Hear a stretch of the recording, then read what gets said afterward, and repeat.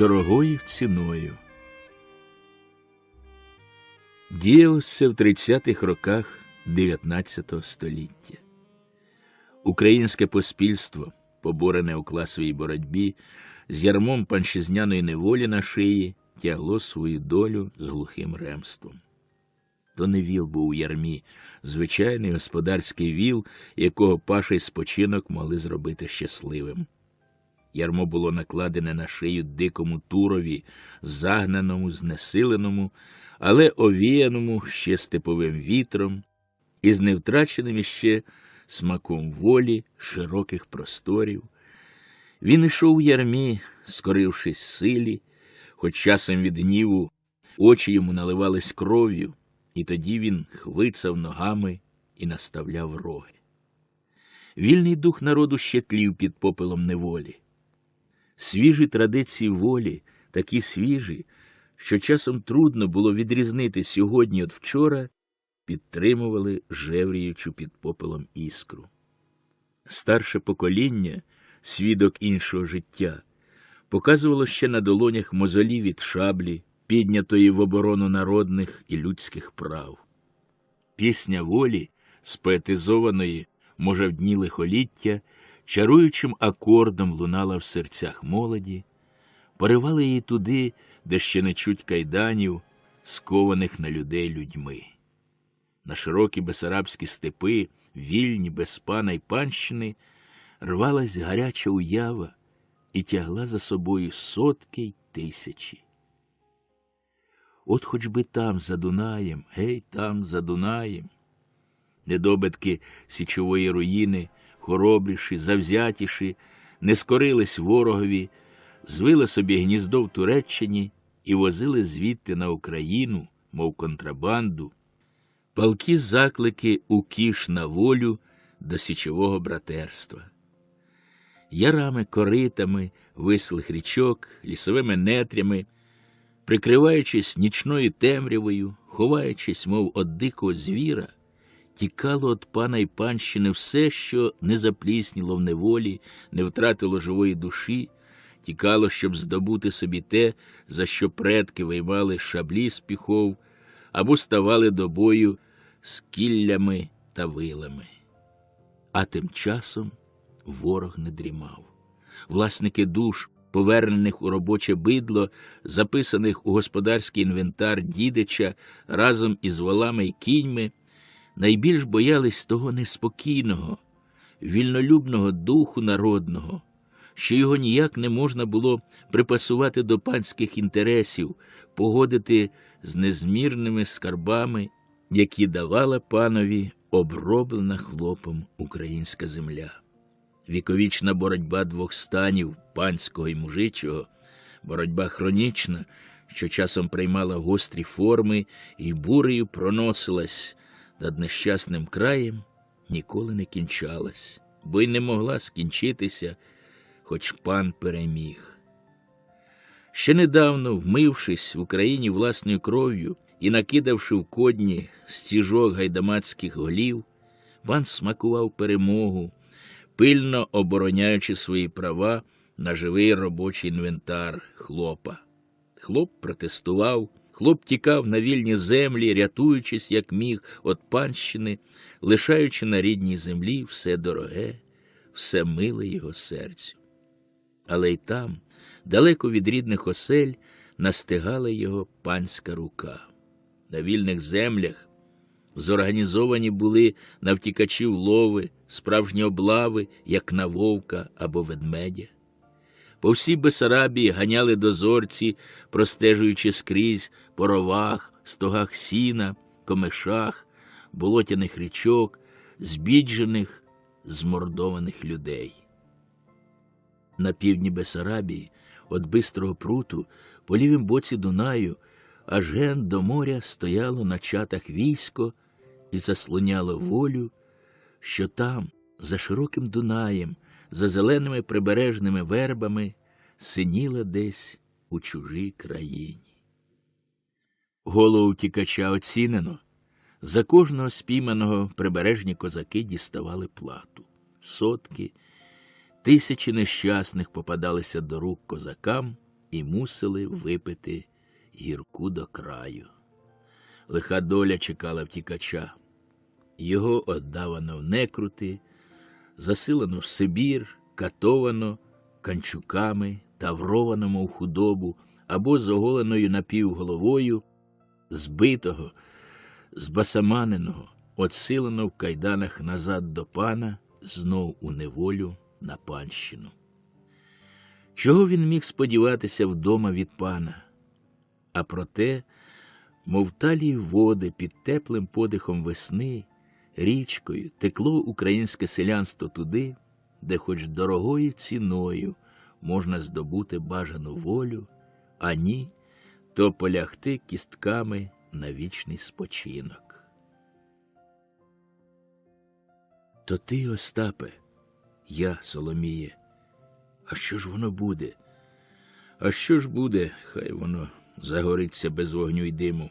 Втечу, піду за Дунай, може, ще там люди не пособачились. От бачиш, сакви, бувай здорова, Соломіє.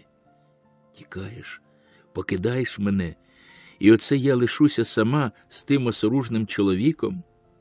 Ні. Тікай, тікай, Остапе.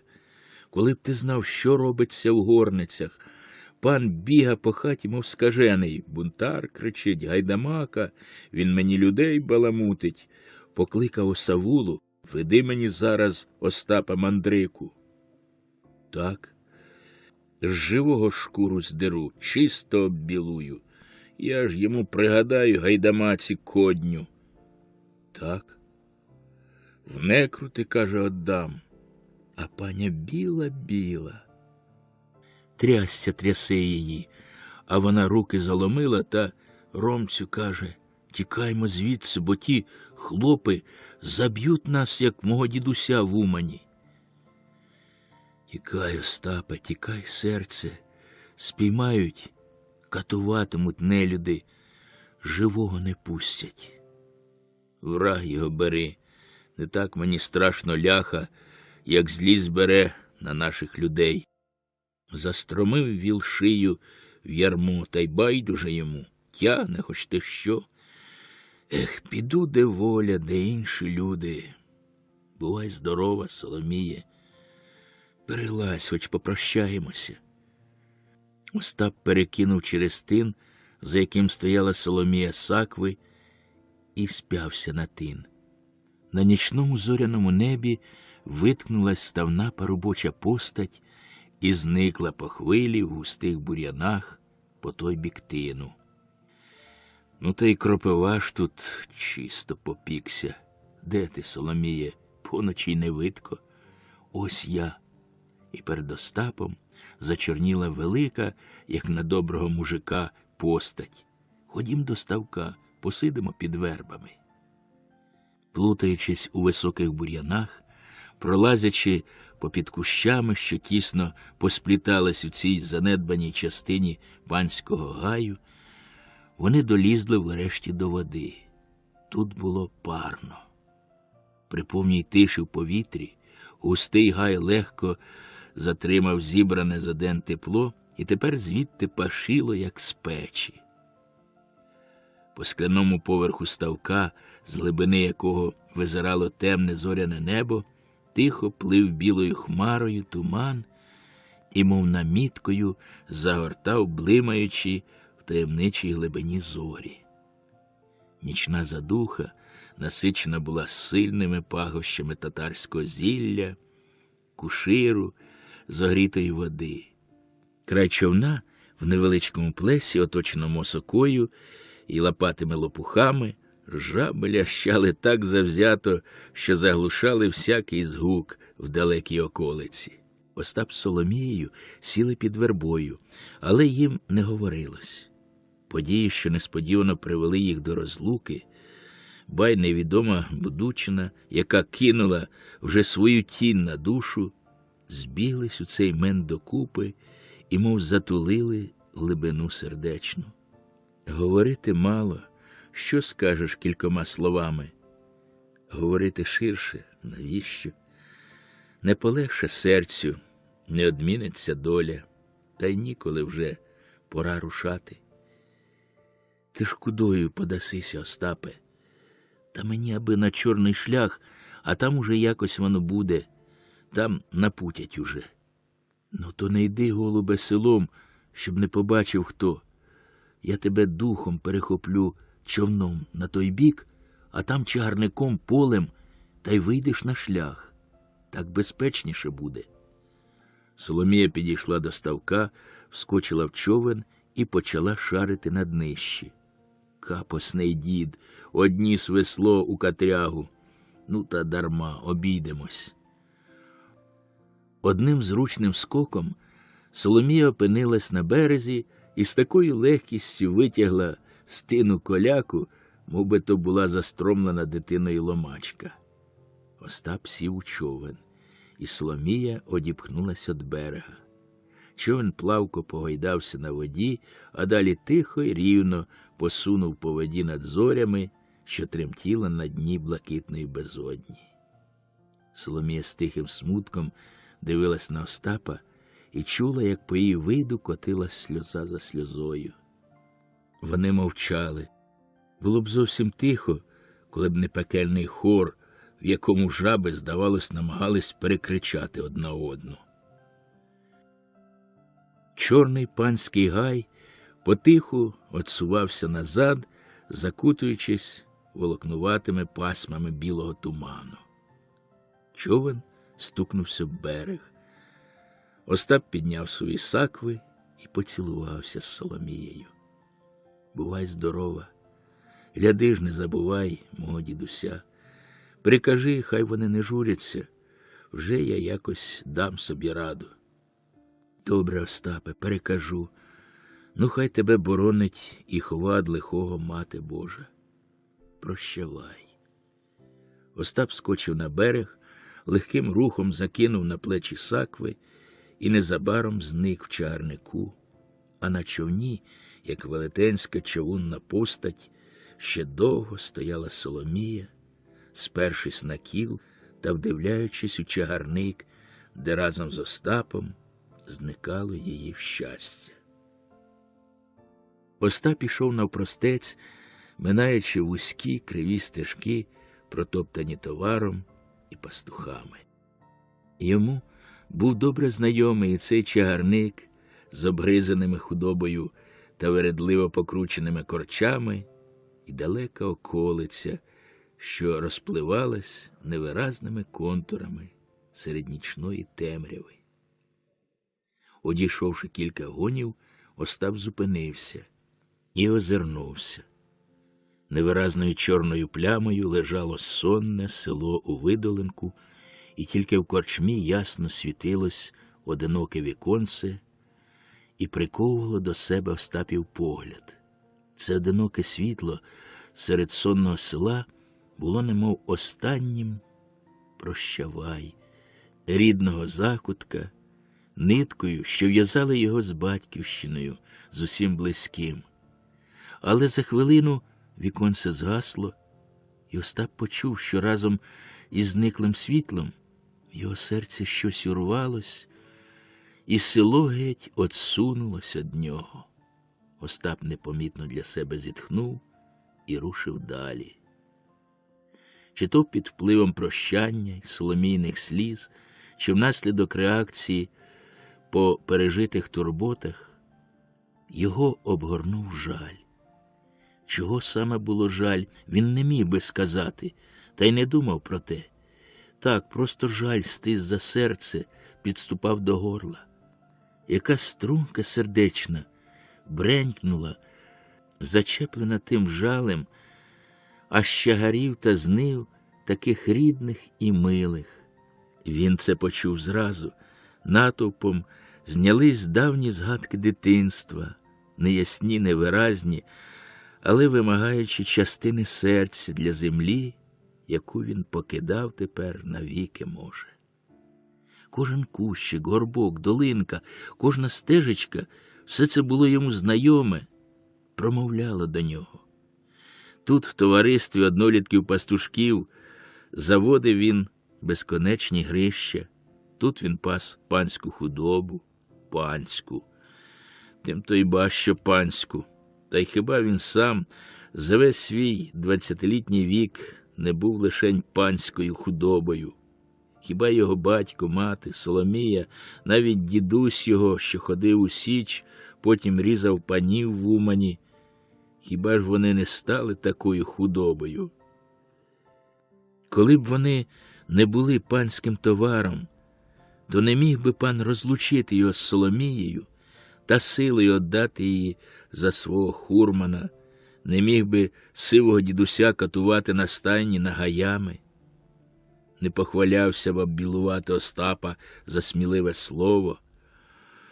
«Оббілуєш», – злорадно посміхнувся Остап до себе, – «шукай вітра в полі». Йому ясно уявилося, як лютуватиме пан, дізнавшись завтра, що Остап утік. Коли б хоч дідусеві нічого не сталося через нього. Та що йому станеться? Він уже старий. Не сьогодні-завтра покладуть у яму.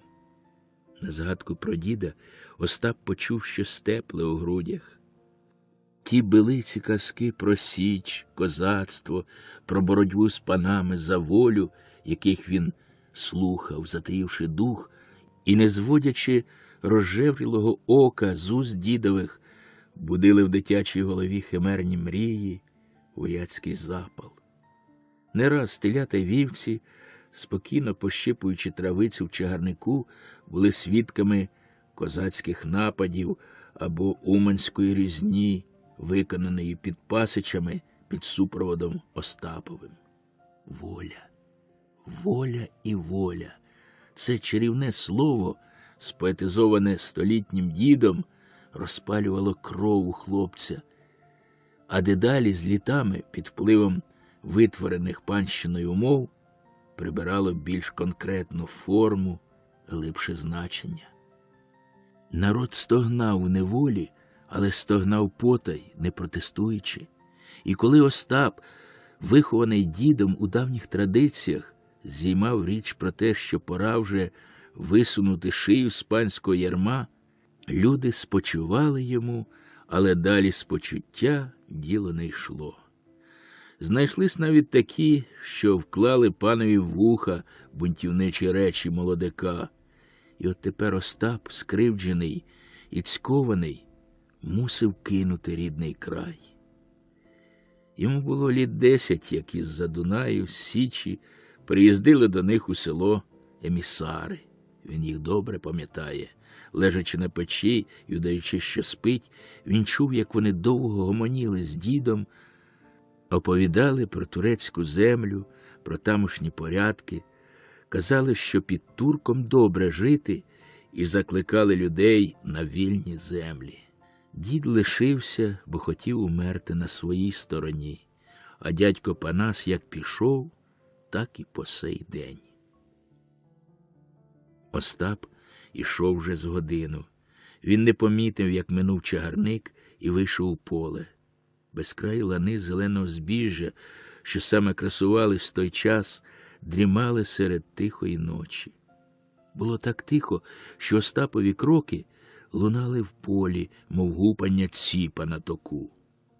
Але він того не помічав, як не помічав величної літньої ночі, що розлягалась по безкраїх просторах, таких свіжих, зелених, запашних. Від прудкої ходи Остапові зробилося душно. Він сів на межі й роззувся. Приємний холод пройшов по його тілу і приніс йому полегкість. Тим часом темна блакить нічного неба почала потрохи бліднути. Сходу дихнув вітрець і овіяв Остапа. І враз Остапові зробилось весело і легко. Він почувся на волі. Молода, невитрачена сила хвилею вдарила в груди, розлилась по всіх жилах, запрохалась на волю. Остап зірвався на рівні ноги і не пішов, а побіг далі. Йому хотілося гукнути на всі легені словами пісні або хоч крикнути, взяти отак щось у руки, велике, міцне, і зламати його. Але він здержався. Він йшов тепер прудко, сильно вимахуючи ціпком, мов усю силу свою молодечу вкладав в ту ходу і в рухи, а думки одна за одною, як на крилах, летіли у пришлість. Не так думки, як уява. Уявляється йому Дунай широкий-широкий. Ну, як Дунай широкий. За Дунаєм Січ, басують під козацтвом коні, мов змії ті, повигинавши шиї. Козацтво як мак. Жупан червоний, вуз чорний, довгий, при боці шаблюка. Попереду Остап. Кінь під ним гарячий, вороний, той, що у пана лишився на стайні. Одіж із щирого срібла злота, шабля довжезна. Він оповіда козакам, завіщо пан хотів його оббілувати, яка повелась тепер у них неволя в Уманщині, що треба піти й визволити народ з неволі, потішити на старість дідуся і одняти Соломію від її чоловіка, бо вона не хурмана панового, а його Остапа кохає. Козаки вклоняються йому, пускають із копита коні, кидаються у Дунай, перепливають його, а далі мчаться, Остап попереду, через луки й поля, до них у село в Уманщину. Чи бачиш, Соломіє? Раптом пурх, щось важке, як куля, списком вискочило з-під ніг Остапових і черкнулось крилом об його груди. Остап так і отплигнув, мов хвиснутий зненацька батогом по жишках. Серце затріпалось в грудях і стало. По плечах полізла вгору мурашня. Тьфу, пек тобі, цур! Одітхнув він врешті, як налякало. І пішов далі. Але мрії вже щезли, мов птах розвіяв їх крилами. Остап знов побачив себе серед поля, почувся втікачем, недалеко від пана і всякої небезпечності. Світало. На блідому небі ясно горіла зірниця. Колосисте море синіло під росою в тьмяному світлі. От свіжого подиху ранку злегка тремтіли жита, з рум'яного сходу линуло світло і м'якими хвилями розпливалось поміж небом і землею. Над полем у високості співали вже жайворонки. Остап вийшов на шлях і озирнувся. Отдалеки щось манячило на шляху, немов який подорожній, клунками на плечах плентався шляхом від села. На шляху було небезпечно. Остап зміркував, що пан, дізнавшись про його втіки, міг послати за ним наздогін. Краще було повернути з дороги в який ярок чи видолинок. Там навіть можна переспати спеку, а смерком знову путь. Але тільки Остап звернув з дороги, як йому причулося, що щось немов гукає. Він озирнувся. Прискорюючи ходу, подорожній махав на нього рукою, бажаючи очевидячки спинити його. Що за мара? Першою думкою в Остапа було тікати. Але зваживши, що поки він один на один, жахатися нічого, Остап зупинився, очікуючи і вдивляючись у подорожнього. Тому, очевидячки, було пильно, бо, не вдовольняючись прудкою ходою, він інколи пускався бігти, придержуючи свої клунки на плечах. І вже незабаром Остап міг розгледіти його струнку постать. Був то молодий, безвусий парубок, міцно збудований, у високій сивій кучмі, короткій чугаїнці і з довгим ціпком. Остапові було чудно, що парубок немов осміхався, але коли той наблизився і привітався до нього, Остап з несподіванки скрикнув: «Соломіє, чи ти здуріла?» «Може, і здуріла», – сміялась Соломія. «Пек тобі, маро, чистий парубок». «Куди ти і пощо?» «За Дунай, у Січ з тобою». Приймаєш товариша чи не приймаєш? Чи ти знавісніла, молодице? Чи тебе нині жарт узявся? Які там жарти? Скоро ти пішов, я як стала на човні, так і задубіла, холодна, мов завмерла. Далі прокинулась і чую, що все мені противне, все гидке, і чоловік, і панщина, і життя моє безщасне. Пропадай воно все пропадом, піду я світ за очі. Вже ж за тобою хоч серцеві легше буде. Та чимдуж додому, за торбину, вкинула, що треба, на дорогу. Тільки, думаю, пан ловитиме нас. Але я не дурна, дідька з'їсть, що спіймає. Метнулась до комори, чоловіка нема дома, повіз паню в гості. Зняла з жертки сорочку й штани, тоді спідницю з себе, штани на ноги, накинула на плечі чугаїнку, а на голову шапку, і козак козаком. Шукай тепер, пане, парубка з молодицею. Ніхто не бачив, лиш двох парубків зустрічали. Що ж мені з тим, що скинула, діяти?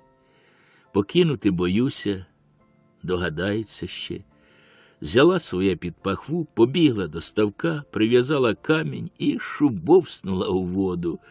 Вічна пам'ять, а тоді селом та на шлях, та біжу, щоб догнати. Фу, як ухекалась. Що ж, приймаєш парубка у товариші чи ні? А що ж я робитиму з тобою у січі, гей? Оце сказав. Звісно, вона не піде до січі у братчики. Та навіщо, коли навкруги січі скрізь слободи, а в тих слободах живуть наші люди з жінками, з дітьми. Турок дає землю, займай, скільки твоя сила. Вона про це довідне знає від людей. Вони оселяться в слободі, вона хазяйнуватиме, а він з січі наїздитиме додому, а той зовсім облишиться на господарстві. А тим часом у дорозі вона хустя випере йому, догляне, голову змиє. При своїй небозі добре і в дорозі, хіба не знає приказки? Ну, хай же він не супиться, мов сич на гіллі, а веселіше гляне на свою Соломію, що задля нього вбралася в штани та ладна мандрувати хоч на край світу. Остап осміхнувся. Він властиво радий був Соломії, лиш ота несподіванка збила його з пантелику. «А що б же тебе муха вбрикнула, що ти так вигадала?» – повеселішав Остап. «Та чого ми тут стоїмо?» – схаменувся він ураз. «День як бик, і вже он курить щось шляхом». Справді, сонце встало і оглядало світ палаючим оком, а на степовому горизонті, немов справді, зависла хмарка куряви. Остап з Соломією звернули шляху на поле і незабаром знайшли те, чого їм було треба. Тут, у кориті вислого бурчака, облямованого по високих берегах червоним польовим маком, було безпечніше, ба навіть і деякі вигоди трапились їм. Вони надибали степову криничку, джерело, що ледве сльозило і виповняло природну западинку, оброслу травою, а далі течійкою шилось по закрутах рівчака. Тут вони порішили спочити. Спільний сніданок і можливість перекинутися щирим словом з близькою людиною, де решти помирили Остапа з несподіваним випадком. Його значно заспокоїли Соломіїні доводи, і обидва товариші, вже без зайвих турбот, натомлені нічницями, твердо поснули сном молодості. Сонце було низько, так у 2 чоловіка від землі, коли Остап прокинувся.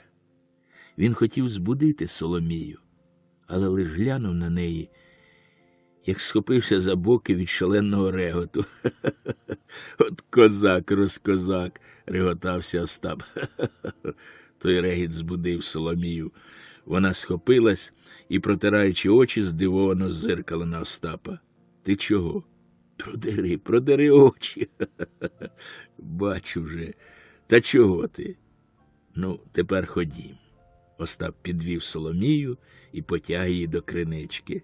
Стань на коліна і дивись у воду. Соломія нагнулася і зазирнула до кринички. Звідти глянула на неї свіже, повне обличчя з карими очима, що так виразно біліло при картатому очіпку і пасмах чорного волосся, що під час сну повисмикувалось з-під очіпка. Тепер глянь на свої ноги. Соломія глянула і враз залилася дзвінким сміхом. «Ха-ха-ха!» – не вгавав Остап. Голова молодицина, а ноги парубочі. Вони реготались, мов діти. Вона тонко і дзвінко, як молода дівчина, він грубше, передчасним баском 20-літнього парубка. «Що ж воно буде?» – спитав перегодом Остап.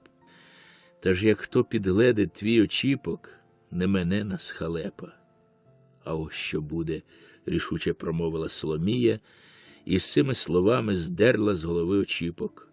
Чорні буйні коси впали їй на плечі і вкрили їх нижче пояса. «На, ріж!» «Що ти кажеш?» – жахнувся Остап. «Ріж, кажу. І тобі не жаль, Соломіє? Ані крихти, ріж!» Уперто намагалась молодиця і сіла долі. «Та в мене ножиць, чортма. Ріж ножем».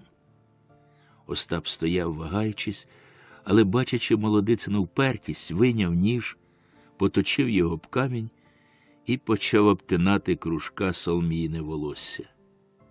Довгі пасма чорних кіс, мов мертві гадюки, тихо зсувались по плечах додолу і лягали на землі дивними покоцами. Однак Соломія дурила себе, запевняючи, що їй не жаль кіс. Як тільки ніж шурнув по волоссю, і до ніг Соломійних впало перше пасмо кіс, вона почула якийсь біль у грудях, що стисло за серце, і на очі набігли сльози. Робота була скінчена.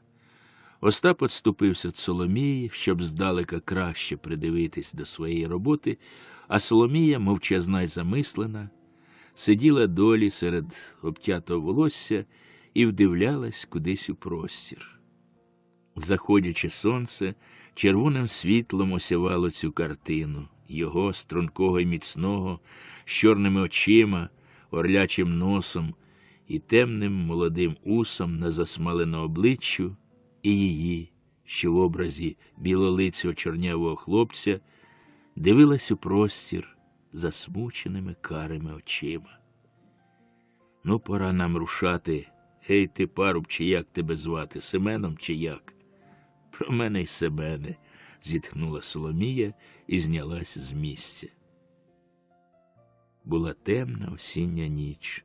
Густа мряка чорним запиналом єднала з небом спалену сонцем полонину. У долині на виднокрузі сіріло щось широкою смугою і розпливалось у пітьмі. То був Дунай. Ще густіший морок виповняв глибокі чорториї, що збігали в долину по схилу прибережного узгір'я. В одній з таких яруг, глибоких та покручених по всіх напрямках весняними водами, на самому дні ворушились люди. То були втікачі. 2 дні і 2 ночі сиділи вони тут, у вогкості й пітьмі, ховаючись від козачих пікетів, розкиданих по лівому березі Дунаю. Якраз сьогодні, з опівночі, мусили вони прокрастися у прибережні комиші і там чекати перевозчиків за Дунаю. Було їх там чоловіка з 30 з дітьми, з усяким хатнім збіжжям, з слабими, навіть яких не можна було кинути в чужій стороні. По дні яруги неслось глухе придушене шемрання. Не то осінні води шуміли, збігаючи в Дунай, не то вітер бився в заломах провалля. Люди говорили потиху, сливе пошепки. Якийсь молодий, з ноткою сердечності голос оповідав звичайну історію втікачів. І попався до грека, і зазнав я неволі ще гіршої, як вдома. Гнав мене на роботу і вдень і вночі, а годував гірш за собаку. Сорочка на мені чорна, заношена, нужа мене напала їсть, і ходив, як звір той лісовий, та не смів і словом перечити хазяїнові, бо він нахвалявся наслати на мене посіпак. Ох-ох, вирвалося ще їх з грудей, і тихою скаргою загинуло в темному проваллі, де здалеку бриніла, як муха навесні, притишена пісня. Отче наш, да буде воля твоя, молився хтось з притиском і з чуттям. Хвора жінка важко дихала і стиха простогнувала. Межи втікачами були й Остап із Соломією. Зазнавши всяких пригод, вони врешті добились до Дунаю і вкупі з іншими чекали перевозу. «Ти ще не заснула, Соломіє?» – стиха обізвався Остап. «Та мало що. Так сон наліг на мене, так наліг, коли б уже швидше рушати звідси. Ще рано, до півночі далеко, ну й холод, чисто змерз». «Іване», – обернувся Остап у другий бік, – «як думаєш, не завадив би нам оберемок бадилля на вогнищі, га?» «Патку мій, та що аж наверх лізти, гей?» – жахнулось щось у темряві пискливим баб'ячим голосом і кілька разів відсапнуло, немов корова в хліву. «І куди його посилаєш? Адже він на своїх коротких ногах не злізе на гору», – кинула Соломія. «Ова, ова, бозна що вигадали. Я й не таке лазив», – образився Іван. І з цими словами стало чутно, як він подряпався на стрімку стіну урвища, важко й часто відсапуючи. «Бач, старається коти горошок», – промовив хтось із темряви. «Аби молодиця слово сказала, в пекло полізе». За кілька хвилин оберемок бадилля прудко летів у провалля, а за ним, обвалюючи глину й запорошуючи всім очі, скотився додолу тріумфуючий Іван. «От і не виліз, от і короткі ноги. Хе-хе. Якби не короткі ноги, сидів би один з другим поночі, а тепер у нас вогонь буде. Хе-хе-хе. Кресало є? Є. А губка є? Є. Ну, викришимо, га?» Торохтів він, мов горохом сипав. Іван метушився, бігав без потреби з одного місця на друге, шелестів сухим бадиллям, трощив його і складав на купу. Врешті черкнулась криця об кремінь, спалахнула на мент іскра, і стіни урвища немов двигнулись. Іван припав до землі і дув. Червону цятку, до якої він мало не торкався устами, розбирав гнів. Вона росла, червоніла, пирскала, мов сердитий кіт. І врешті, не витримавши, схопилась полум'ям, бухнула сивим димом і заляла світлом дно чорториї. Іван стояв і сміявся. Нерівне світло осявало коротку, грубу фігуру з круглим ласкавим обличчям, зарослим, мов куделею, пасмами полового волосся, блимало по накиданих безладно клунках та по втікачах, що сиділи й лежали купками по землі. Круті глинясті стіни урвища жовтіли, і лиш вгорі, в глибоких заломах, бився крилами сполоханий морок. Остап та Соломія присунулись до вогню. Раптом здалека, з берега річки, почувся кінський тупіт. Всі насторожились. «Гаси вогонь!» – обізвався хтось пошепки і з тривогою. «Крий, Боже, ще помітять!» Остап знехотя почав затоптувати вогонь, хоч це йому й не вдавалося. Жеврюючи бадилля, розповзалось скрізь, мов вогняні хробаки, сичали і курилось. Тим часом кінський тупіт завмирав вдалині і врешті зовсім затих. В проваллі знов стало темно. Всі мовчали. «Іване», – перервав хтось врешті тишу, – «розкажи, ну, як тебе жінка била, та як ти од неї забігаш сюди?» «Оце вигадав, щоб жінка та чоловіка била. Та це ж беззакон, безпардон. Зроду такого не було. Хе-хе. Непевно, якось сміявся Іван, немов хотів підбадьорити себе. Іван пристав до Остапа десь у дорозі. Вони були з одного повіту, навіть села їх були близько. Це їх з'єднало. І з того часу Іван не розлучався з земляками. Весела і добродушна вдача Іванова не раз ставала їм в пригоді при довгій і важкій блуканині по чужих краях. Іван охоче оповідав про своє життя домашнє. З оповідання того можна було зрозуміти, що втік він не так от панщини, як от лютої жінки, яка мала занадто великі кулаки для малого на зріст Івана. От тою-то лютою жінкою й дратували раз у раз Івана, та він не сердився й добродушно викручувався жартами. Та хоч сите тіло Іванове спочило трохи від жінчиних кулаків, душа його шукала знайомих уражень, покори. Він прив'язався до Соломії, що огрядною постаттю нагадувала йому жінку, і за кожним її словом ладен був скочити хоч в пекло. Цю особливу прихильність до Соломії помічав не тільки Остап, а всі, і лиш висміювали бідного, коротконогого лицаря. «Говори», – дратував Івана той самий голос, – «певне, молотила як ціпом, коли б не втік, то пішов би досі на смуг». «Ну то й що?» – жваво підхопив Іван. «Хіба я боюся смерті? Сохрани Боже. Пошли, Господи, й завтра. Раз вмирати, не двічі, вмер і край, більш не встанеш». «Ні, краще не здихай, Іване, тут, бо будуть шкури дешеві». «Хе-хе-хе, о, бодай тебе що вигадав», – хехекав Іван, мов булькав із повної пляшки. На сміх його, однак, ніхто не обізвався. Люди були поважні, похмурі навіть. Тільки дитина часом заквилить і сповнить жалем провалля. «Чи не час нам в дорогу?» – поспитала Соломія. «Про це вже дідо всі знає, він тут порядкує», – обізвався Остап.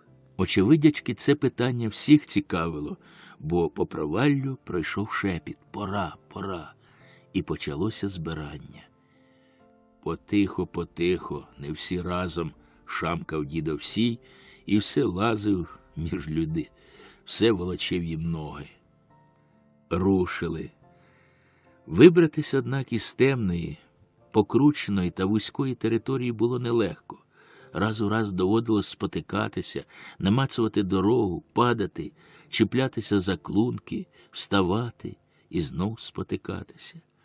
Ця плутанина зайняла коло години. Врешті війнув вітрець, перед втікачами була наддунайська низина. Всі зітхнули вільніше, хоч небезпечність саме тут і починалася. Треба було перейти рівне, незаросле і не закрите нічим місце, щоб опинитися в комишах. Дідо всій пристроїв усіх в одну лінію, а сам пішов попереду. Ніч була темна, аж чорна. В кількох ступенях нічого не можна було розібрати. Легкий туман вставав над Дунаєм, повз берегами, окутував утікачів. Вони потиху пасувалися. «А я вже вас держуся, як сліпий плота», – шепотів Іван до Соломії, йдучи за нею. «Куди ви, туди й я, щоб бути разом. А може вам важко, то дайте мені клунок, я понесу», – жебонів він, важко підсапуючи. «Та не сопіть так, мов ковальський міг», – напучувала його Соломія, – «а клунка свого не дам, бо я ще й вас могла б узяти на горгоші з вашою торбою разом». Коли ж ноги грузнуть, аж по столах хлющить, та ще щось, не згадуючи, немов чіпляється до ніг, не пускає. Починався мочер, порослий комишем. Чутно було, як шелестить комиш шорстким листом, та іноді хрусне під ногою суха очеретина. Ішли недовго. Дід-провідник зупинився, наказав усім залазити в комиші, скласти свої клунки і бути напоготові. А сам десь зник. Близько, зараз отут, дихала холодною вогкістю річка, хоч її не видно було у пітьмі. Зверху почало щось сіятись, чи то дощ, чи мряка. Тікачі розташувались на мочері, під ногами в них плющало. Вони сиділи нерухомо, карячки, боячись поворухнутись та зачепити шамкий комиш. Вони дивились перед себе у густий вогкий морок. Ноги терпли, мряка покривала одежу холодною росою, вода затікала в обув. Очікування помочі, що мала прибути з невідомих вільних країв та визволити з неволі, напружувало нерви, розтягувало без краю час. Почуття дійсності втрачалося, усе приймало незвичайний, казковий характер. Напружене око вбачало у пітьмі якісь тіні, що снуються в тумані, наближаються, віддаляються, приймають незвичайні розміри. Часом бливне здаля вогонь і зникне, щоб з'явитись у другому місці. І знов темно. На річці щось плюснуло, раз, другий. Присяг би, що то весла отбивають по воді такт, що човни ріжуть хвилю і ось-ось стукнуть носом в берег. Однак скрізь тихо, широка річка спокійно дрімає в легкому тумані, чорне небо без перестанку сіє росу. Здається, що ця довга осіння ніч ніколи не скінчиться. Марні надії, даремні сподівання, ніхто не прибуде, ніхто й не думає про те, що тут сидять холодні, стурбовані люди, і як Бога з неба чекають рятунку. Усе намарне, але око знов ваблять блукаючі вогні і рухливі тіні, вухо знов ловить непевні згуки, що родять надію, будять увагу. Тіло терпне, тіло деревеніє, кудись поділись ноги, що мокли в воді, не чуть їх, напівсолодка втома вхоплює людину, байдужість закрадається в серце. Все так, як слід, як має бути, і чи не однаково гинути тут серед цього багна, чи вдома в неволі. Ураз, що це? Сон сниться, чи чудо діється? Далеко за річкою блиснуло щось, немов з неба вогонь впав на землю і спалахнув, як свічка. Поряд сяйнуло знов, а за ним у третьому місці сильно бухнув полумінь. 3 вогні горіли, як свічки в церкві, і не можна було розібрати, чи воно на землі, чи на небі діється. Немов холодний вітрець повіяв і торкнувся обличчя. Всі стрепенулись. Та не встигли вони спам'ятатися, як вогні згасли, і одночасно десь недалеко в комишах жалібно завив голодний вовк. Та сумна скарга покотилася по річці і вразила втікачів. Бач, зголоднів, із співчуттям обізвалась Соломія. А я, ще й не такої заспіваєш, як живіт присохне до спини. А може, то він вас почув та плаче, що ніяк взяти. Хе-хе. Ну, ти його тільки торкни, Котигорошка, то він зараз і розсиплеться, невдоволено промовив Остап. А які ж бо ви? Хіба ж я як? Поснули, га? Прошамкав раптом дід Овсій, вернувшись з берега. А зараз перевіз буде. Люди ворохнулися, аж ось воно перевіз. Груди повільно зітхнули. Десь раптом знайшли ноги, мокрі, холодні, задубілі, зомліле тіло забажало рухів. Дійсність розвіяла чари, розбудила мозок. А що? Вовк добре заскиглив, шепнув дідок на вухо Іванові і засміявся. А що вже вас ведмідь загриз, борони Боже, здивувався той. А я ж не казав, а я ж не мовив. І в його шепоті Чулося таке здивування перед хитрощами діда і така наївна віра в те, що він зразу одгадав ті хитрощі, що Остап і Соломія мимохідь осміхнулися. Потихо й обережно всі посунулись до берега. З нетерплячкою вдивлялися вони у темряву, та нічого не бачили й не чули. Річка спала. На заході трохи вияснилося, і на мутному небі вирізалися контури чорних, мов важкі хмари гір. За річкою шуміли плавні. Не вважаючи на дідову обіцянку, перевіз не прибував. Люди нетерпеливились, діти замерзли, пищали, і трудно було заспокоїти їх. Місце було небезпечне, тут раз у раз вешталась кордонна сторожа, і кожної хвилини могла заскочити. Це дратувало. Нарікання сипалися на діда Овсія, всіх брала хід скоріш покинути небезпечний берег та знов забитися в яку нору. Там бодай можна розкласти вогонь і зогрітися. Ніхто й не дивився на річку. Коли це на самому березі щось плюснуло. Два човни м'яко шорхнули по прибережному піску, і тихий голос поспитав: «Ви усі тут?» На березі зробився заколот. Усі товпились коло човнів, кожний хотів скоріш зайняти місце, примостити свої клунки. Дідові Овсієві нелегко давалося зробити лад і спокій. Котигорошок одним з перших скочив у човен і завзято намагав стягти за собою якийсь Соломіїн клунок. «Соломія, Остапе, сюди, до мене!» – кликав він пошепки, і сопів, і кректав, і крутив головою, вовтузячись з непокірливим клунком. Раптом зовсім зблизька форкнула коняка.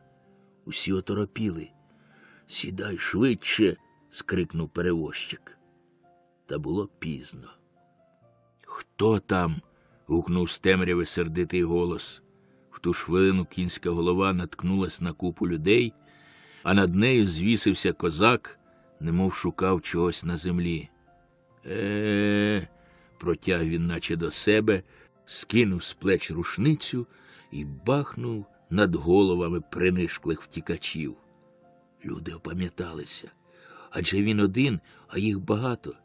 Сміливіше кинулись на козака, та голіруч нелегко було його взяти. Тим часом стріл, певне, почули, бо з темряви неслась уже на втікачів кінська тупотнява, брязк зброї і грубі людські голоси. «Лови їх, в'яжи!» – гукали козаки, нападаючи на тих, що не встигли сісти у човен.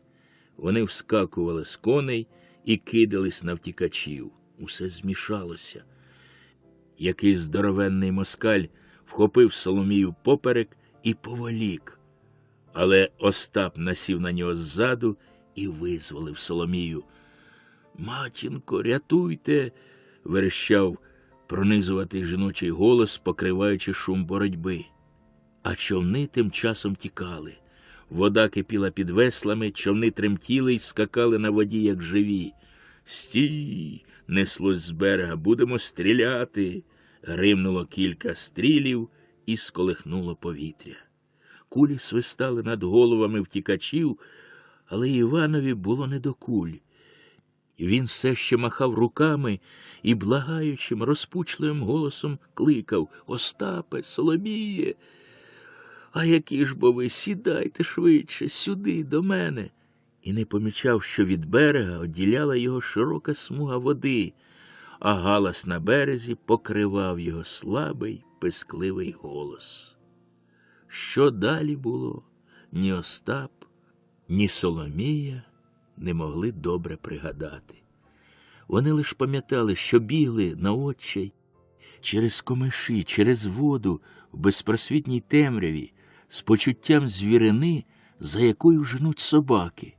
Кілька разів Остап вскакував у воду, мало не по пояс. Часто Соломія з розгону натикалась на кущ верболозу, але кожен раз вони давали собі раду і знову мчали вперед, добуваючи останні сили. Врешті щось перепинило їм дорогу, і вони попадали. Ця пригода була їм навіть на руку. Лежачи на чомусь твердому і холодному, вони могли трохи отсапнути. Ноги в них тремтіли, груди важко дихали. Вони лежали й слухали. Навколо було тихо, від берега не долітав сюди жоден звук. Очевидячки, там уже все скінчилося. Сіяв дрібненький дощик, темрява знов стала густішою. Не почуваючи за собою погоні, Остап і Соломія помалу опам'яталися. Остап обережно обмацав те, в чому лежав. То горб, порослий травою. «Ага», – подумав він, – «ми, видно, наткнулися на високий берег». Вони спочили трохи, осмілені тишею, звелися і обережно побрели вздовж гір, в надії натрапити на яругу, де можна було б захиститися від дощу й холоду. І справді, незабаром почули під ногами розмиту глину і увійшли у чорну пащу провалля. Тут вони намацали сухе, затишне місце і тільки тоді почули, що страшно втомлені, зогріті шаленим бігом. Утома була така сильна, що брала верх над усім. Вони просто впали. Без розмов, без думок, вони поснули твердим, здоровим сном. Прокинулись вони не рано. Сонце, мабуть, було високо, бо жовтий промінь його повз по стіні урвища. Вгорі синіла смужечка погідного неба. Першою думкою в Остапа було довідатись, де вони. Він подався на розвідки і скоро вернувся, щоб заспокоїти Соломію. Скрізь тихо, спокійно, днина тепла, ясна. Почали радитись. Обоє згадали, що один мірошник з надпруту, одноокий яким, такий забіглий, як і вони, тільки з Поділля, хвалився, що знає спосіб переправити їх в Туреччину, і вони, певно, б звернулися до нього, коли б Котигорошок та дід Овсій не підбили їх тікати разом із ними через Дунай. Тепер нічого іншого не лишалося, як звернутися до того мірошника, бо переховуватися далі на цьому боці було небезпечно. Їх могли спіймати, надіслати до пана або запроторити в тюрму. Вони ледве вилізли з глибокого провалля і опинилися на спаленій сонцем сірій полонині. Низина, що приймала вночі фантастичні, непевні форми, видавалась удень дуже гарною. Широкий і тихий Дунай блищав проти сонця, мов криця. А з-за прибережних зелених іще верб здіймались у небо блакитні шпилі далеких гір. Розглянувшись уважно, Остап зміркував, що звідси до Кишниці, де стояв вітряк Якимів, буде верст із 30. Коли поспішитися, то до вечора можна б ще встигнути туди.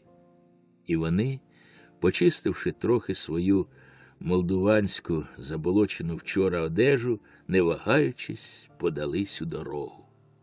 Вони йшли то шляхом, то стежками навпростець, намагаючись не звертати на себе уваги.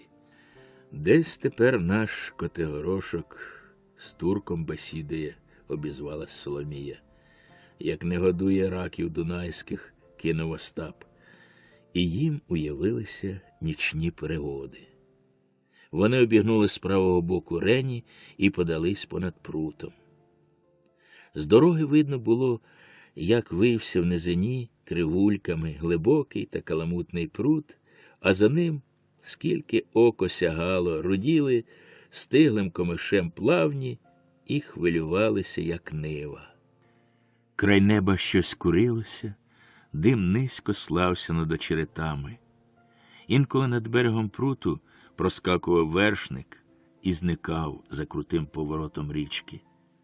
За прутом була Туреччина. Вже була ніч, коли вони підходили до кишницьких вітряків, що ліниво помахували крилами. Радість їм у якимому вітряку світилось. Вони відхилили двері й увійшли. Там нікого не було. І Остап з Соломією присіли на мішках. У млині стояв теплий, приємно солодкуватий запах свіжої кукурудзяної муки. Борошняний пил висів у повітрі, а стіни, банти і постав були обсипані ним, як снігом. Біле павутиння фестонами висіло вгорі, гойдалося од найменшого руху повітря і кидало дивовижні тіні при жовтому світлі одинокої ліхтарні. Жорна м'яко шамотіли по зерну, кіш трясся, як у пропасниці, горіще жалібно скрипіло, за стінами вітряка в селі валували собаки. Незабаром з'явився заборошнений мельник. Придивившись своїм одним оком, він пізнав Остапа. Остап раз таки розказав йому, по що прийшов. «Добре», – коротко відповів Яким, – «трохи упораюсь і підемо». Остап і Соломія були стомлені дорогою, однак замовчали про те. Вони трохи спочили й перекусили, поки мельник засипав зерно та переносив мішки. Так коло півночі Яким їх покликав. «Ходім». Вони вийшли. Над селом стояв звичайний в осінню пору туман, він йшов, очевидячки, з річки, бо чим нижче вони спускалися, тим туман ставав густішим. Село виглядало, як з-під води, бліде світло лиш де-не-де блимало крізь імлу. Дихалось важко. Всі троє мовчки спускались униз, а далі звернули в бік від села і йшли так версти зо дві, то спускаючись, то дряпаючись по горбах. Врешті мельник казав їм зупинитися, а сам пішов наперед. Остап з Соломією вдивлялись у темряву і нічого не бачили. Мельникова постать раптом зникла з-перед очей, мов розпустилась в імлі. За кілька хвилин він вернув і повів їх за собою вниз по крутому й слизькому схилу. Коли вони обережно спускалися з гори, недалеко від них блимнули два вогники і в ту ж мить зникли. «То лис», – пояснив мельник. Врешті вони зупинились. Мельник викресав вогню і освітив вузьку, як лисяча нора, печеру. Тут, видно, недавно були люди, бо лежала купка сухого листу та кілька грубих вербових полін. Мельників план був дуже простий – зв'язати невеличкий пліт, аби міг держати двоє людей, і в темну ніч, ховаючись від козаків, переплисти у плавні. А там уже безпечно, коли б не стало прихованого тут матеріалу, можна роздобути на березі річки, аби обережно. І одинокий Яким подав Остапові жмут мотуза та паляницю, попрощався і зник у імлі.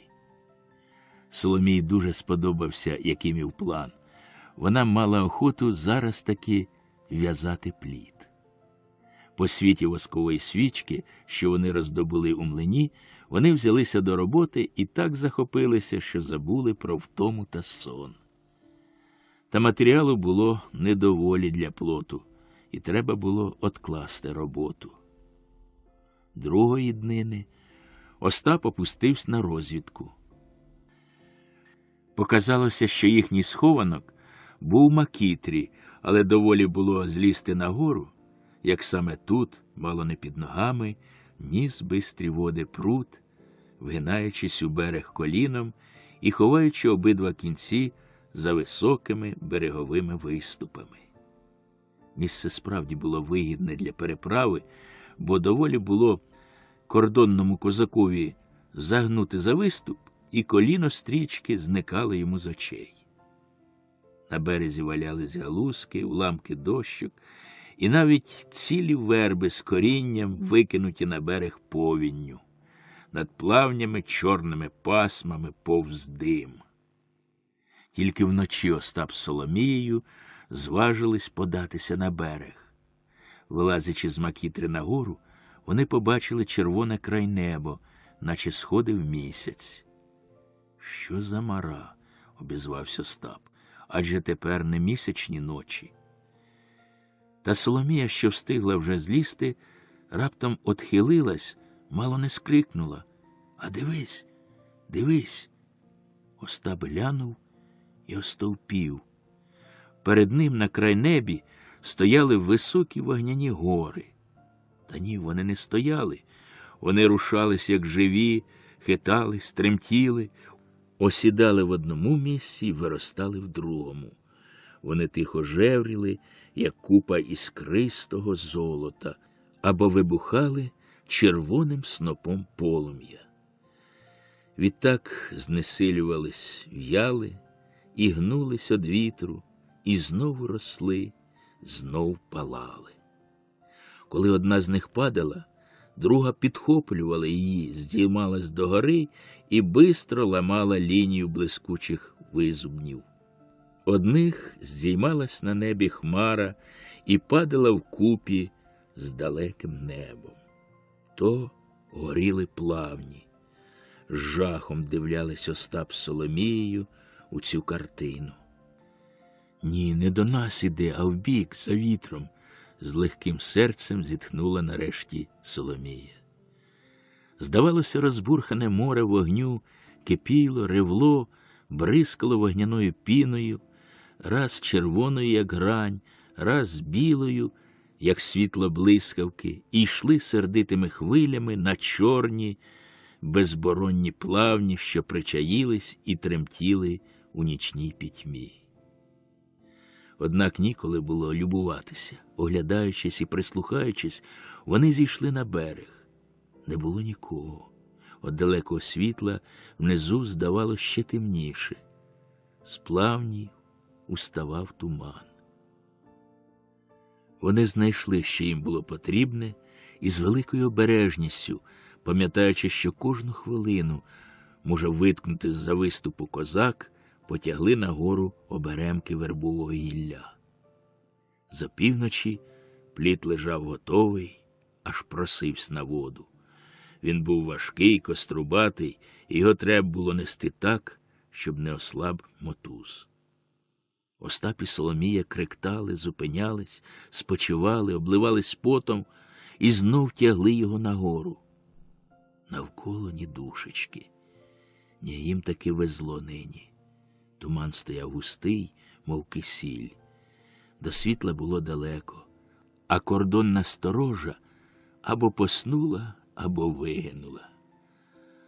«За ким сонце зійде, ого, де ми будемо?» – радісно шептав Остап. «Тоді, каже, гоп, як перескочиш». На березі було теж тихо й безлюдно.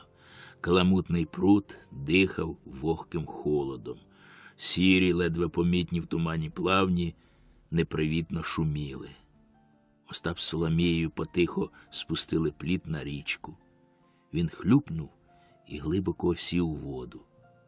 Коли Соломія примостилася на плоті, Остап одіпхнув від берега і тоді скочив. Плід захитався і пропустив воду. Прудка течія крутнула ним і понесла вниз.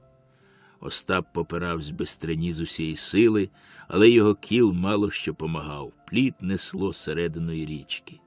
Якийсь час пливли вони в тумані поміж берегами, одірвані від землі й безпомічні. На превелику силу вдалося врешті вибитися зі стрижня та наблизитися до берега. Але й тут вода зносила плід, і нелегко було пристати до берега. Остапові пощастило, однак, зачепитись якось за прибережну вербу. Соломія вхопила за гіллячки, Остап придержав плід, і обоє вискочили на берег, втомлені і мокрі. Вода зараз підхопила плід, поволі обернула його і понесла вниз, укупі з харчами, забутими на плоту. Та це була дурниця. Вони були за кордоном. Дивне почуття обхопило Остапові груди. Замість радості сильне обурення стрепенуло його істоту. В один мент відчув він усі кривди й знущання, які зазнав у покинутому краї, і, твердо упираючись ногами в нову, непанщизняну землю, він затис кулак і погрозив на той бік річки. «Бодай ти запалася, триклята країно, з твоїми порядками», – закляв він на голос. Одночасно на тому березі почулася кінська ступа. «Хто там?» – кинув у пітьму кордонний козак і, не дочекавшись відповіді, бахнув наосліп з рушниці. «Ой!» – скрикнув Остап, вхопив за груди і захитався. «Нічого, коли не влучив, тікай з Богом», – добродушно промовив козак і ступою подав здалі. «Що тобі?» – прискочила Соломія до Остапа і піддержала його. Вона вся похолола і тремтіла від жаху. «Ой!» – тихо стогнав Остап. «Поцілив мене отут, під серце». Соломія немов не розуміла того, що сталося. Вона торсала Остапа за одежу, тягла його з собою і з жахом повторяла: «Тікаймо, тікаймо, він ще стрілятиме, він вб'є тебе». Помітивши, що Остап не рушиться з місця, вона вхопила його під руку і сливе поволокла за собою. Вона вскочила в комиші і бігла прудко, наскільки дозволяв це Остап та густий очерет. Тряский ґрунт плавнів вигинався під нею, як на пружинах. Ноги грузли часом по коліна в цмоковині, цупкий комиш ламався, тріщав та бив її по лицю, плутався під ногами, а вона бігла все вперед, понята жахом, нічого не помічаючи, бажаючи тільки забігти якмога далі, укритися від наглої смерті. Остап несвідомо віддався їй. Він біг за нею, хоч з кожним віддихом і рухом кололо йому в грудях, і нападали часом лоссі, а з-під руки, якою він затуляв рану, стікало щось тепле й мокре.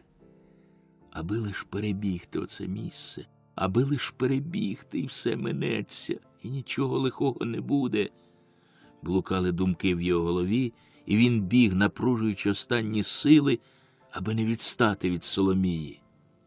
Врешті він почув, що мліє. «Стій, не можу», – шепнув він, опускаючись додолу. «Що тобі?» – опритомніла молодиця, схилившись над ним. «Крові багато витекло», – насилу вимовив Остап. «Тебе зранено де?» – скрикнула Соломія, опускаючись перед ним на коліна і намагаючись розглянути рану. Але було темно, як у льоху. Не видно було навіть комиша, що стирчав густо, мов жито на ниві круг них. «Де тебе зранено?» «Отут, під серцем». Соломія провела рукою по його грудях і намацала мокру й липку сорочку. Остап сикнув від того дотику. В голові в Соломії розвиднілось. Жах її щез без сліду. Вона знала, що робити. Обережно розщебнула йому сорочку і відкрила груди. Цього було мало. Вона роздерла пазуху, одліпила скривавлену сорочку, потім отшматувала довгий паз своєї підтички і з поміччю Остапа тісно зав'язала йому рану. «Води», – попрохав поранений. «Води» – це легко було сказати у цій пітьмі, у цій чорній невідомій пустині, де доволі було зробити кілька ступнів, щоб заблудитись. Трудно було шукати воду.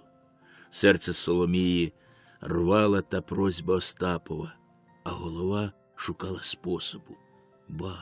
Адже вони на воді. Про це свідчить трясовина, що вгинається під ногами. Соломія спробувала викопати рукою ямку і справді докопалась до води.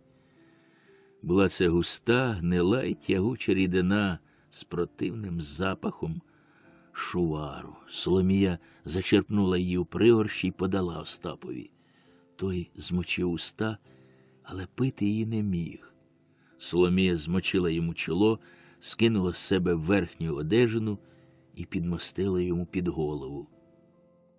Про те, щоб пускатись дорогу у таку пітьму, в невідомій стороні не було й гадки.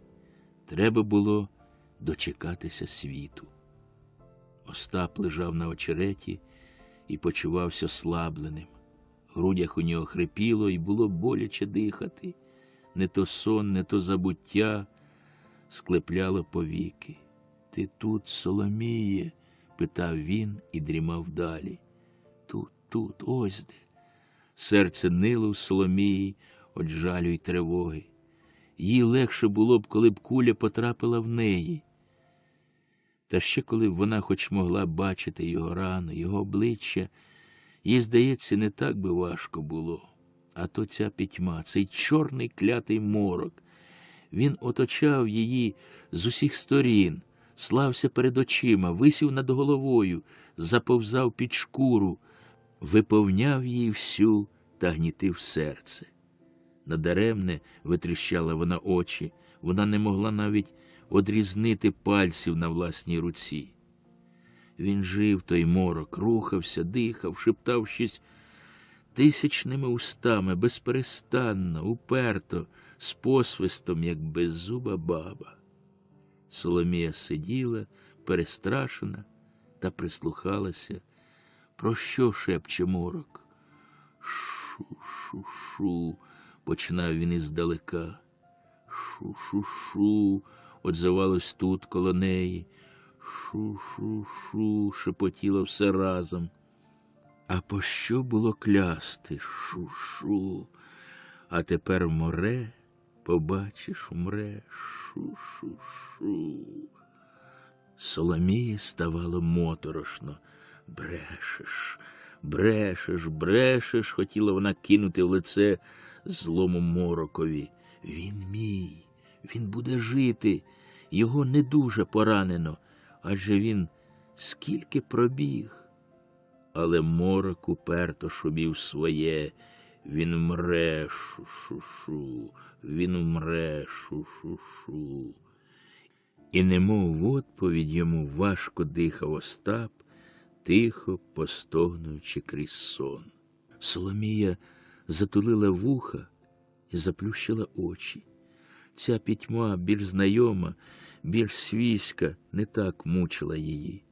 Зате вона почула вогкий холод, що проймав її наскрізь. Та вона не хотіла виймати з-під голови в Остапа своєї одежини і тільки скорчилась, щоб хоч трохи зогрітись. Вона не чула вже зловіщо шептання мороку і подалась надіям на краще. Він вигоїться, він житиме, вона не дасть йому загинути. От коли б лиш світало уже, коли б світало. Утома взяла своє. Соломія навсидячки задрімала. Коли вона прокинулась, сіре світло падало з хмарного неба. Туман не плутався в комишах і поволі зіймався догори. Плавні немов курились.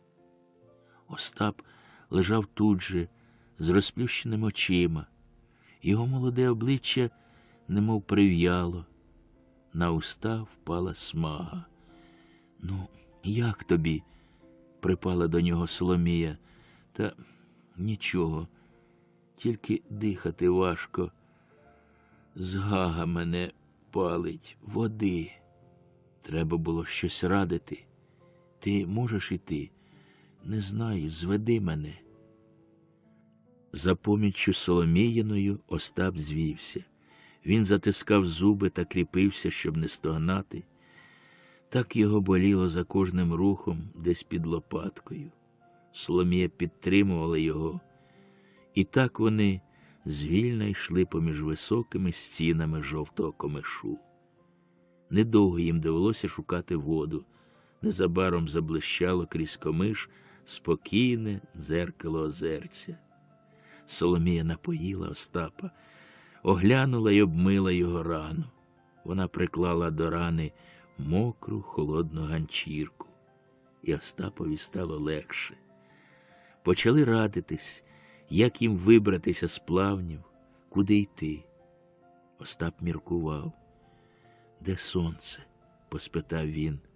Соломія глянула на небо. Поміж очеретяною кунею, що тихо гойдалася вгорі, виднівся клапоть сірих олив'яних хмар. За високого та густого, як щітка комишу, не можна було нічого розібрати. «Звідки вітер?» – допитувався Остап. Але й це нелегко було зміркувати. В плавнях було тихо, як у лісі. Лиш горою шелестіла куня, раз в той бік схиляючись, раз в інший. Остапові здавалося, що вони мусять держатися правої руки. Соломія ж навпаки доводила, що їм слід іти ліворуч проти вітру, бо, здається, направо гнеться комиш. Соломіїне перечення дратувало пораненого, і вона змусила згодитися з ним. Вони рушили в дорогу. Дорога була трудна. Навіть здоровому важко було плутатися в густих комишах, зарослих павутицею, перескакувати з купини на купину, щоб не попасти в багнисту безодню.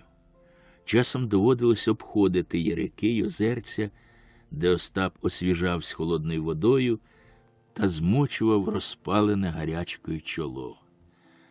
Соломія сливе несла Остапа, а проте їм доводилось часто зупинятися, бо слабий утомлювався і потребував спочинку. Та вони знов воліклись, одинокі, загублені, серед безбережного моря очерету, що маяв над ними пухнатими китицями та наводив сум одноманітним шелестінням. Вони йшли так довго, не відаючи пори дня, бо над ними все висів клапоть олив'яної хмари, а круг них усе їжився височенний, цупкий, жовтий комиш, немов сунувся разом із ними, як зачарований. Часом їм здавалося, що поміж очеретом щось шмигнуло, немов пес або вовк. Інколи вони з огидженням обминали сонних, млявих від холоду гадюк, що купами лежали на купинах або ліниво пересувались поміж очеретом.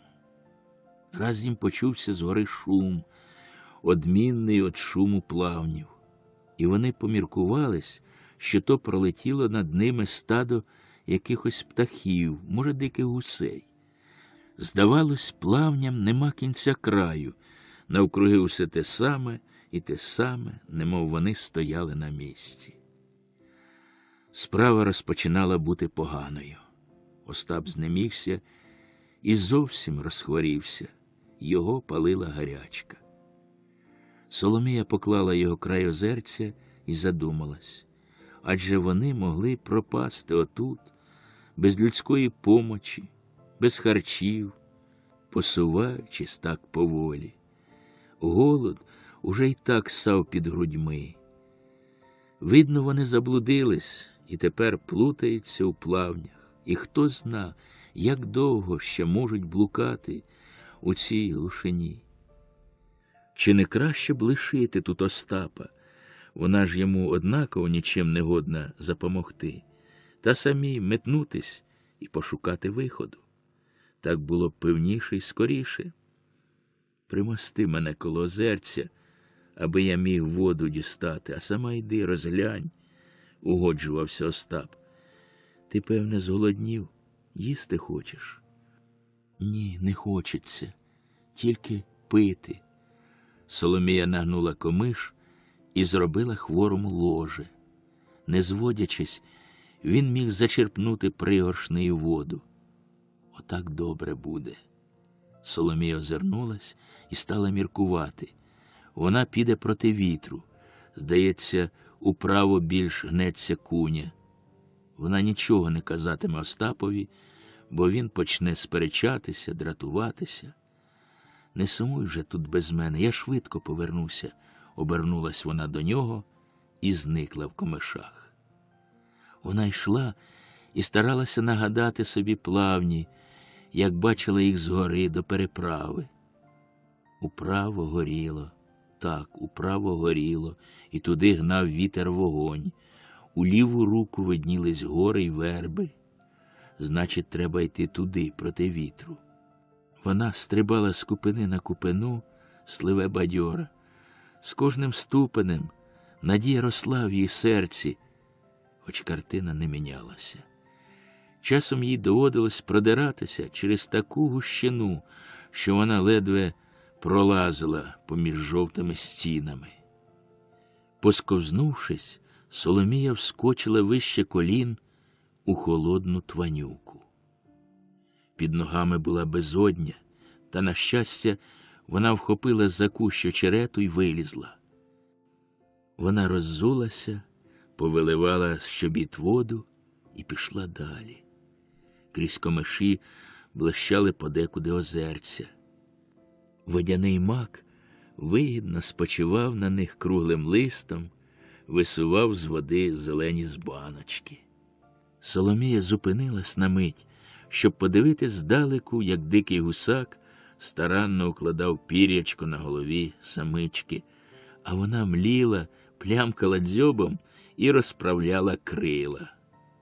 Гадюка часом перепливала ярик хвилястими рухами, здіймала голову, поважно хитала нею з боку на бік, як значна дама, і роздивлялась навкруги круглими очима. По цих непролазних пущах, певне, ніколи не ступала людська нога. Тут було безліч таємних закутків, скрізь зустрічались берлоги диких звірів, вислані кунею та сухим мохом.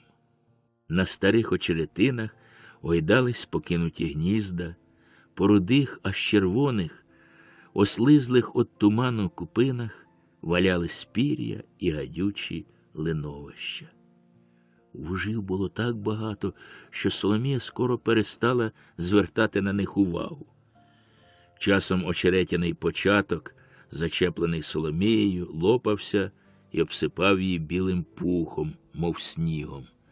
Соломія йшла, як на дні моря, а вгорі над головою шуміла куня, мов котила кудись руді й каламутні хвилі. Соломія міркувала, що коли брати у ліву руку, плавні мусять швидко скінчитися, бо в той бік вони простяглись недалеко, аби йти проти вітру. Раптом Соломія зупинилась і мало не зомліла від страшної думки. Їй прийшло до голови, що вона може не знайти Остапа, бо нічим не значила своєї дороги. Треба було ламати комиш або що. Треба зараз вертатись, поки вона далеко не дійшла і не забула дороги. Серце її неспокійно калатало, коли вона бігла назад, отшукуючи свої сліди. Вона не мала часу на обережність. Комиш бив її по лицю і навіть скалічив ногу. Та то були дрібниці. Коли б швидше знайти Остапа, вона тоді знов подасться на розвідки, тільки не буде такою дурною, не забуде значити дорогу. Спочатку все йшло добре. Вона знаходила свої сліди і по них верталась. Та скоро сліди щезли. Соломії здавалось, що вона дуже отхилилась ліворуч. Вона взяла трохи у праву руку і несподівано наскочила на чимале довгасте озерце. Тут вона не була, це вона твердо пам'ятала. Вона змусила вернутись трохи назад, щоб обійти перешкоду. Тепер Соломія вагалась, в якому напрямку йти. Найкраще керуватись вітром. Треба, щоб він тепер дув у спину і йти за вітром. Соломія глянула вгору. Куня гойдалась то в той, то в інший бік. Рішити було трудно. Однак Соломії здалося, що їй треба йти просто перед себе. Вона пішла. Пройшовши зо двоє гонів, Соломія запевнилася, що йшла проти вітру. Невже вертатись назад? Вона зупинилася. Очевидячки, вона збилася з дороги, заблудилась. Що робити? Ноги в неї тремтіли від трудної ходні, в голові бродили безладні думки й міркування. Що робити? Немов питав у комишів її блукаючий погляд. Комиші оточали її ворожою юрмою і шепотілись. Соломія подумала, що вона мусить бути недалеко від Остапа, що він почує її й крикнула: «Остапе! Остапе!» Голос її прозвучав глухо. Стіна ворожого очерету не пустила його далеко, забрала в себе, ковтнула. Соломія ще раз гукнула. Те ж саме. Серце в Соломії упало, руки звисли безладно. Та ненадовго. Новий приплив енергії, шалена відвага поняли її волю, і вона кинулась вперед, розхиляючи, ламаючи очерет сліпою завзятістю пораненого оленя. От часу до часу вона кликала Остапа. Відповіді не було. Вона почала кричати на всю міць легких, в надії, що, коли не Остап, то хтось інший почує її. Не могло ж бути, щоб вона так далеко відбилась від берега, де проходили часом люди. Шум комишу перемагав її. Налякані чужим голосом, птахи з тривожним писком крутились над головою Соломії. Комиш шумів, він їжився перед нею, тіснив з боків, застигав ззаду, ловив корінням за ноги, колов і різав шорстким листом. Жовтий, гладкий, високий, він глузував із неї, помахуючи над її головою рудим чубом. Соломія чула до нього зненависть, як до живої істоти. Він дратував її. Коли б у неї був серп або ніж, вона брізала його доти, поки б він не поліг увесь, або вона сама не впала трупом. Соломія накинулась на нього і почала трощити із злістю, з озвіренням, як свого ворога. Вона рвала його, ламала, крутила й била ногами, а він згинався, упирався, розщіплювався вгорі китицями, ранив її руки і тільки корінням тремтів, немов от скритого реготу. Соломія знесилилась і впала. Їй стало душно. Піт краплями стікав по виду, груди важко дихали, і очі блищали, як у звіра, що попавсь у лабети. Значить, нема виходу. Вона мусить тут погибати, а Остап через неї десь у другому місці.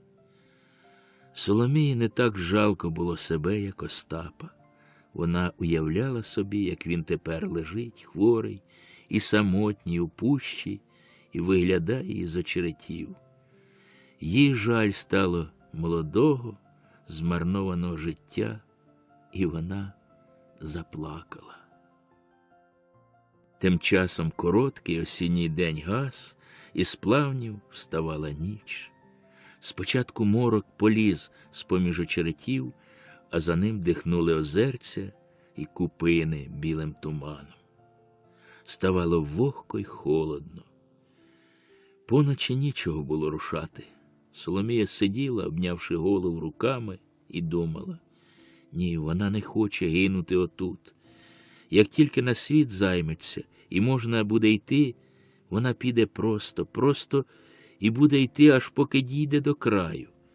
Вона знайде там людей, отдасть їм усі свої гроші, що висять зашиті в торбинці на шиї, і з ними обшукає плавні та знайде Остапа.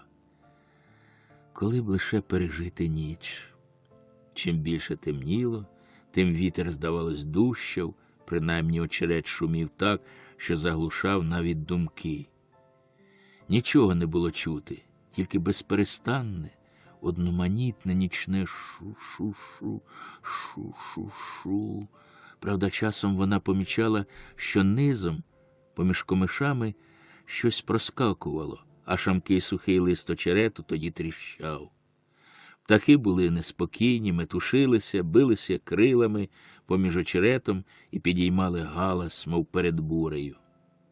Соломія сиділа так, аж поки не заснула.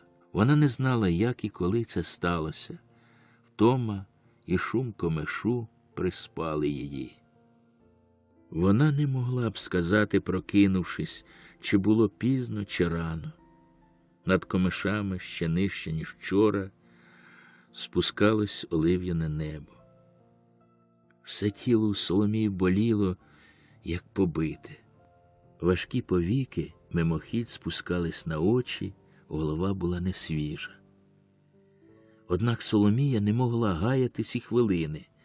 Вона пішла просто перед себе так, як стояла, і зважилася йти, доки стане снаги й сили. Вона бігла, хоч ноги в неї були слабіші, ніж учора, а повітря було якесь густе і трудно було дихати ним. Опріч того, Соломії докучав голод. Уже другу добу вона нічого не їла. Під серцем її млоїло, в животі корчило. На ході Соломія висмикувала стебло або корінь водоросла і жувала противну, з болотним духом рослину. Чим далі йшла, тим більше дивувалась, що сьогодні попадалось їй так багато живих істот. Тричі вона помітила крізь комиші сірий вовчий хребет, раз лисиця майнула коло неї хвостом, а то здалеку чулося, немов кабаняче рохкання. Вужі й гадюки набралися сьогодні особливої рухливості, бо все повзали й повзали в тому напрямку, як ішла Соломія, і їй треба було особливо уважати, щоб не наступити на слизьке й холодне гадюче тіло. Птахи кружляли над плавнями цілими хмарами і так верещали, що заглушали навіть шум плавнів. Соломія все йшла. Вона зібрала усю свою енергію, всю силу волі, всю міць тіла і йшла уперто й завзято, з вірою, що її широкі високі груди зламають усі перешкоди. Однак краю плавням не було. Комиші, озерця, єрики, і знов комиші, і знов вода, і знов той самий гук розміреного, однотонного прибою морської хвилі. Надвечір їй почувся дим, і вона зраділа, значить, близько люди. Та чим далі вона йшла, і чим більш смеркалось, тим більше дим ставав помітним. Птахи сильніше непокоїлись, в повітрі ставало тепліше, те тепло йшло ззаду і з боків, немов от печі. Соломії робилось душно. Її дуже дивували і навіть непокоїли ті зміни в плавнях. Що це таке робиться навкруги? Обернувшись назад і глянувши на небо, вона побачила червоні, як грань, хмари, і зразу стали зрозумілими їй і той дим, що вона чула, і тепло, і неспокій птахів, і тікання звірів. Плавні горіли, вогняні гори наступали на них, несли усьому смерть. Але вогонь ще десь далеко. Коли швидше побігти, можна ще втекти. Тільки так душно, так важко, наче хто женеться ззаду і дихає, налягає на плечі. Соломійне вухо ловить вже далекий лускіт сухого комишу, невиразне гудіння, наче звір велет трощить щось, жвакує і важко сопить. Це ж видима смерть здоганяє її. Тут нема вже порятунку, ніхто й ніщо не поможе. Несказанний жах обняв Соломію. З криком «Ох, Боже мій! Ох, Боже!»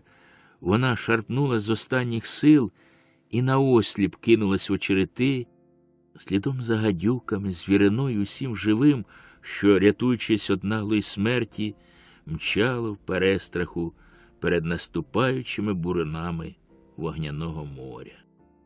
А воно йшло, воно котилося за ними невпинними, непереможними, веселими хвилями, з золотом розсипалось по плавнях, жерло очерет, випивало воду, підпалювало небо. По відході Соломії Остап почув себе одрізаним від світу, від людей. Гарячка палила його всередині, він щохвилини мочив руку в воді та охолоджував чоло, очі, голову. Йому докучило дивитись на жовті стіни комишу, і він заплющив очі. Він думав. Згадувались йому давні заміри. Він думав про те, чого йшов сюди, в Туреччину, через вісь, що покинув рідне село і дідуся. Як то тепер живуть дідусь, чи живі й здорові, чи згадують Остапа. От коли б вони прийшли і подивились на свого внука, підстреленого, знесиленого, покинутого в комишах на обід вовкам та воронам. Йому все щось верзлось, і в маячні він кликав дідуся. Дідусь приходив. Тихо й непомітно вилазив він з комишів і ставав перед Остапом, згорнувши руки. Тебе зранено, синку, чи не з ляхами бився? Ні, дідусю, то мене москаль встрелив, як я кордон переходив. А де ж твої братчики, січовики дунайські, що ти сам лежиш між очеретом? Дідусю, ви думаєте, що ще й досі там січ є? Ні, нема, дідусю, вже січі. Була та загула.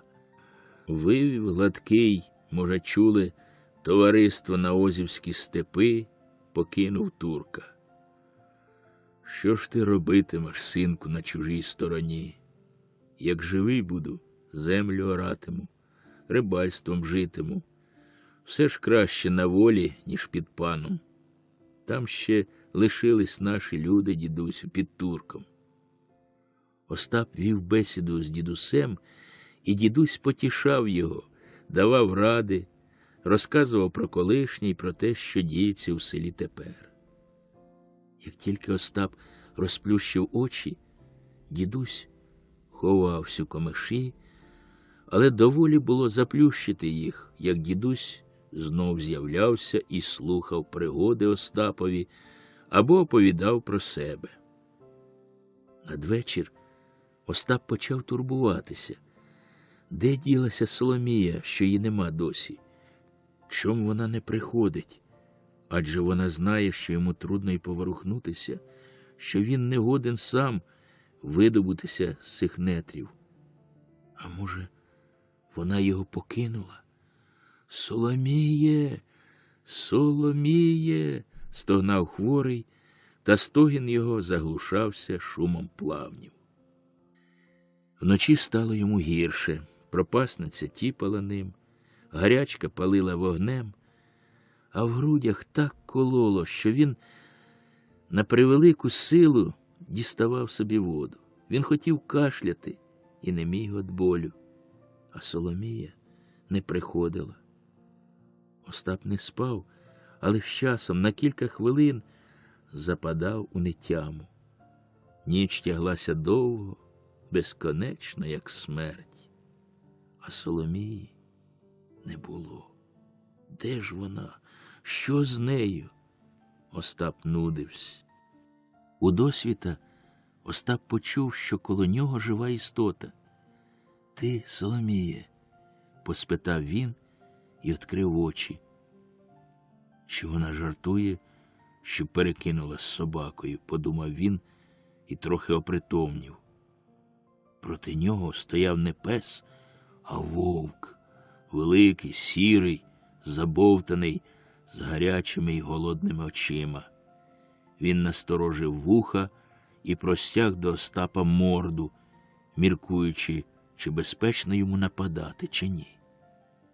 Остап лежав безборонний і дивився на вовка. Він добре бачив трохи кривий, глибокий і заслинений рот вовка, закрутки шерсті на його грудях і міцні замочені лапи. Звір стояв нерухомо, врешті переставив одну лапу, далі другу і трошки присунувся до Остапа. Остап зачерпнув пригоршнею води і бризнув на вовка. Бризки долетіли до його морди, кілька з них впало на неї. Вовк вискалив зуби і осів на задні лапи, але не одходив. Остап знов покропив його водою. Вовк класнув зубами і блимнув очима. Він був невдоволений. Посидівши трохи і не зводячи очей з Остапа, він раптом витяг шию, подався вперед і так жалібно завив, що Остапові аж мороз пішов за шкуру. Вив він довго на кілька нот і з великим смаком, з заплющеними очима. Врешті замовк, посидів трохи і наблизився до Остапа. Єдиним оружжям Остаповим була вода, і він від часу до часу обливав нею вовка, не допускаючи до себе. Вовк врешті скучив.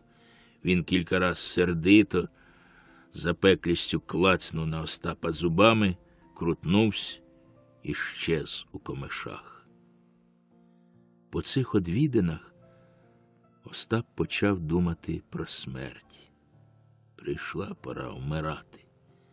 Чи живого, чи мертвого, а таки з'їсть вовк, або сточать хробаки у цих нетрях, чи не однаково.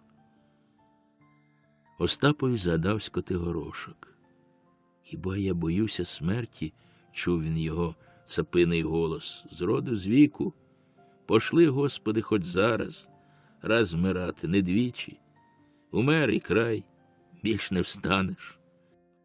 Остап теж не боявся смерті. Йому тільки хотілося перед смертю побачити Соломію. Дідуся він бачив, той приходив до нього, а Соломії як нема, так нема. Десь заблудилась у плавнях, або вовки роздерли її. І Остапові стало жалко Соломію, страх як жалко. Вона така добра, так кохала його. Вона пішла за ним у далеку дорогу, не пожалувала кіз своїх задля нього.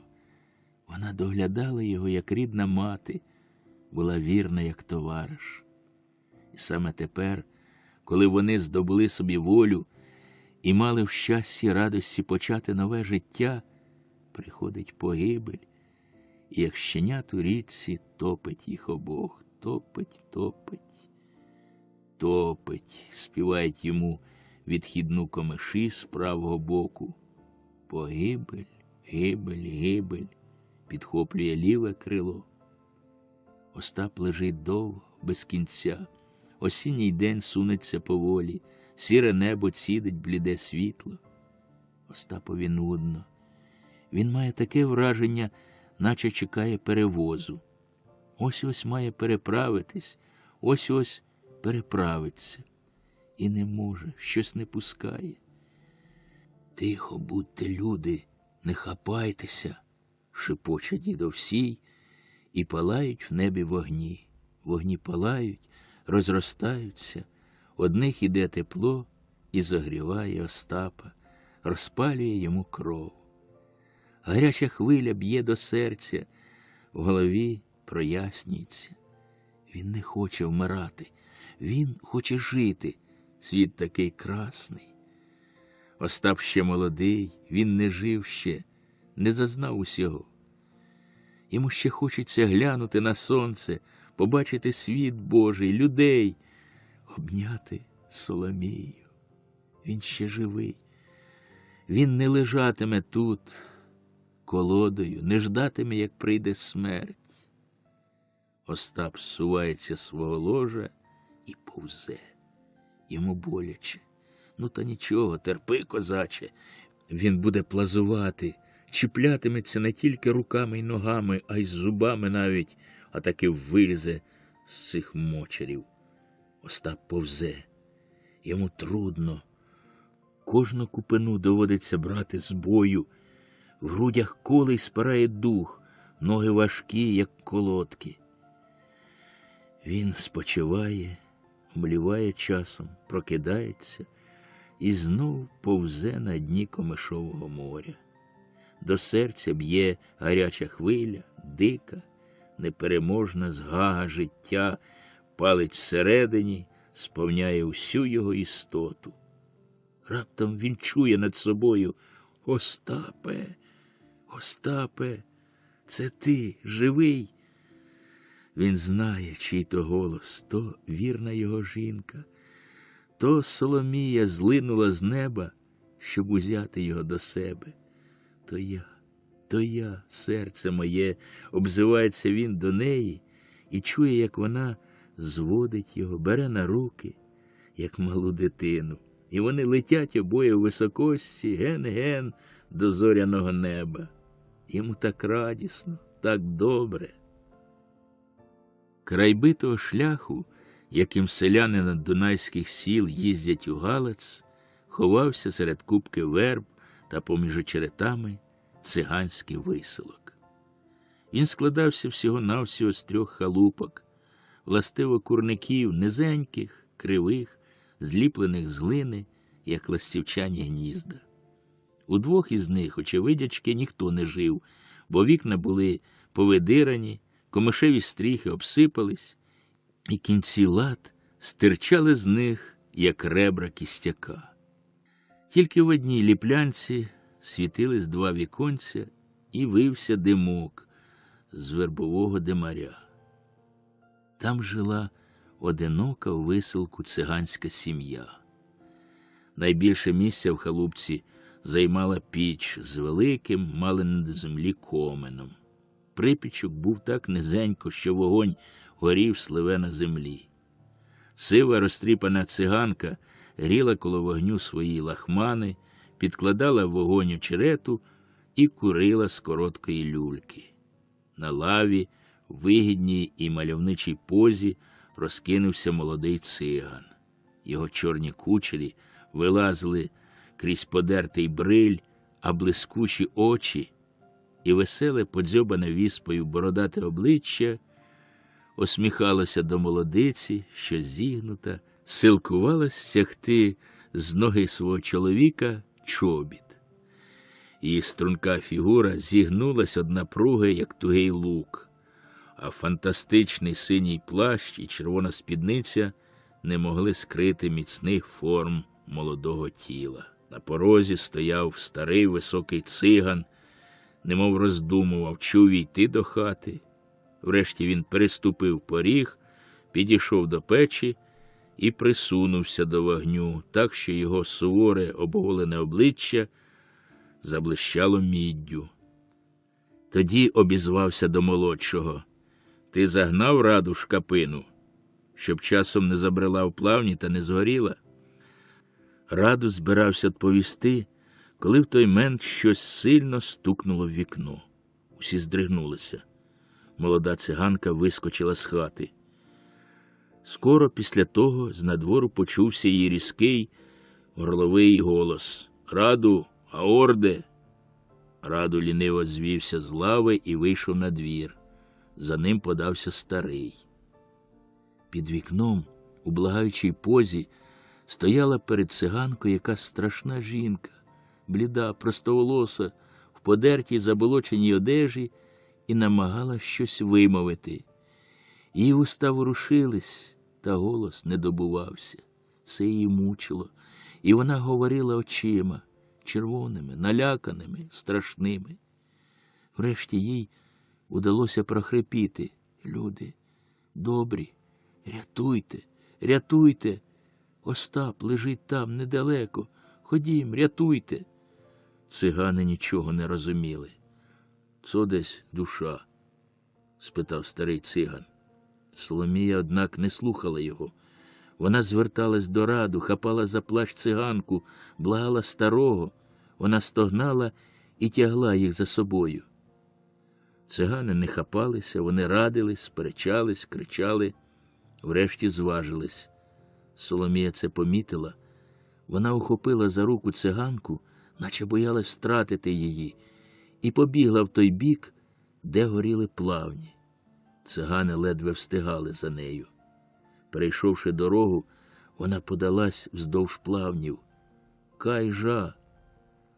«Куди йдеш?» – тривожно кричав Раду на Соломію. Але вона не відповідала та все бігла наперед. Врешті зупинилась, нагнулась до землі і промовила: «Остапе!» Відповіді не було. Цигани теж нагнулися, придивляючись. Лежав якийсь чоловік. Старий циган викресав вогню, запалив очеретину і наблизив її до Остапового обличчя. Очі Остапа були заплющені, а на білому виду виразно зачорніли молоді уста і густі брови. «Саншукар гарний», – шепнула молода циганка, нагинаючись над Остапом.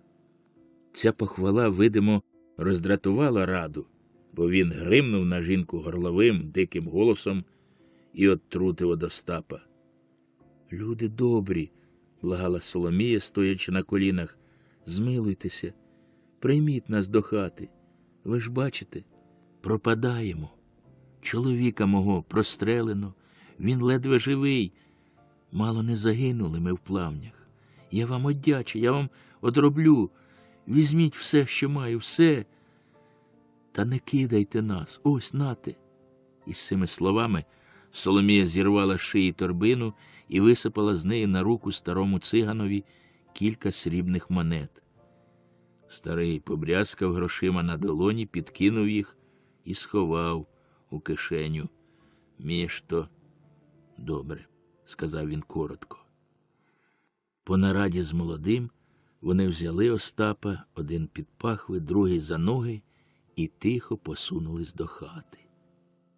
Стара циганка віджила, коли принесено раненого.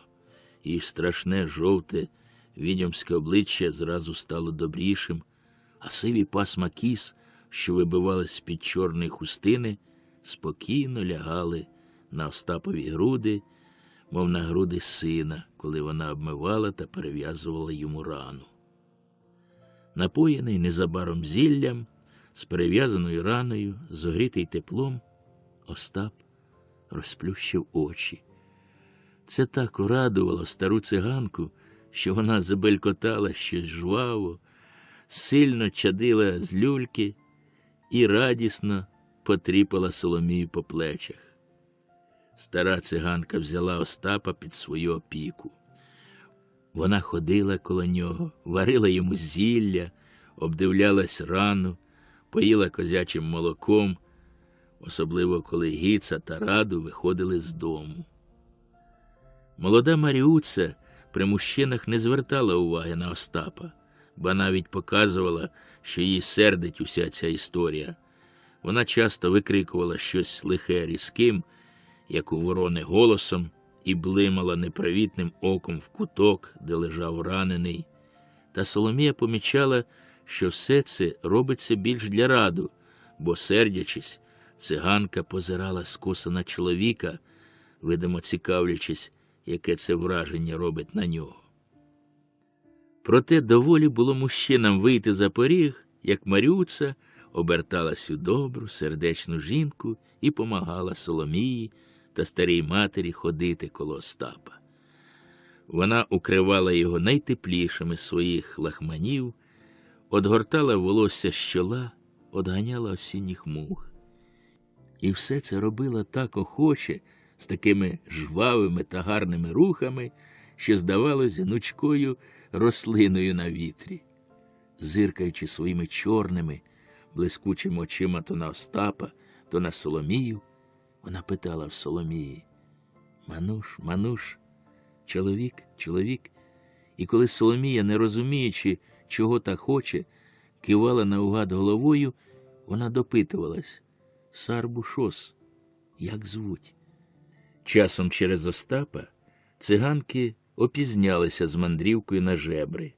Щоранку вони запрягали в свою двоколесу гарбу маленьку, худу й облізлу шкапину, забирали з собою полотняні сакви і залазили в збиту в старих дощок дерев'яну скриню, що служила замість васага у гарбі.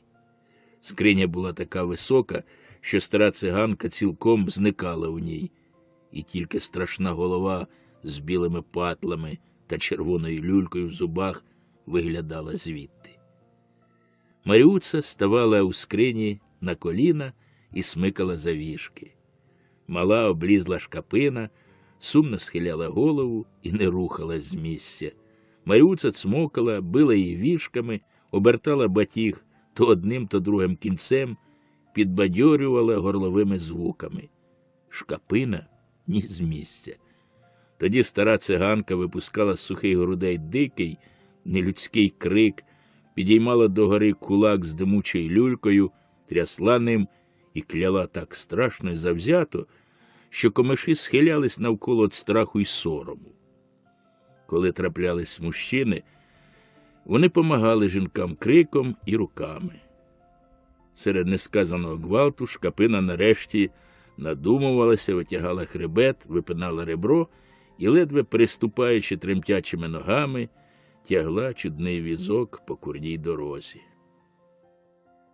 Вони їздили по селах, жебрали, збирали де яєчко, де жменю муки або кукурудзи, викопували зі смітників брудні й подерті ганчірки і виладновували увечері з гарби таку силу різнорідних речей, що трудно було вірити, аби всі вони дістались їм з доброї волі милосердних людей. Гіца й Раду під вечір прокидалися, вони мали звичку спати вдень і щезати на ніч. І в задимленій халупці ставало весело й гамірно. На припічку палав вогонь, жінки варили якесь варево і, як сороки, поповняли хату горловими вигуками, оповідали свої пригоди. За вечерею з'являлась горілка, вино, всі пили, кричали, вимахували руками, гнулись, як комишина, блимали чорними очима та підсиненими білками, світили розхристаними чорними грудьми. Часом заходили на вечерю сусідні цигани, похмурі і непевні фігури, і теж пили, кричали, стукали кулаками у стіл. Чорні тіні от чорних циган хитались по стінах, а в хаті здавалось людно, як на базарі. Остап не міг спати від того галасу. Він лежав із розплющеними очима в гарячці і уявляв, що попав у пекло. Весела компанія закликала Соломію, частувала вином, а Соломія, не розуміючи циганської мови, ухилялась від запросин, нарешті їй було не до того. К ночі все те стихло. Ріца, Рада й гості вибирались кудись у дорогу, а циганки залазили на піч. Другого дня було те ж саме. Лишаючись в хаті сама, поки жінки їздили по жебрах, а мужчини хропли під сінами на лавах або щезали кудись, Соломія ставила біля Остапа холодну воду і бралася до роботи.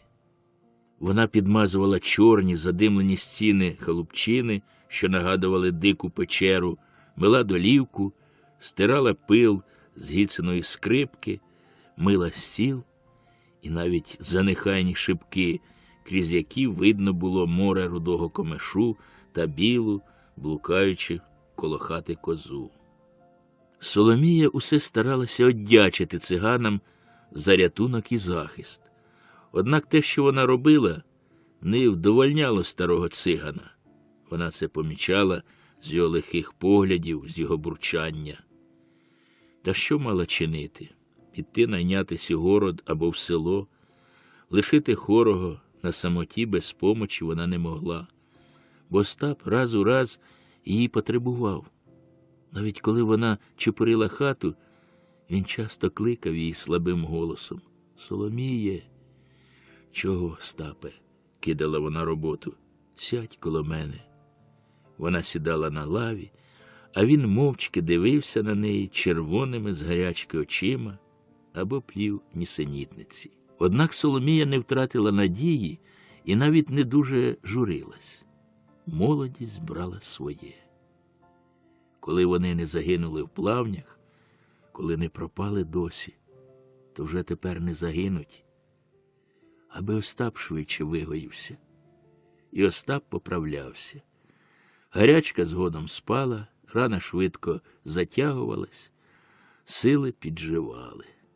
За 2 тижні він уже зводився з лави, доволікався до вікна і сумно поводив очима по хвилі рудих, аж червоних комишів. Соломія тепер могла залишити Остапа на день самого. Вона радилася з ним, чи не піти їй разом з циганками по селах, може, хто найме на поденне. А то стрінуться, де свої люди, напутять, поможуть, не те, що чужі. Що ж, іди, згодився Остап, може, і мені що напитаєш, як очуняю. Другої днини, як тільки циганки вирушили на жебри, Соломія пішла услід за її гарбою. Ті помітили її і здивувались. «Кайжа! Куди йдеш?» – крикнула Маріуца, обертаючись. Соломія махнула тільки рукою, показуючи, що вона піде туди, куди й вони. Циганки погергали трохи та й заспокоїлись. Соломія йшла повз плавні. Збоку вдень вони видавались не страшними і навіть гарними. Супкі високі очеретини блищали на сонці, як золоті. Куня стелила за вітром та привітно шуміла, як лан стиглої високої пшениці. Хоч погода була сонячна й суха, та дув холодний осінній вітер і таки добре продував крізь лиху Соломіїну одежу. «Зима ось-ось потисне», – подумала вона. «Ані я, ні Остап не маємо чим загорнутись, треба заробляти». Соломії пощастило. Циганки, певне, поміркувалися, чого вона пішла за ними, бо в першому селі вони одвели її до заможного булгарина, який найняв Соломію перемивати вовну. З того часу Соломія виносила з собою трохи грошей та купувала Остапові кращу страву. Однак старий Гіца розібрався, де раки зимують. Помітивши, що Соломія приносить гроші, він якось приступив до неї, простяг руку, закрутив баньками і крикнув: «Давай гроші, чи я дурно тебе годуватиму?» Соломія не розуміла мови та догадувалась, чого він хоче. Однак Гіца для більшої ясності вийняв з кишені монету, поклав її на долоню і, тикаючи в неї чорним пальцем другої руки, уперто й сердито проводив своє: «Пора, пора! Гроші, гроші!» Соломія віддала йому, що мала. Надалі так було з кожним її заробітком. Він щезав у глибокій Гіциній кишені. З кожним днем життя в циганській халупці робилося тяжчим та тяжчим. Раз сталася така пригода. Остапові зсунулась пов'язка з рани, і він ніяк не міг дати собі ради з нею. Йому ніяк не вдавалось зав'язати. Маріуца на той час була в хаті. Вона помітила це і помогла Остапові зав'язати хустку. Саме в той мент, як Маріуца схилилась над Остапом, Раду ввійшов до хати. Циган зразу збілів, а його борода й волосся з чорних стали синіми. «А орде!» Він гримнув на жінку злим, здушеним, хрипким голосом. Руки самохідь стиснулись в кулаки.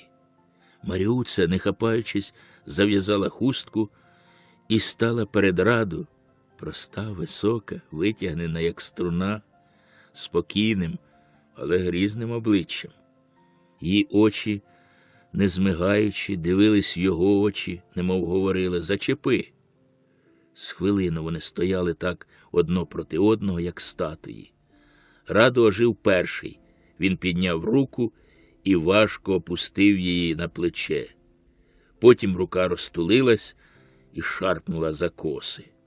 Марюца зігнулась, наче вклонилась раду, та зараз підскочила і всіма 10 пазурами повела по його блідому виду.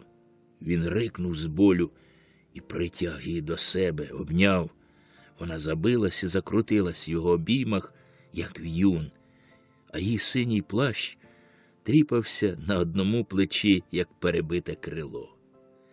Бійка розпалювала їх. Вони налітали одно на одного, бились грудьми, як роз'юшені півні, кусались і дряпались, як коти, кричали зі злості і перебили одне одного так завзято, що волосся в них наїжачилось і стирчало, як вата з їх дірявих лахманів. Нарешті вони розскочились, з чудово блискучими очима, схвильованими грудьми, з дихаючими вогнем ніздрями на блідих гордих обличчях. Остап тремтів з досади, що не має сил побити цигана. «Я б тобі утер маку», – думав він, коли б москаль не виточив з мене крові. Крові тої витекло чимало, бо здоров'я повертало до Остапа поволі, сили прибували по краплині, і білі уста довго не хотіли рожевіти. До того він був у неволі. Море комишу звідусюди котилося на нього рудими хвилями і не пускало, мов свого бранця. Лишаючись цілими днями на самоті, Остап пробував свої тремтячі ноги, як мала пташина крила, і нудився й сумував, що не почував у собі ще сили покинути скоро циганську оселю. Придивляючись до життя тої оселі, Остап помічав багато незвичайного, тривожного навіть. Гіца з раду цілими днями спали, а на ніч кудись щезали. Часто серед ночі, перериваючи спокійний сон халупки, розлягався раптовий грюкіт у віконце, і хату сповняла ціла банда якогось непевного люду, що пив, кричав, блискав жадними очима і сварився, як вовча тічка. Раз якось Остапові не спалося. Він отхилив надвірні двері, щоб дихнути свіжим повітрям, і побачив, як раду пригнав чиїсь коні, спутав їх і одвів у комиші. «Еге», – подумав Остап, – «так ось воно що». І чим більше Остап придивлявся, тим більш помічав і все більше запевнявся, що попав у злодійське гніздо. Плавні були добрим місцем до схованки краденого, а старий і молодий цигани жили з ними душа в душу та сміливо звірялись їм з усіх таємниць небезпечного ремества. «Треба тікати звідси», – говорив Остап Соломії, оповідаючи їй свої спостереження, «а то ще вскочиш вище халяв. Раду на мене пеклом дише за свою цур їй носату циганку та голомшить молодицю ні за що, ні про що». Однак раду не завжди сварився з жінкою. Траплялись такі дні, коли вся сім'я, мов змовившись, лишалась вдома, спочивала. Всі разом обідали, пили вино і були веселі. Коли часом вибух гніву або лиховісний полиск підсиненого білка каламутив спокій, то лиш на хвилину. Зараз після того знов розлягався сміх, і радість була такою ж дикою, як і сварка. По обіді Гіца знімав з стіни свою скрипку. Вся сім'я знала вже, що має сподіватися, і розташовувалась під хатою. Стара циганка накладала червону люльку свіжим тютюном і вигідно мостилася на призьбі. Гіца насував на чоло подертий бриль, ставав у позицію коло дверей і починав. Спочатку Марюця тільки світила на раду білками, а він злегка підморгував їй гарячим оком та чорним вусом, Але коли скрипка починала підсипати жару і лоскотати танцюристі жили, молодиця не витримувала, зривалась з призьби, як чорний птах, і кидалась в танець так прудко, що синій плащ її надувався і лопотів на вітрі. Раду був напоготові, всі рухи його, важкуваті, звичайно, ставали у танці легкими й поважними. Ноги ледве торкались землі, руки гнулись, як гумові. Вся фігура його нагадувала тонку й гнучку лозину. Спочатку танцювали повільно, плавно, мов хитались од вітру. Та ось Гіца зігнувся і наліг на скрипку. Він підняв одну ноту і все викочував і викочував її нагору, все вище та й вище, аж млоїло, аж дух захоплювало в грудях. Врешті нота зірвалась з високості і покотилась униз. Спочатку вона котилась одна, підскакуючи і розганяючись, та ось ненароком зачепила другу, третю, бренькнули ті ноти і покотились разом униз, як камінці з гори, все швидше і швидше, все більш розганяючись, все більше захоплюючи нот, зростаючи в лавину згуків, в грізний музикальний водоспад, в якому чулась дика енергія руху. Той водоспад цілком захопив танцюючих, стрепенув усі їх жилки. Вони все прискорювали темп, вабили один одного руками й очима, припливали й отпливали, солодко зомліваючи, зручним рухом ухилялись з обіймів і знов гойдались у танці, як чорні лебеді на хвилях. Навіть ті моменти, коли вони, здавалось, стояли, кожен мускул їх чорного тіла тремтів під одежею, груди важко здіймалися, білі зуби блищали крізь розхилені уста, і з грудей вилітав короткий рик жаги. Стара циганка, ледве помітна за дим од люльки, плескала з призьби в долоні, а з другого боку стояла біла коза і придивлялась, не змигаючи до хазяїв, немов зачарована мелодією циганського танцю. Остап теж вилазив з хати подивитись на танці. Чорт зна, як гуляють, немов п'яні, думав він та згадував музики у своїм селі, що наймав колись Соломії. Несподівано трапилась пригода, що сколошкала усе циганське кодло. Якось перед світом Раду вніс в хату побитого, скривавленого Гіцу. Старий циган стиха постогнував і лишив за собою від порога до лави криваву стежку.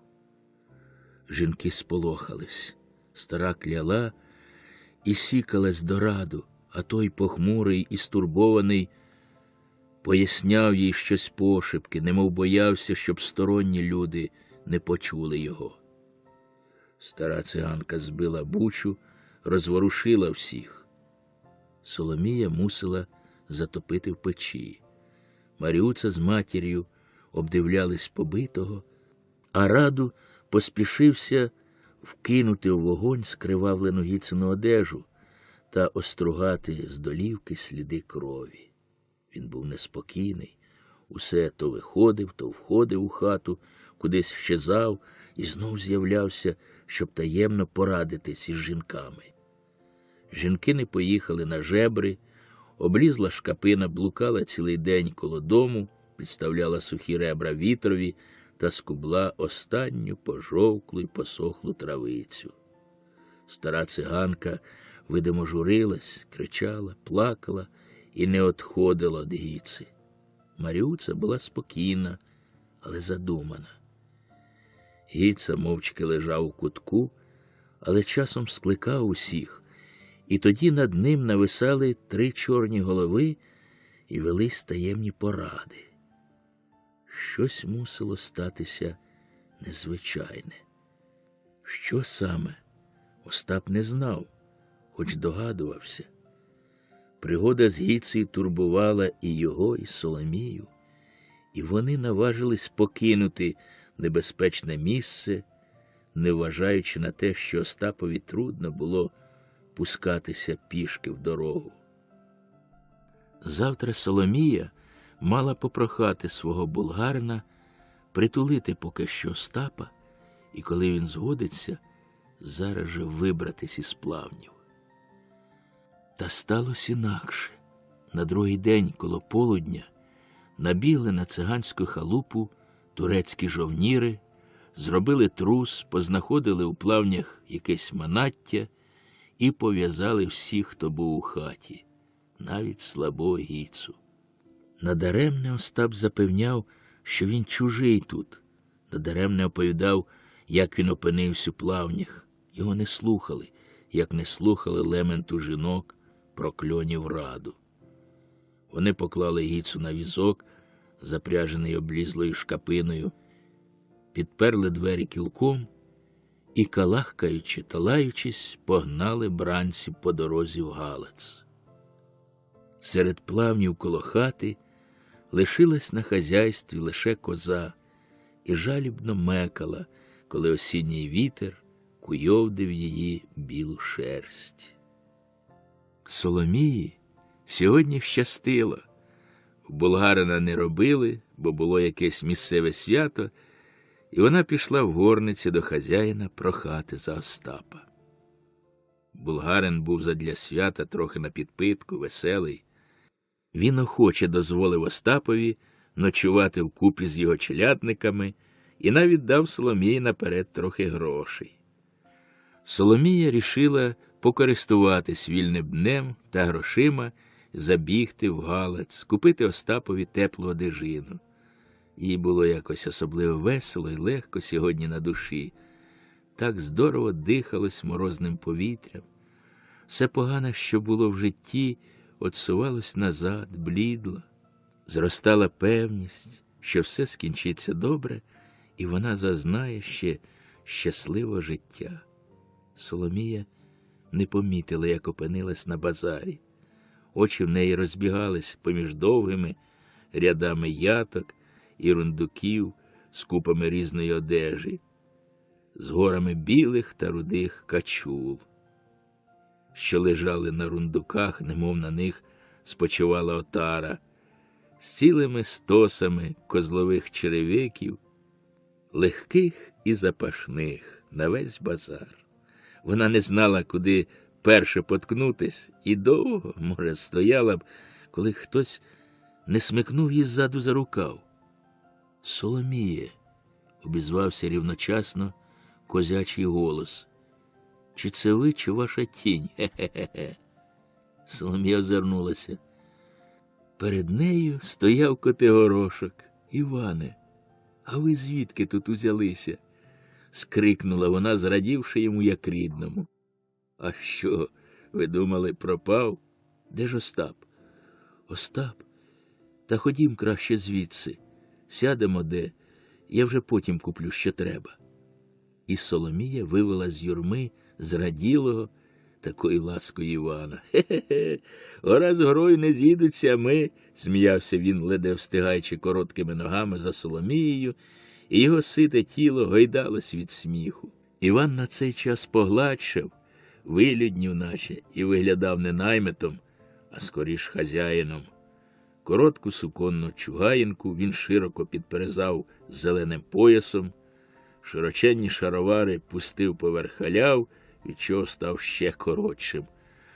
А цапину борідку запустив, і вона поважно лежала на його грудях, мов статечної грошовитої людини.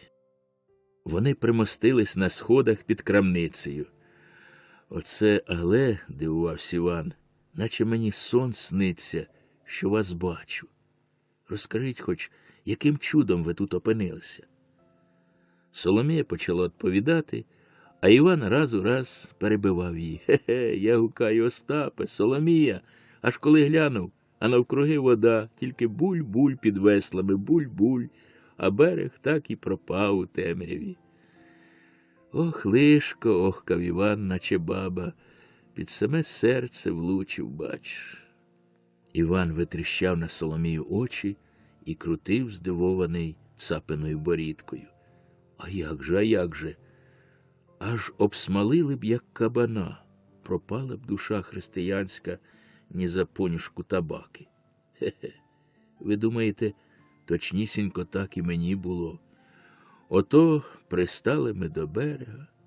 Оце але, ну й бісова циганка, він її лупцює, а вона йому очі злоба дере. Так як Іван перебивав Соломіїне оповідання та все поривався розповісти про свої пригоди. Врешті він таки діп'яв свого. Вилізли ми з човнів, стали на турецьку землю, а мені світ не милий, їй-богу. Де, чоловік думав, при купі з гарними людьми, а тут тільки клунок ваш в руках. Ідемо на другий день у Конак записуватись. А мені все ви на думці з Остапом, мало не плачу з жалю. Записали нас, кажуть, вільні. Ну, живий, гадає. Хе-хе. Одні з нашої валки подались на Тульчу, на Ісакчу, до родичів, а я бачу, що й тут наші люди, та й лишився. Може, думаю, яку звістку про вас почую, їй-богу. Та чекайте ж, бо не перебивайте. От вийшов я на базар, став коло наших, оглядаю тих, що наймають. Проходять турки, гал-гал-гал, як жиди наші. Чорні греки так і шпають. Підійшов до мене один чоловік, румунами їх тут звуть. Іди, каже, до мене за Аргата. Аргат – це по-їхньому, а по-нашому наймет. А я й не знав, про що він. Чого хочеш, питаю, а він Аргат. На силу розтолкували люди. Чому ні? Та й пішов за ним. Людяний чоловік, спасибі йому, харчі добрі. Оце молодиці його почне на мене гримати, то він і піддобрюється, щоб я не покинув.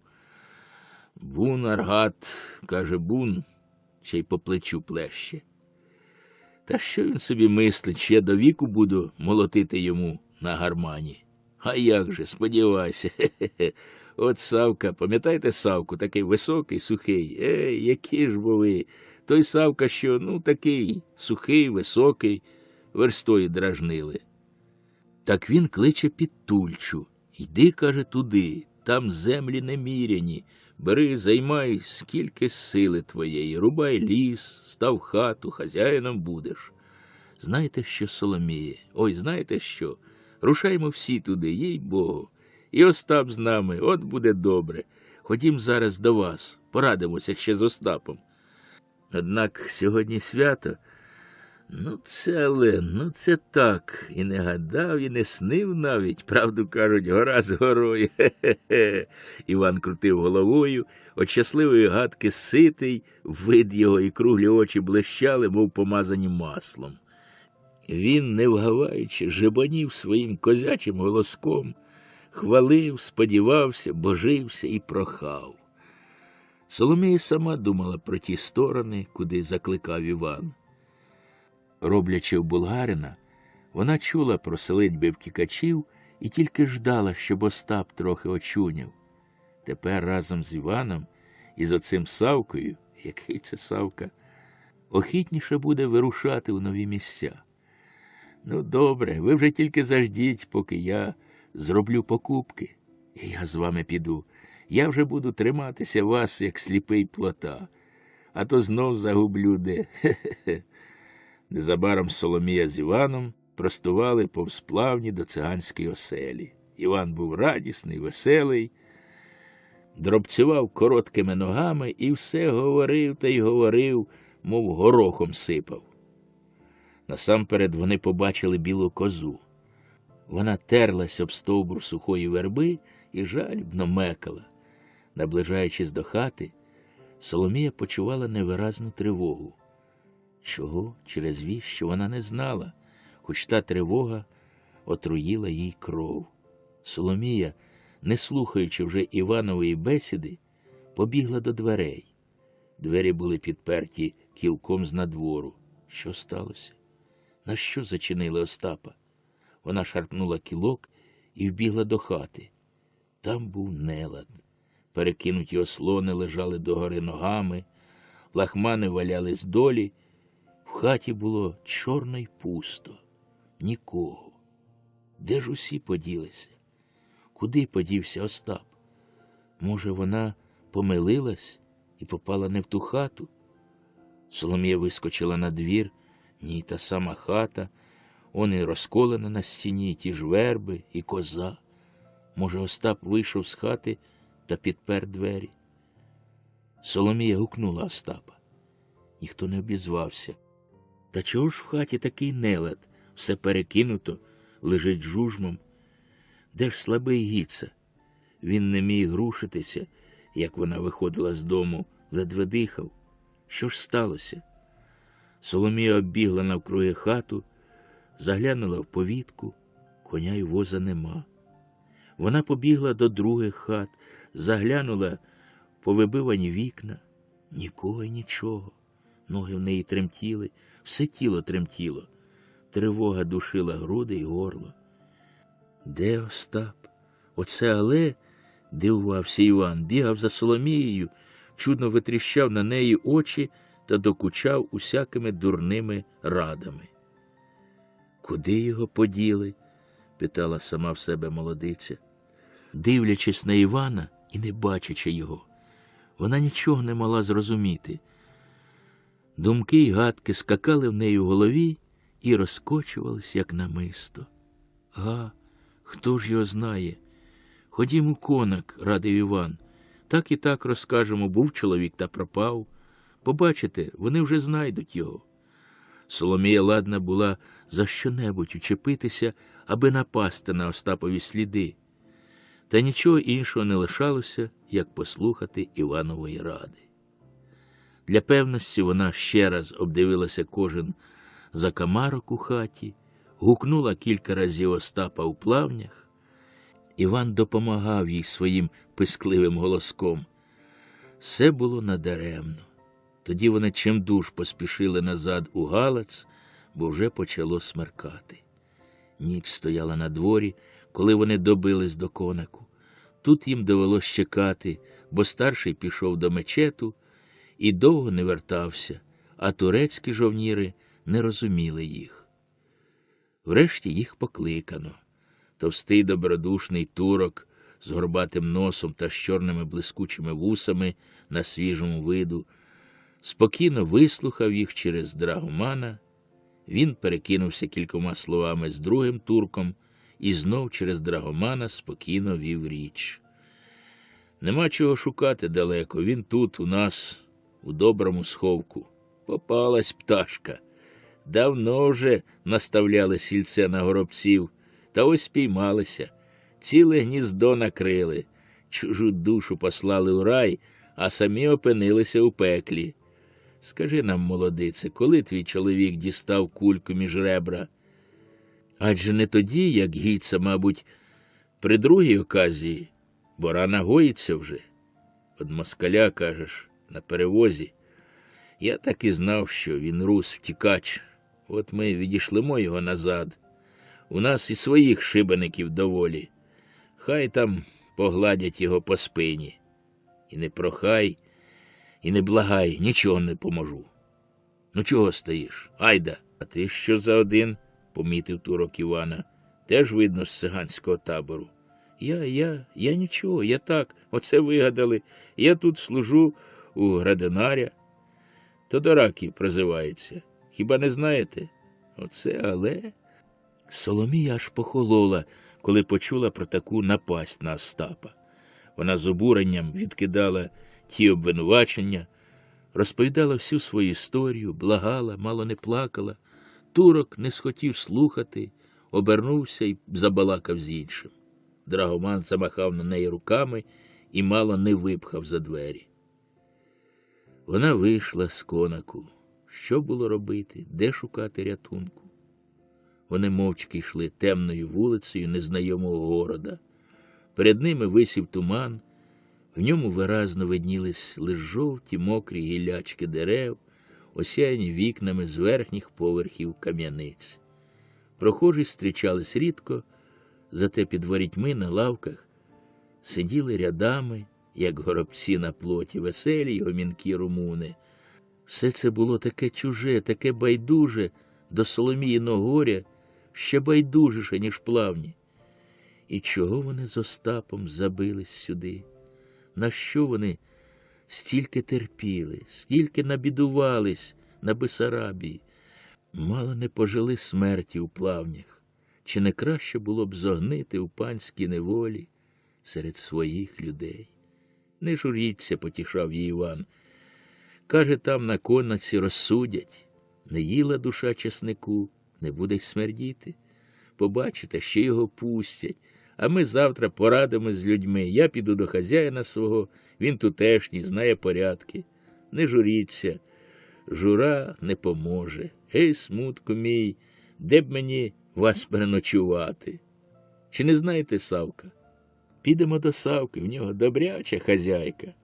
По довгій блуканині, брудними й темними вулицями вони добились врешті до Савки. Його не було вдома, та хазяйка Савчина пустила Соломію на ніч. «Забіжу до вас завтра, як з полудня. Може, випрошусь у хазяїна?» Попрощався з нею Котигорошок. Соломія цілу ніч поплакала і вранці не поспішила на роботу. Вона нетерпляче чекала Івана. І справді Іван з'явився, як обіцяв, з полудня. «Ну що?» – накинулась на нього Соломія. «Бакшиш треба дати. Ви не знаєте, що то бакшиш. Куку в руку, хабар. Як не дамо, двезуть раба Божого у Рені до москалів. А ті не погладять по голівці. Ой, ні!» – розказував Савка. Ви ж пам'ятаєте Савку, що як його двезли звідси за Дунай, то там йому москалі так списали спину канчуками, що й досі сині басамани знати. Ще обголили половину голови. Випекли на лобі тавро, ви не бачили, бо він чуприною закриває, й одіслали до пана. Вже скільки по тюрмах поволочили, то він і лік тому загубив, а що пан награвся з ним, то, каже, й згадувати не хочеться. Та що, втік знов сюди. У Тульчу, каже, піду. Завзятий хлопець. Хе-хе. Треба башки ж готувати та визволяти Остапа. А де грошей взяти? Де, кажіть? Аж дур голови береться. Незважаючи на всі розказані Іваном страхи, Соломії трохи розвиднілось. Коли тільки річ у грошах, вона заставить себе, а роздобуде їх. Вона од рота одриватиме кожен шматок, кожен шелях складатиме на викуп. Може, Іван допоможе. Ось вам усе, що склав, хай і моє до почину. Наче вгадав їй думку Іван, розвиваючи з хустинки купку срібла. Він засоромився і кліпав очима. Та ще там у вашому клунку щось є. Може, продасте шуплаття? Соломія взяла гроші. В її клункові були коралі та деяка одежина.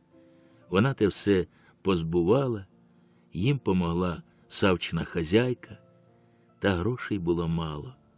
Однак Соломія на другий день уранці побігла в конак. Там її не допустили до старшого. Драгомана вона не бачила, а жовніри скалили до неї зуби й зачіпали. Соломія горіла від сорому й злості. І, бусурмане, так би й порізала вас, так би й поскручувала голови, як галченятам. Взяли безвинного та ще й знущаються. Мало не плакала Соломія і показувала своїми дужими руками, як би вона поскручувала жовнірам голови. Проте не було іншого способу, як ходити в конак, де можна було побачити Драгомана, а на нього Соломія покладала надію. Драгоман, однак, небагато обіцяв. «Не пустять твого чоловіка, і не сподівайся. Утік до нас, сиди тихо, а робиш шкоду, айда назад. Не хлопочи здурно, і не побачиш його тепер. Змилуйтеся, визволяйте, безвинно чоловік погибає. Соломія ткнула Драгоманові гроші. Драгоман узяв, полічив і покрутив головою. Мало. Більш нема. Отут все, що роздобула. Ну, добре, приходь за 3 дні, ні краще за тиждень. Може, що скажу. Соломія щодня блукала коло конику, лиха, роздратована, мов голодна вовчиця. Вона не знала, чого вона туди ходить, але щось несвідомо тягло її у той бік. Вона ходила до втоми й мерзла. Мокрий сніг, легко падаючи, як цвіт вишні від вітру, лягав на землю і засипав Соломію. Але вона не звертала на те уваги. Соломія була певна, що не дозволять перевести Остапа за Дунай. Як це станеться, що вона зробить? Вона не знала, але певність у тому зростала в ній з кожним днем. Вона ладна піти на видиму смерть, коли цього треба.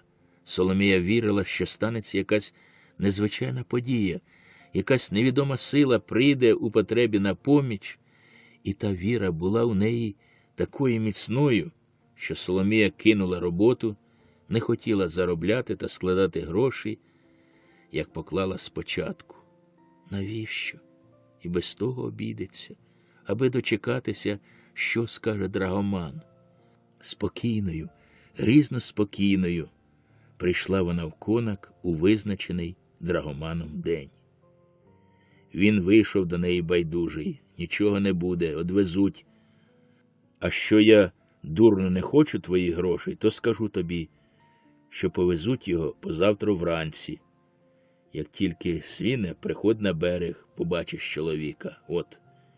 Така ж спокійна, нічого не відповівши навіть, немов вона давно погодилась із цим, покинула Соломія конак. Відвезуть, відвезуть, відвезуть. Стукало щось молотком в її голові за кожним кроком, коли вона поспішалась до Івана.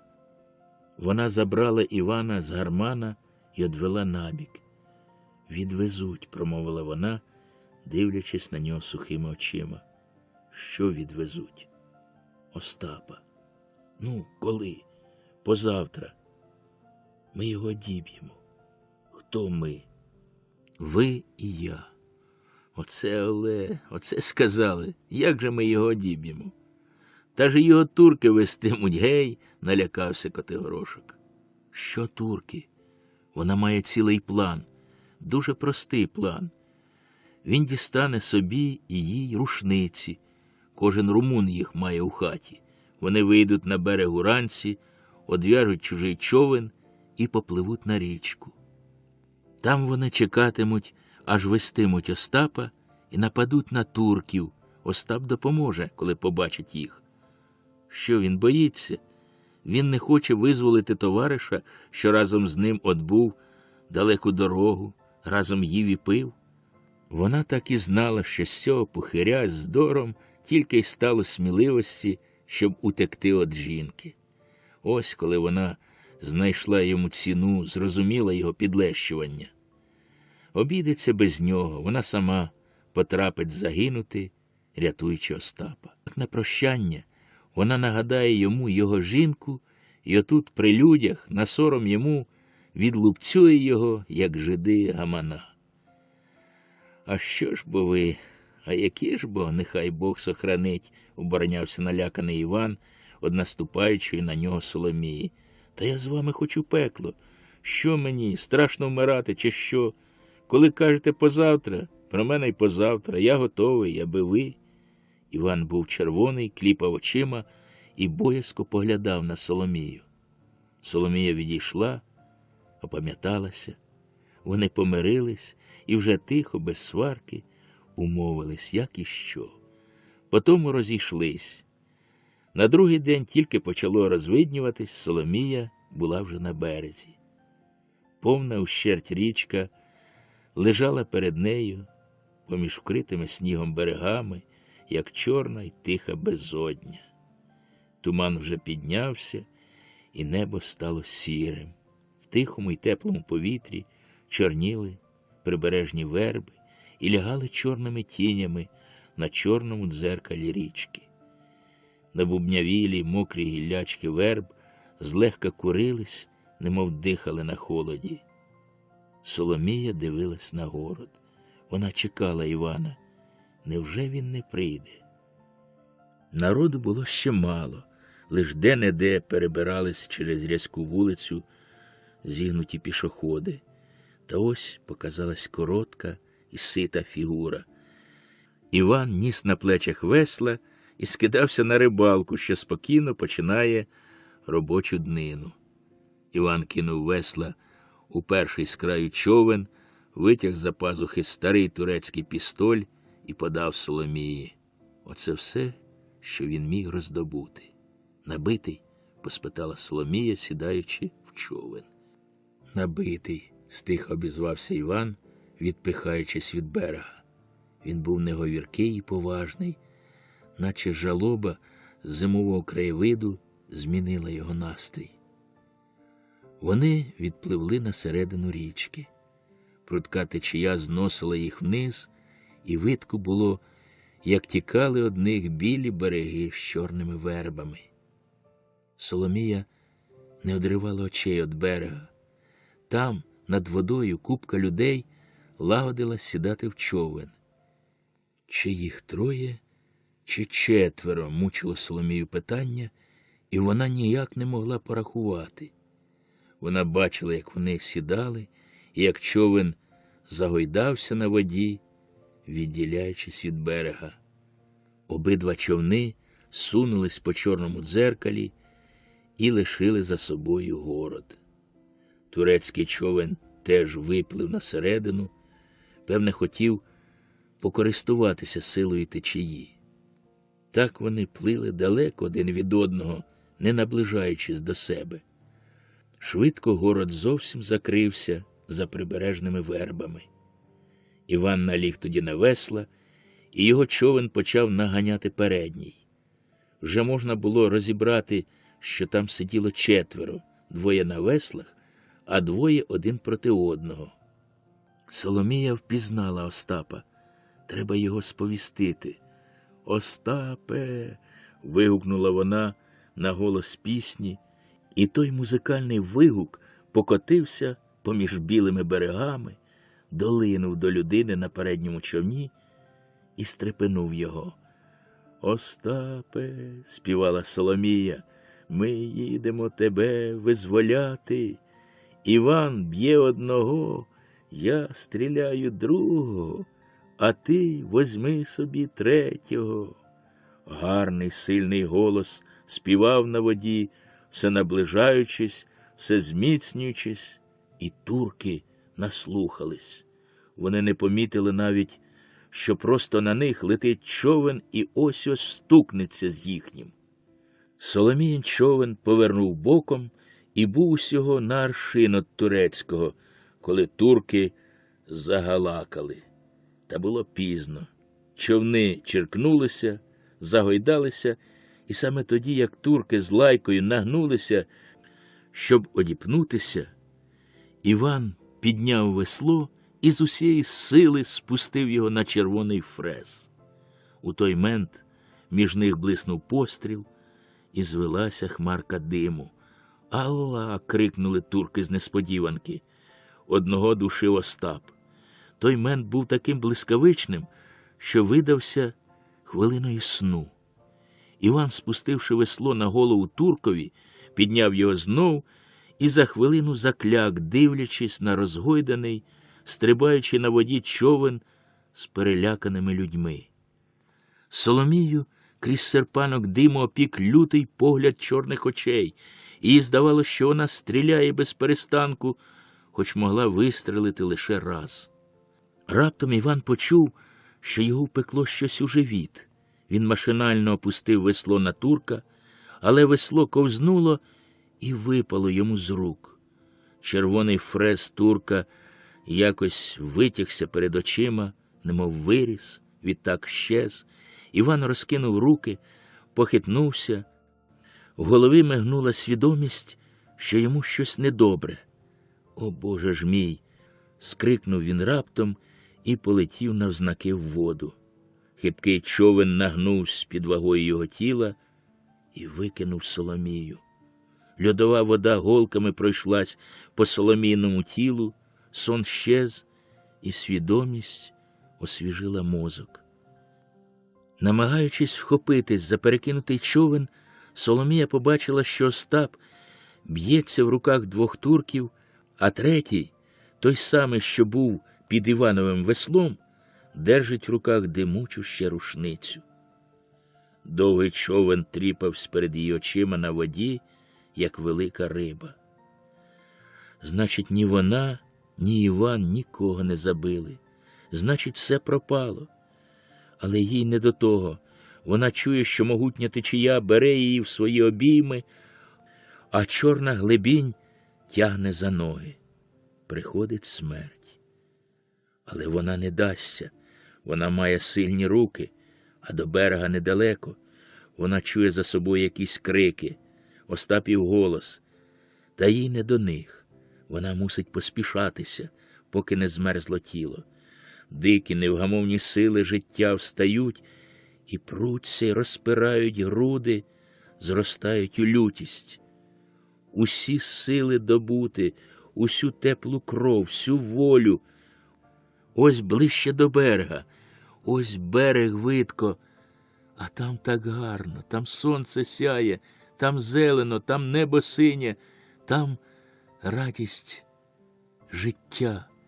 Душа рветься до сонця, а тіло тягне до себе чорна безодня. Вона оковує його залізом, обвішує камінням, обхоплює холодними руками. Все тяжчим і тяжчим стає воно, все глибше і глибше пірнає в воду. «Остапе!» – з розпукою волає душа. «Соломіє!» – доноситься до неї крик серця. «Соломіє!» – чує вона крізь холодну хвилю, що б'є її в очі, торкається чола, розплутує коси. Жовте каламутне світло потиху лине догори, згадки життя займаються, як іскри, і гаснуть, попеліють, як іскри. По чорній річці, поміж білими берегами, прудко пливе човен, тане вдалині і обертається в цятку. За ним несе вода другий, порожній, хлюпає в його білі боки, фарбує їх в червоний колір. Тихо в повітрі. Чимало води утекло з Дунаю з того часу. На високій Бесарабській полонині день у день котиться брудна хвиля овечої отари, а ночами сумно гуде вітер, стоїть одиноко високий пам'ятник, поставлений на згадку розливу людської крові. Там колись бились турецькі яничари з московським військом. Тьмяно світяться вікна у маленькій халупці, де сторож варить собі убогу вечерю. Весело, з тріском палає в печі сухий комиш і гуготить в комені. В печі щось булькає, сивий дід гріє свою бороду біля вогню і слухає розмову вітру. Що не кажіть, а він живий, той вітер.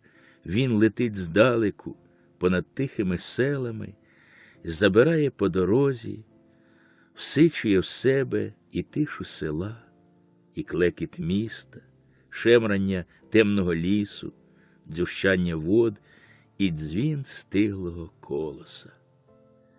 Він несе в собі весь гомін землі, от тихого бреніння мушки до гуркоту грому, от скритого зітхання серця до крику смертельної розпуки. Треба тільки уміти слухати. А дід навчився. Довгі роки самотнього життя серед розлогих просторів в цьому царстві вітру навчили його розуміти таємну розмову. Ось і тепер приносить йому той вірний товариш усякі звістки світу і кидає, мов цінний дарунок, у комен халупки. Дід піднімає кудлаті брови і слухає.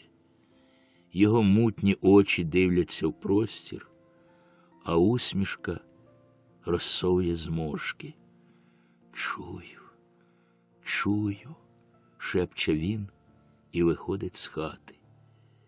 Темрява і пустка обгортають його.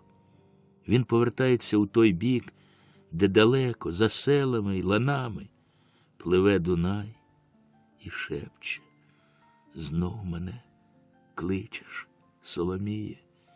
Почекай, швидко прийду, не забарюся вже».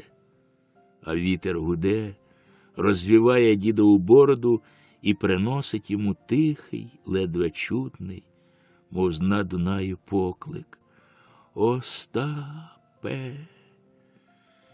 Отак вона мене часто кличе, оповідає дід людям, що інколи заходять в сторожку.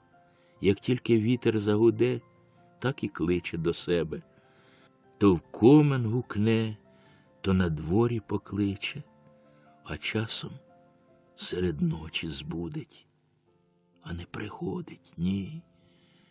Та й хвала Богу, бо засмутилась би небіжка, коли б прочитала моє життя, як воно списане на спині. І Остап охоче піднімає сорочку і показує збасаманений синій хребет, де списаний, як він каже, його життєпис. Оце ззаду пам'ятка від пана, а спереду, між ребрами, маю дарунок від москаля, кругом латаний. З тим і до Бога піду. Дорого заплатив я за волю, гірку ціну дав. Половина мене лежить на дні Дунаю, а друга чекає і не дочекається, коли злучиться з нею.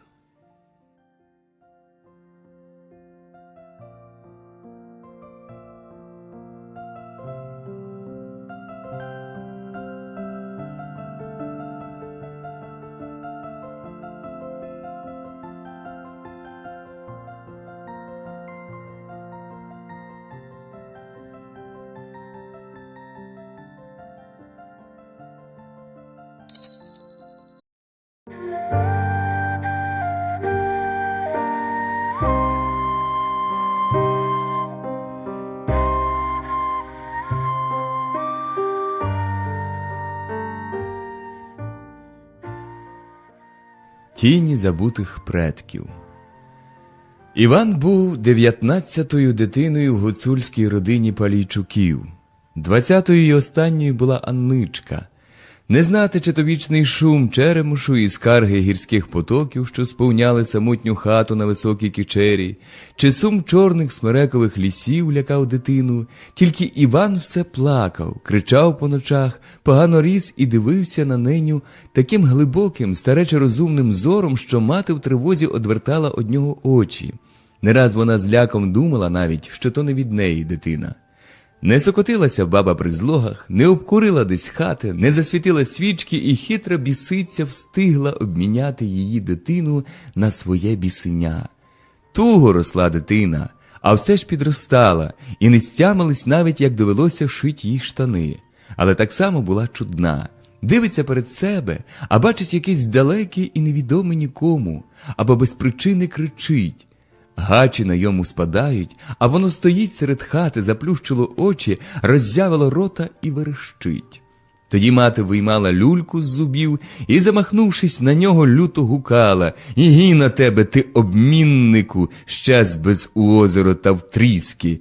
І він щезав. Котивсь зеленими царинками, маленький і білий, наче банька кульбаби, безстрашно забирався у темний ліс, де ганджуги кивали над ним галузками, як ведмідь лабами.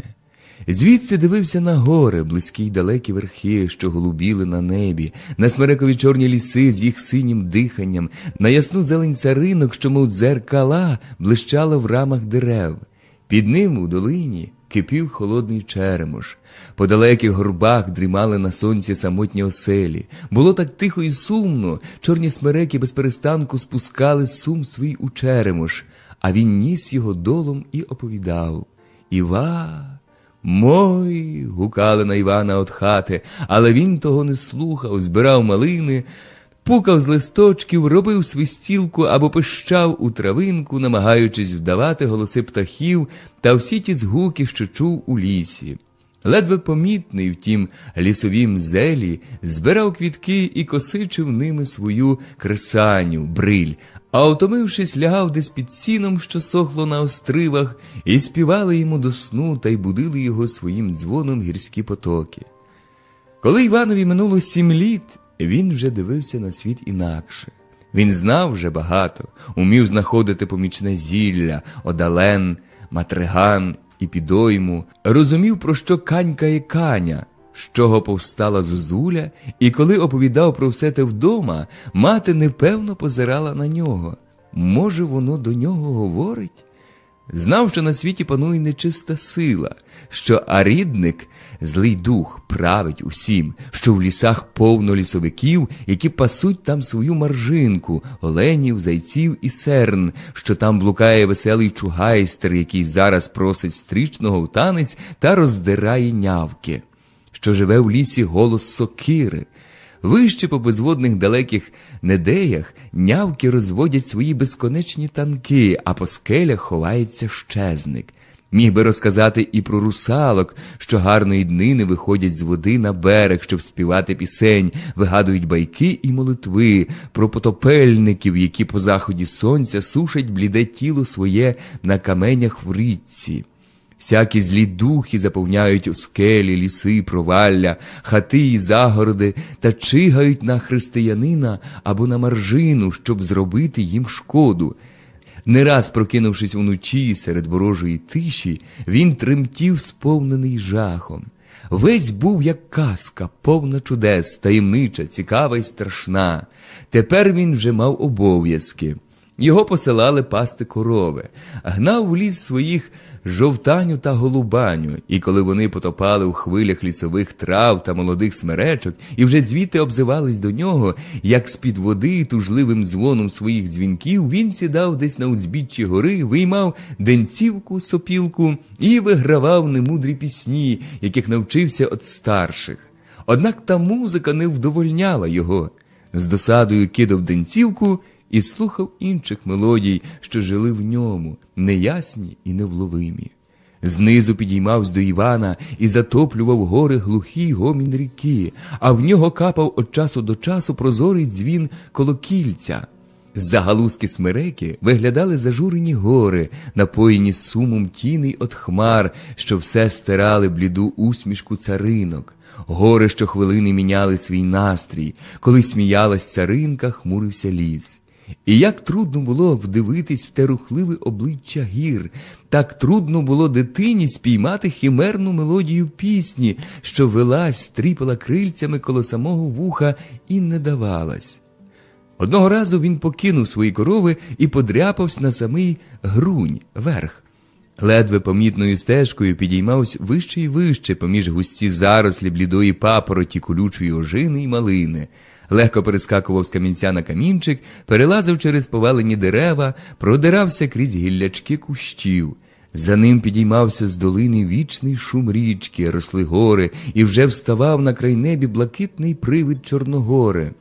Довгі плакучі трави крили тепер боки гори, дзвінки корів обзивались, як далекі зітхання, все частіше попадалось велике каміння, що долі на самім вершку творило хаос поламаних скель, списаних лишаями, здушених у гадючих обіймах корінням смерек.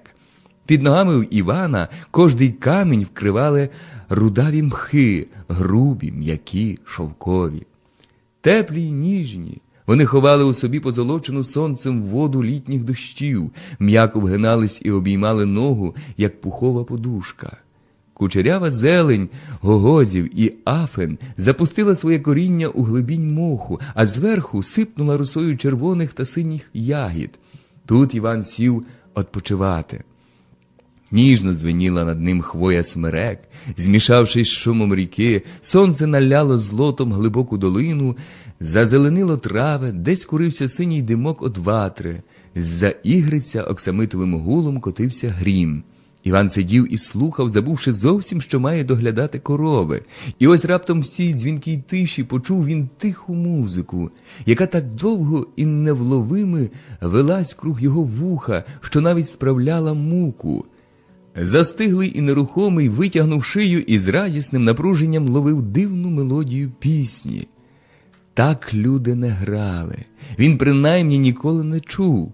Але хто грав? Навкруги була пустка, самотній ліс, і не видно було живої душі. Іван озирнувся назад, на скелі, і скаменів. На камені, верхи, сидів той, щезник, скривив гостру борідку, нагнув ріжки і, заплющивши очі, дув у флояру.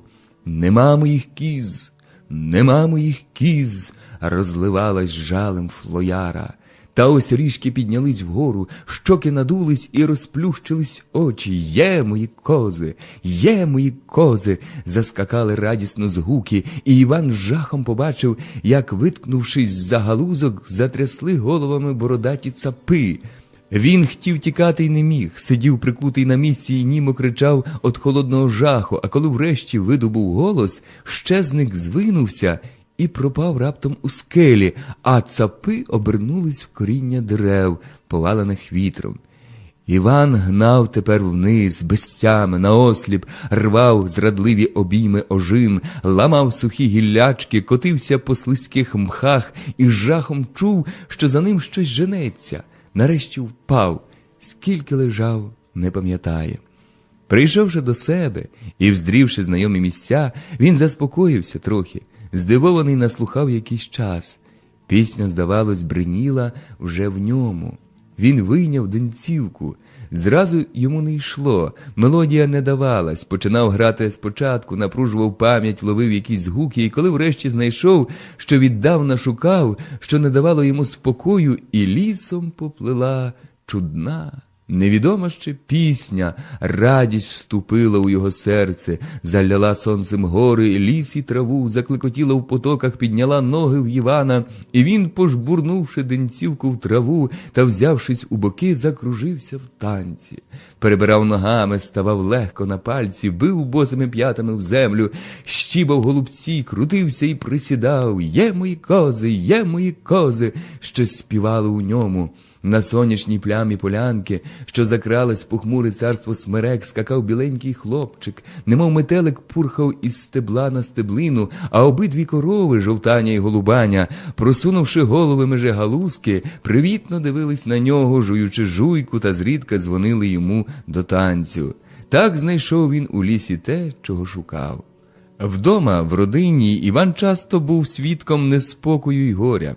За його пам'яті вже двічі, коли їх хата трембітала трембіта, оповіщаючи горам і долам про смерть. Раз, коли брата Олексу роздушило дерево в лісі, а вдруге, коли братчик Василь, файний веселий легінь, загинув у бійці з ворожим родом, посічений топірцями. Це була стара ворожнеча між їхнім родом і родом Гутенюків. Хоч всі в родині кипіли злістю і завзяттям на той диявольський рід, але ніхто не міг докладно розказати Іванові, звідки пішла ворожнеча.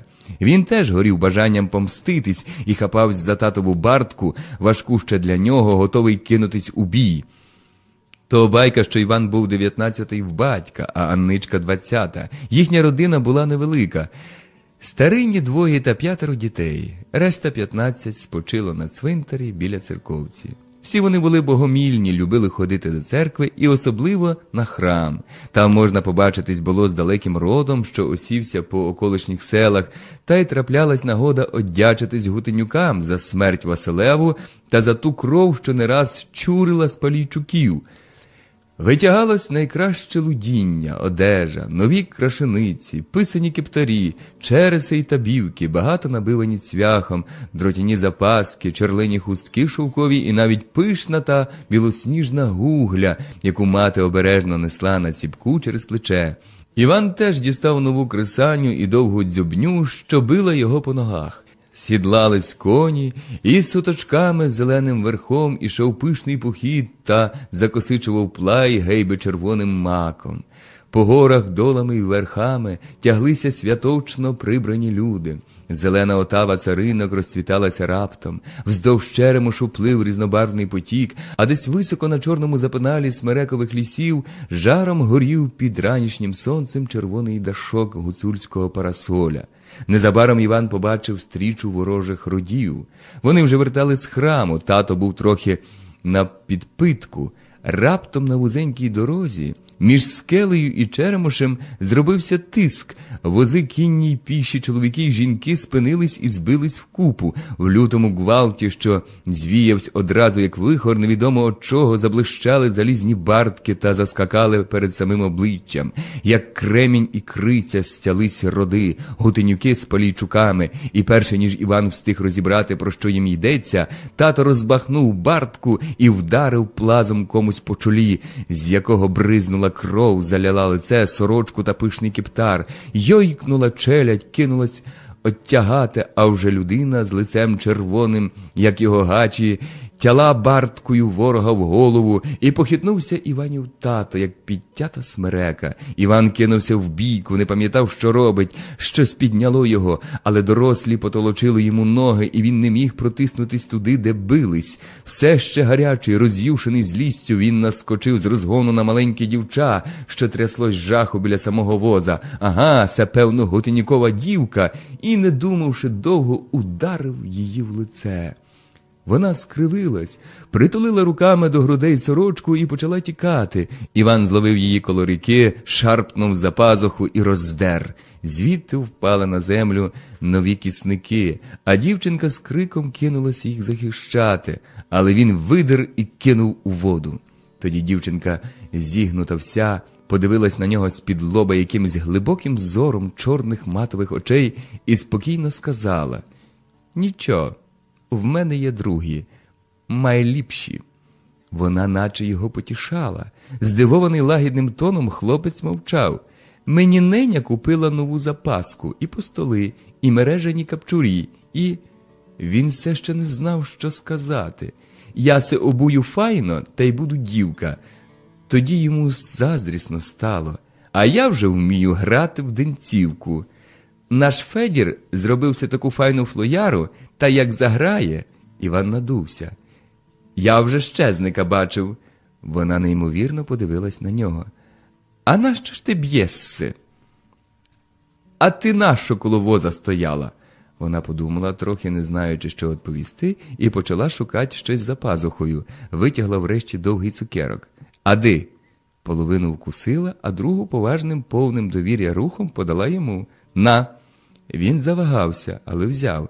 Тепер вони вже сиділи рядочком, забувши про вереск бійки і сердитий шум річки, а вона оповідала йому, що зветься Марічка, що пасе вже дроб'єта вівсі, що якась Марцинова сліпа на одне око покрала у них муку, і таке інше, обом цікаве, близьке й зрозуміле, а погляд її чорних матових очей м'яко поринав у Іванове серце. І втретє затрембітала трембіта про смерть в самотній хаті на високій кичері.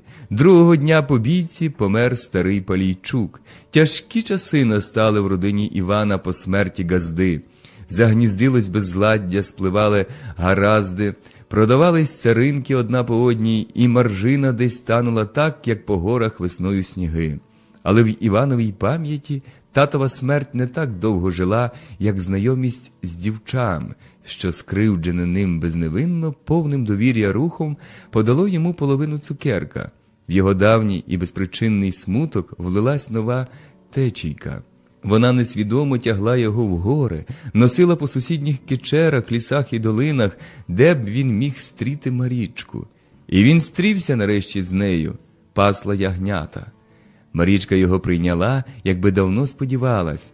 Він буде з нею пасти овечки. А й справді, нехай жовтаня та голубаня для себе б'ють в колокільці та вирікують в лісі, а він йме пасти її ягнята. І як вони пасли! Білі ярки, збившись у холодок, з-під смереку дивились дурними очима, як качались по мхах двоє дітей, дзвонячи в тиші молодим сміхом. Втомившись, вони забирались на біле каміння і лячно зазирали звідти у прірву, з якої стрімко підіймався у небо чорний привид гори і дихав синню, що не хотіла тануть на сонці. В щілині поміж горами летів в долину потік і тряс по каміннях сивою бородою. Так було тепло, самотньо і лячно у віковічній тиші, яку беріг ліс, що діти чули власне дихання. Але вухо уперто ловило і побільшало до найбільших розмірів усякий згук, що мусив жить у лісі, і їм часом здавалось, що вони чують чийсь хід потайний, глухе гупання барди, хекання втомлених грудей. «Чуєш, Іва?» – шепотіла Марічка. «Чому б не мав чути, а чую?»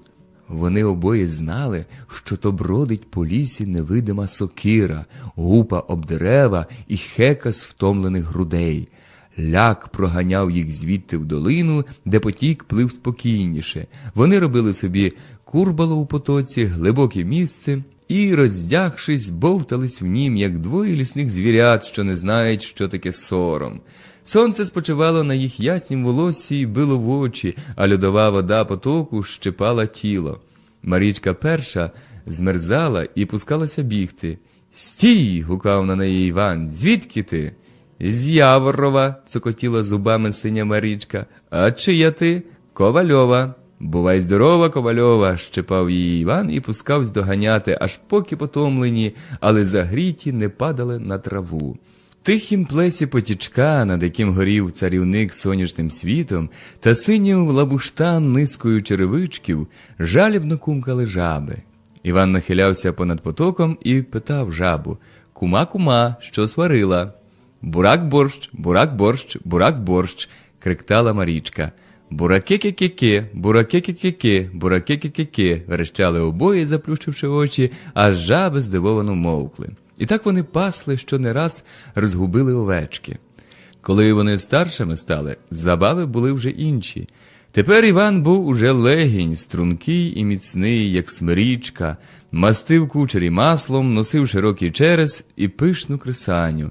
Марічка теж вже ходила у заплітках, а це значити мало, що вона вже готова і віддатись. Не пасли більше вкупі ягнята і зустрічались лиш свято або в неділю. Сходились коло церкви або десь в лісі, щоб стариня не знала, як кохаються діти ворожих родів. Марічка любила, коли він грав на флояру. Задуманий все встромляв очі кудись поза гори, неначе видів, чого не бачили другі, прикладав мережану дудку до повних уст, і чудна пісня, якою ніхто не грав, тихо спадала на зелену отаву царинок, де вигідно пасли свої тіні смереки. Холодно було, і мороз йшов поза шкуру, коли вилітали перші свистячі згуки, наче зими лежали по мертвих горах. Та ось за гори встає вже Бог сонце і вкладає свою голову в землю. Зрушились зими, збудились води, і зазвеніла земля від співу потоків. Розсипалось сонце пилом квіток, легким ходом ідуть по царинках нявки, а під ногами у них зеленіє перша трава. Зеленим духом дихнули смереки, зеленим сміхом засміялися трави. На всьому світі тільки дві барви – в зеленій земля, в блакитній небо. А долом черемош мчить, жене зелену кров гір неспокійну і шумливу. Трембіта, турурайра, турурайра. Заграло серце у вівчарів, заблеяли вівці, учувши пашу. Шумить шваром полонина холодна, а з диких ломів з гайна встає на задні лаби ведмідь. Пробує голос і вже бачить заспаним оком свою поживу. Б'ють плови весняні, ричать громом гірські верхи, і дух злого холодом віє от Чорногори. А тут раптом з'являється сонце, праве Боже лице, і вже дзвонить у коси, що кладуть сіно в поліг.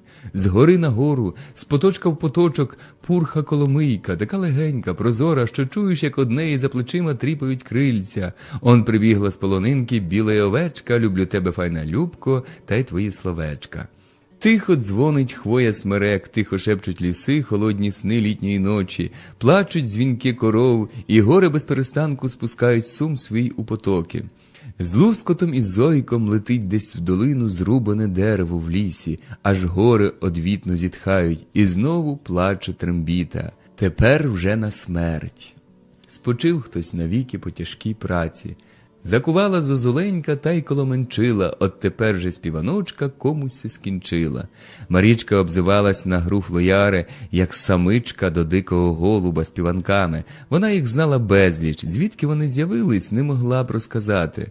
Вони, здається, гойдалися з нею ще в колисці, хлюпались у куполі, родились у її грудях, як сходять квіти самостійні по сіножатях, як смереки ростуть в горах. На що б око не впало, що б не сталося на світі, чи пропала овечка, полюбив легінь, зрадила дівка, заслабла корова, зашуміла смерека, все виливалось у пісню, легку й просту, як ті гори в їх давнім первіснім житті. Марічка й сама вміла складати пісні. Сидячи на землі, поруч з Іваном, вона обіймала свої коліна і потиху гойдалася в такт. Її круглі литки, опалені сонцем і от коліна голі до червоних онучів, чорніли під полою сорочки, а повні губи мило ламались, коли вона починала. Зозульками закувала сива та маленька, на все село і складена пісенька новенька.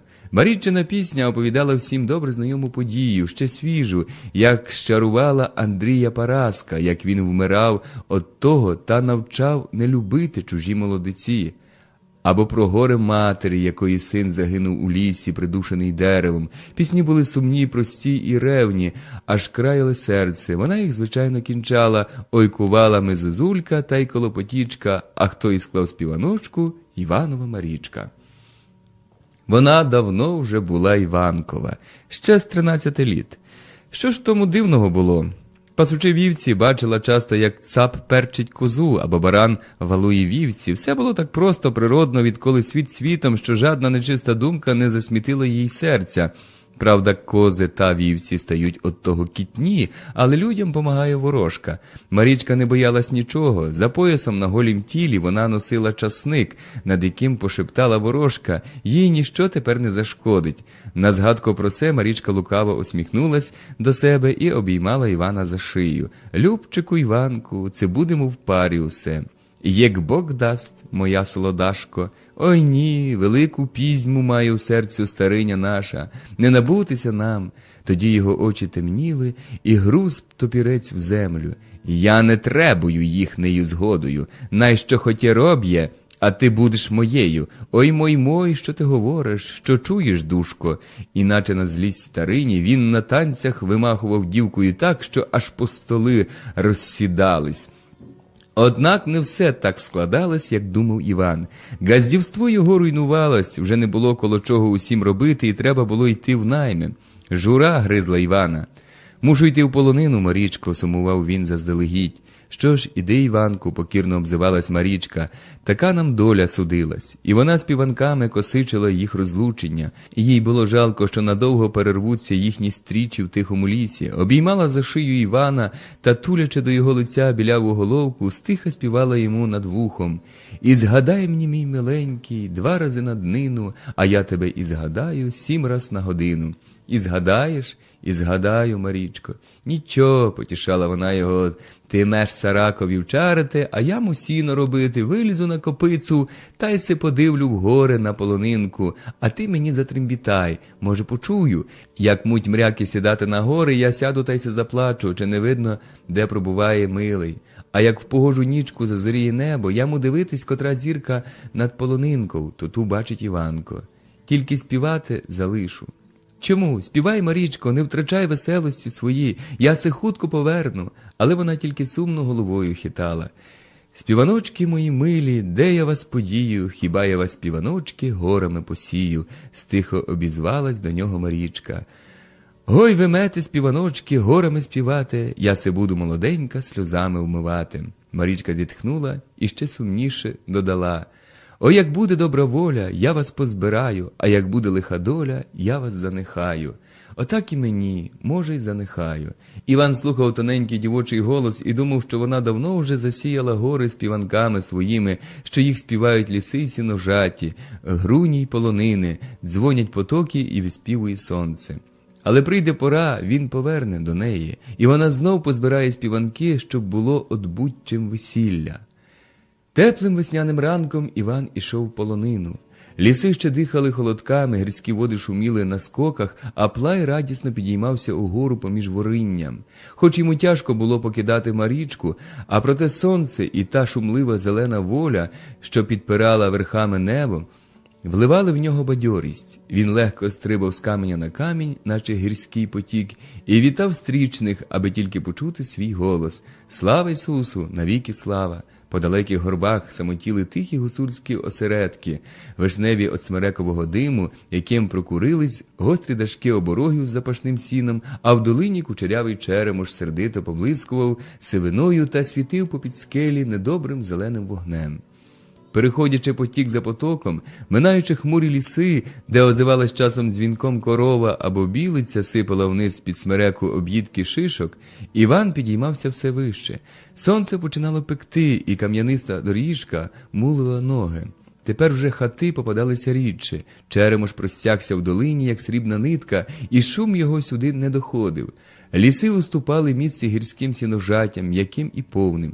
Іван брів серед них, як по озерах квіток, нагинаючись часом, щоб заскочить кресаню жмутком червоної грані або блідим вінком невістульки. Вниз западалися боки у гори, у глибокі чорні ізвори, звідки родились холодні потоки, куди не ступала людська нога, де плекався тільки бурий ведмідь, страшний ворог маржини – вуйко. Вода попадалася рідше. Зате як припадав він до неї, коли знаходив потік, той холодний кришталь, що омивав десь жовті корні смерек і аж сюди приносив гомін лісів. Коло такого поточка якась добра душа лишала горнятко або коновочку у гуслянки, а стежка вела все далі, кудись у ломи, де гнили одна по одній голі колючі смереки, без кори й хвої, як кістяки. Пусто й дико було на тих лісових кладовищах, забутих Богом і людьми, де лиш готури гутіли та вились гадюки. Тут була тиша, великий спокій природи, строгість і сум. За плечима в Івана росли вже гори і голубіли удалині. Орел здіймався з кам'яних шпиць, благословляючи їх широким розмахом крил. Чулось холодне полонинське дихання і розросталось небо. Замість лісів тепер слався землею жереб, чорний килим повзучих смерек, в якому плутались ноги, і мхи одягали камінь зеленим шовком. Далекі гори відкривали один за одним свої верхи, вигинали хребти, вставали, як хвилі в синьому морі. Здавалось, морські буруни застигли саме в ту мить, коли буря підняла їх з дна, щоб кинуть на землю та заллять світ. Вже синіми хмарами підпирали край неба боковинські верхи, оповились блакиттю близькі синиці, дземброня і біла кобила, курився ігрець, колола небо гострим шпилем говерля, і Чорногора важким своїм тілом давила землю. Полонина. Він вже стояв на ній, на сій високій луці, вкритій густою травою. Блакитне море збурених гір обляло Івана широким колом, і здавалось, що ті безконечні сині вали таки йдуть на нього, готові впасти до ніг. Вітер гострий, як наточена бартка, бив йому в груди. Його дихання водно зливалось із диханням гір, і гордість обняла Іванову душу. Він хотів крикнуть на всі легені, щоб луна покотилась з гори на гору, аж до край неба, щоб захитати море верхів, але раптом почув, що його голос пропав би у сих просторах, як комариний писк. Треба було спішити. За горбком у долинці, де вітер не так дошкуляв, він знайшов стаю, закопчену димом. Діра у стінці для диму чорніла холодним отвором. Загороди на вівці стояли порожні, і вівчарі порались там, щоб було де ночувати при вівцях. Ватаг зайнятий був добуванням живого вогню. Заклавши в одвірки скалку, двоє людей перетягали ремінь, від чого скалка крутилась і скрипіла. «Слава Ісусу!» – привітався Іван, але йому нічого не відповіли. Так само фуркала скалка, і двоє людей, скуплені й строгі, тим самим рухом перетягали ремінь. Скалка починала куритись, і скоро маленький вогник вискочив з неї та запалав з обох кінців. Ватаг побожно підняв вогонь і встромив ватру, зложену коло дверей. «Навіки слава!» – обернувся він до Івана. «Тепер маєм живий вогонь, а доки ми він горіти, ні звір, ні сила нечиста не озьметься маржини та й нас, хрещених». і завів Івана до стаї, де от порожніх бербениць, путин та голих лавець ішов запах пустки. «Завтра приженуть нам худібку, коли б допоміг пан Біг усю людям віддати», – обізвався Ватаг і розповів, що Іван має робити. Щось було спокійне, навіть величне в мові та в рухах полонинського газди. «Мико!» – гукнув він у двері. «А розклади борше ватру у стаї!» Тонкий кучерявий Микола з повним жіночим обличчям вніс в стаю вогонь. «Ти ж бо хто, братчику, будеш, вівчар?» – зацікавився Іван. «Ні, я спузар», – открив зуби Микола. «Маю пильнувати ватри, аби не згасла через все літо, то була б біда». Він навіть жахом озирнувся навколо. «Та й піти до потоку води, та й у ліс дров». Тим часом ватра розгоралась на полонині. Повним поваги рухом, як давній жрець, підкидав Ватаг до неї сухі смереки та свіжу хвою, і синій дим легко здіймався над нею, а далі, кинутий вітром, зачеплявся за гори, перетинав чорну смугу лісів та стелився по далеких блакитних верхах. Полонина починала своє життя живим невгасимим вогнем, що мав її боронити від всього лихого. Іначе, знаючи все, вогонь вився гордо своїм гадючим тілом та дихав усе новими клубами диму. 4 сильних вівчарки, поклавши в траву свої кожухи, дивились задумливо вгори, готові в одну хвилю скочить на ноги, показать зуби та наїжити шерсть. День уже гас. Гори міняли своє блакитне убрання в рожеві з золотом ризи.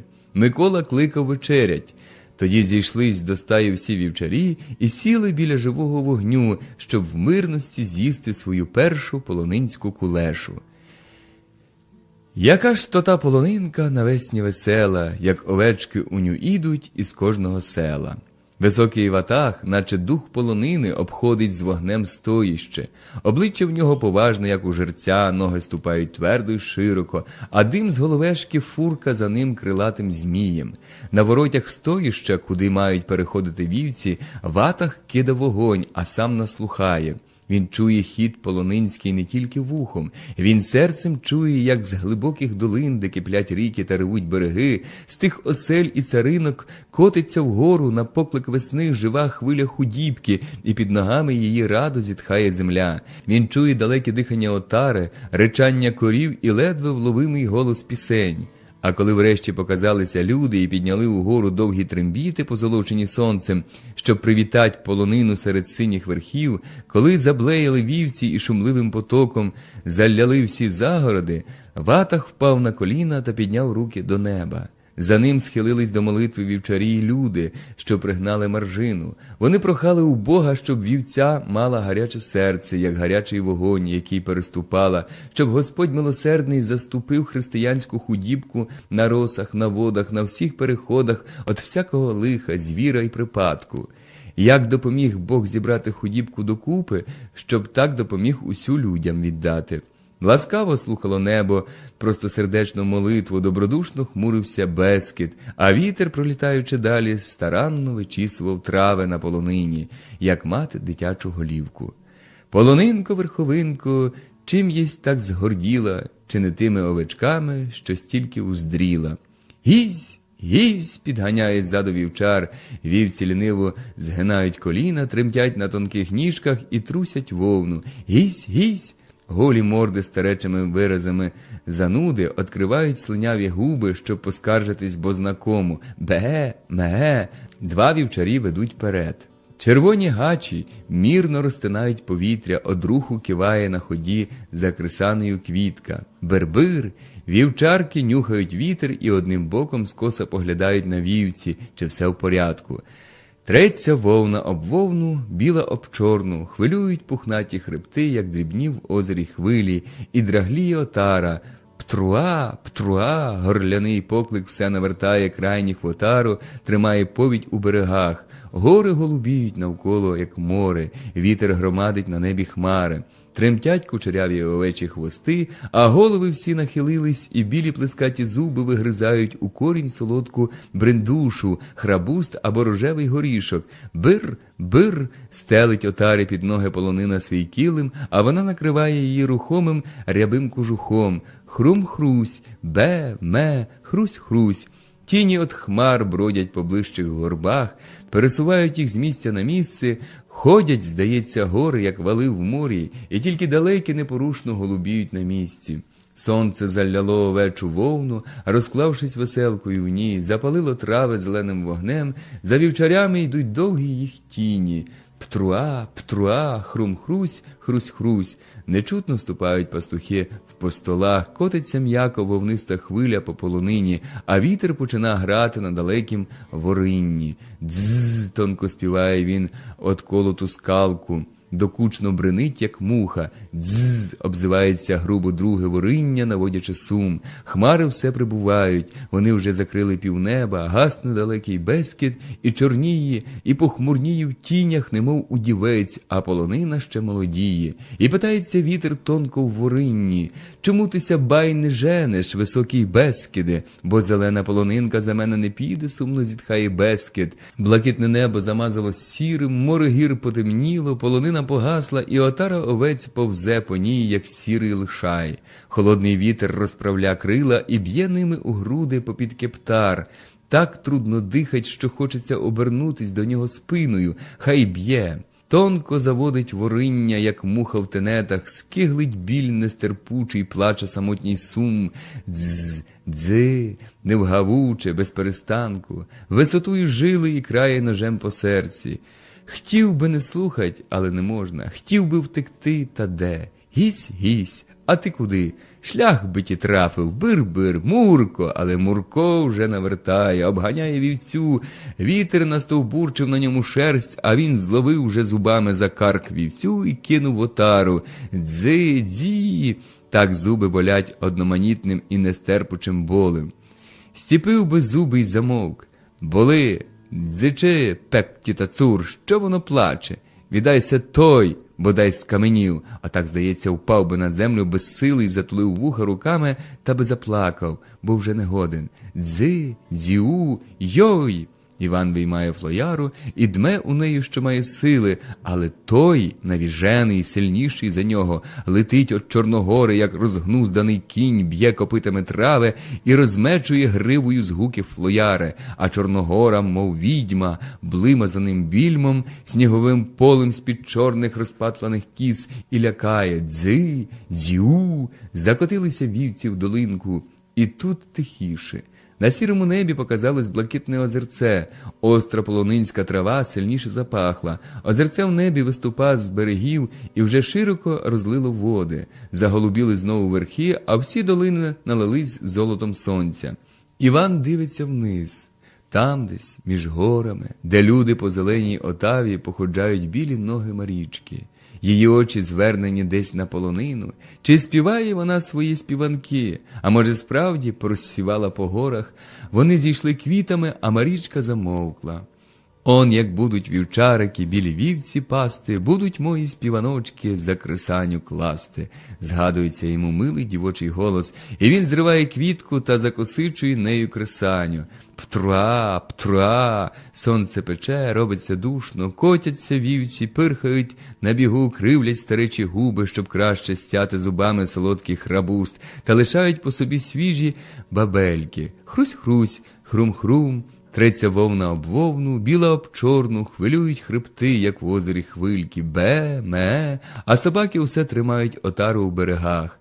Потомились вівчарки, лягають і носять боками в траві. На довгий червоний язик, що звиса між іклами, сідають мухи. Бир-бир, сердито гукає Іван, і вже собаки при вівцях. Далеко на полонині, під густим лісом пасуться корови. Бовгар сперся в задумі на довгу трембіту. Так поволі тягнеться час. Гірське повітря прополоскало груди, хочеться їсти. І як самотньо. Стоїш тут маленький, як баделина у полі. Під ногами зелений острів, що його обливають блакитні води далеких гір. А там по суворих диких верхах, десь у безводах, в безслихах, гніздиться всяка мара, ворожа сила, з якою тяжко боротись. А лиш одно – сокотися. Гісь-гісь трусяться вівці зеленим полем, м'яко ступають по траві по столи. Тиша така, що чутно, як кров тече в жилах. Сон налягає, кладе м'якеньку лапу на очі, на лице і шепче до вуха: спи. Вівці тануть перед очима, от вже з овець стали ягнята, а от нічого нема. поплили трави, як зелена вода. Приходить Марічка, ой, не обдуриш небого, ой ні, Іван знає, що то лісна, а не Марічка, що то вона надить його, що стягне його за нею. Не хоче, а вже пливе, як пливуть трави зеленим потоком. І раптом дикі передсмертне ревіння корови викидає його зі сну. Що, де? Бовгар, як стояв, опершись трембітою в землю, так і застиг. Рудий бугай вдарив ногами в землю, зігнув волосату шию і підняв хвіст. Він же мчить на той крик, високо скаче і рве ногами траву, ріже ногами повітря. Бовгар стрепенувся і поспішає за ним до лісу. Бахнув у лісі стріл, бах, бах, бах, загриміли з рушниць верхи. Бах, бах, бах, озвались дальші, і все німіє. Тиша. Певно, вуйко зарізав корову, думає Іван, і пильніше оглядає свою отару. Птруа, птруа. Сонце наче заснуло, вітер затих і перенісся з землі на небо. Він же громадить там хмари, таке саме збурене море верхів, яке бачив круг полонини. В безконечних просторах загинув час, і не знати, чи день стоїть, чи минає. Раптом до вуха долітає давно жадний поклик трембіти. Він приносить от стаї запах кулеші та диму і довгим мелодійним тремтінням оповідає, що кошари чекають на вівці. Гісь, гісь, мечуться пси, блеють овечки і ллються перистим потоком в долину, трясучи вим'ям обважнілим од молока. Вже третю добу сіє на полонині дрібний мечкатий дощик. Закурились верхи, закуталось небо, і в сірій мряці пропали гори. Вівці ледве ходили, важкі повні водою, як губка. Одежа на вівчарях стала холодна й цупка, тільки й спочинку було, що під дашком у струнці під час доїння.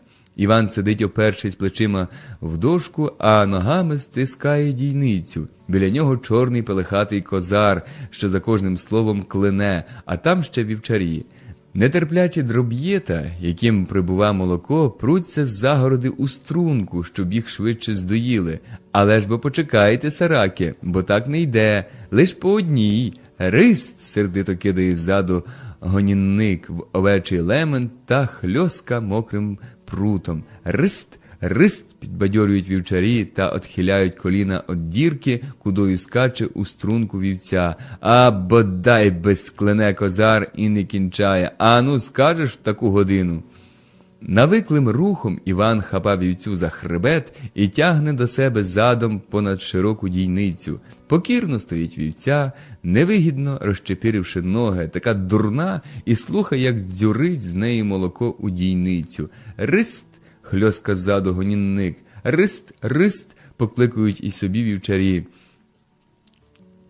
Здоїні вівці, немов стуманілі, падають в загороді на камінь, кладуть голови на лапки і кривлять голі старичі губи. Рист, рист, Іванові руки безперестанку мнуть тепле овече вим'я, оттягають дійки, а по руках в нього тече молоко, що пахне лоєм, і підіймає з дійниці масну солодку пару. Рист, рист, вскакують вівці, як очманілі. Розчепірюють над дійницями ноги, і 10 вівчарських рук мнуть тепле вим'я. Жалібно плаче мокра отара посеї по той бік струнки, падають з загороду знесилені вівці, а густе молоко дзвінко дзюрчить в дійницю та затікає теплим струмочком аж на рукав. Рист, рист, козар сміється очима до своїх кіз. Вони не те, що овечки, в них гостре серце.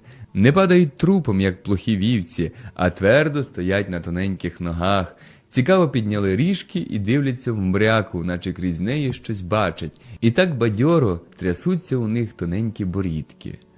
Опустіли кошари, тиша і пустка. Може там десь, в глибоких долинах, звідки гори починають рости і лунають сміх людський та голоси, але усе віриться мало. Тут в полонині, де небо накриває безлюдні простори, що живуть в самотині тільки для себе, вікує тиша. Лиш в стаї тріщить невгасимий вогонь, і все висилає синій дим свій на мандри. Здоєне молоко важко спочиває в дерев'яній посудині, над ним схилився ватаг. Він же його заправив. З подри, де сохнуть великі круглі буханці будзу, повіває на ватага вітер, але не може прогнати зі стаї запаху вугля, сиру і овечої вовни, бо тим самим пахне і ватаг. Нові бербениці і барильця німують в кутку, хоч тільки запукай до них і обізветься голос, що там жиє. Холодна жентиця світить з коновки зеленим оком. Ватаг сидить серед свого начиння, як батько серед дітей. Все воно, чорні лавки і стіни, ватра і дим, буц, бербениці і жентиця, все воно близьке й рідне, на всьому спочила його тепла рука. Молоко вже гусне, але ще йому не пора. Тоді ватаг вийма з-під череса цілий жмуток дерев'яних колодок і починає читати. Там закарбовано все. В тій дерев'яній книзі, хто стільки має овець і що кому належить. Турбота зсуває йому брови, а він уперто чита. Мосійчук має 14 дроб'єт, а му належить. За стінкою стаї спузар виводить. Питається у баранця, круторіжка вівця, це ти вробиш, баранчику, зеленого сінця. Розпівався, сердиться ватаг, і наново перелічує карби. Не знаєш ти, круторіжко, яка буде зима, це ти вийдеш, це не вийдеш з полонинки жива. Докінчує спузар у сінях і входить в стаю. Закопчений чорний згинається над вогнем, і білі зуби блищать у нього. Вогонь потріскує стиха. Молоко в путині жовтне і гусне. Ватаг схилився над ним, скуплений, навіть суворий. Розчібає поволі рукава і по сам лікоть занурює в нього свої голі, зарослі волоссям руки, і так застигає над молоком. Тепер має бути тихо у стаї, двері замкнені, і навіть спузар не сміє кинуть оком на молоко, поки там твориться щось, поки ватаг чаклує. Все наче застигло в німому чеканні, бербениці затаїли у собі голос, притаїлись будзи на полицях, поснули сном чорним стіни й лави. Вогонь ледве диха, і навіть дим соромливо тікає у вікно. Тільки по легкому рухові жил на ватагових руках помітно, що на споді в посуді відбувається щось. Руки оживають потроху, то підіймаються вище, то опускаються нижче, закруглюють лікті, щось плещуть, бгають та гладять там всередині, і раптом з дна посуди, з-під молока підіймається кругле сирове тіло, що якимсь чудом родилось.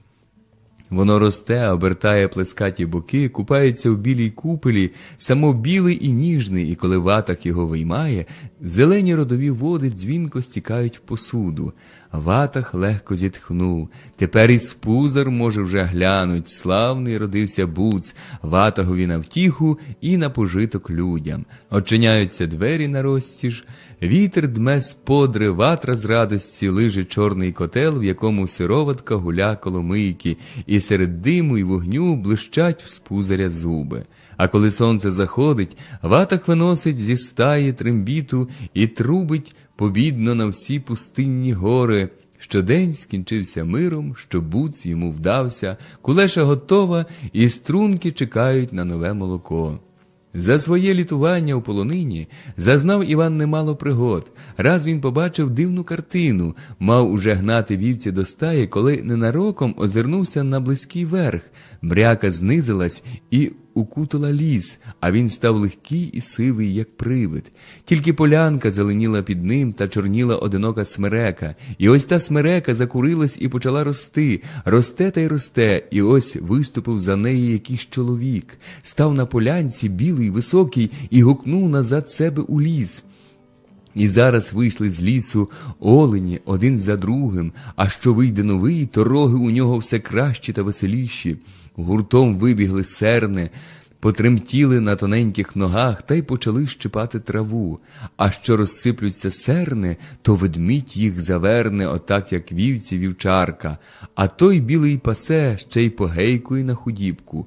Тут раптом звівся вітер, а те стадо, як пирсне, так і пропало. Отак, якби хукнув на скло, воно запітніє, а потім щезне усе, наче нічого не було. Він показував іншим, але ті дивувалися. Де? Сама лиш мряка. За 2 тижні великий, так вівчарі пошепки називали ведмедя, зарізав ще 5 корів. Часто негура заставала вівців у полонині, у густій мряці, білі, як молоко, все пропадало. Небо, гори, ліси, пастухи. «Гей!» – кликав Іван перед себе. «Гей!» – відзивалось глухо на його поклик з-під води. А звідки, де був той, що кричав, невідомо. Вівці сивим туманом котились попід ногами, а далі пропадали й вони. Іван йшов безпомічний, простягши руки перед собою, наче боявся на щось наткнутись, і кликав «Гей, де ти?» – обзивалось вже ззаду. І Іван мусив вставати. Стояв безпорадний, згублений у липкому тумані, і коли прикладав до уст трембіту, щоб обізватись, другий кінець трембіти розпливався у мряці, а здушений голос її тут же на місці падав йому під ноги.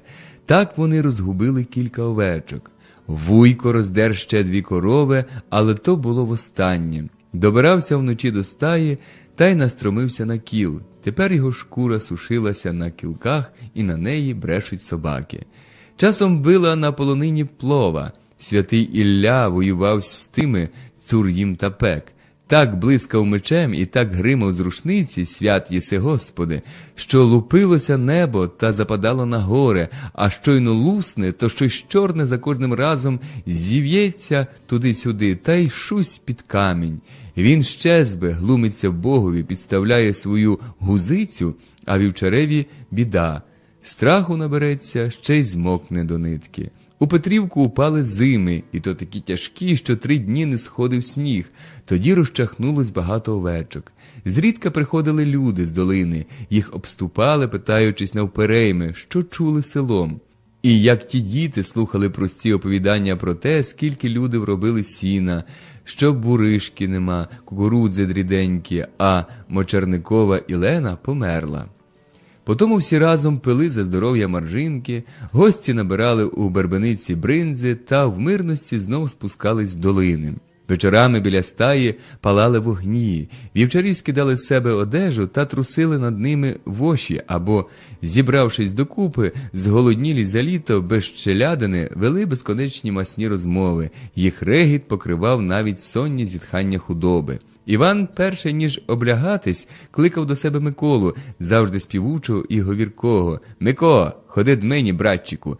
«Почекай, братчику, Іва, я зараз!» гукав до стаї спузар, і вже звідти долітала до Івана його співанка. «Чорногора хліб не родить пшеницю, викохує вівчариків, сирок і жентицю». Микола був сиротою і виріс у полонині.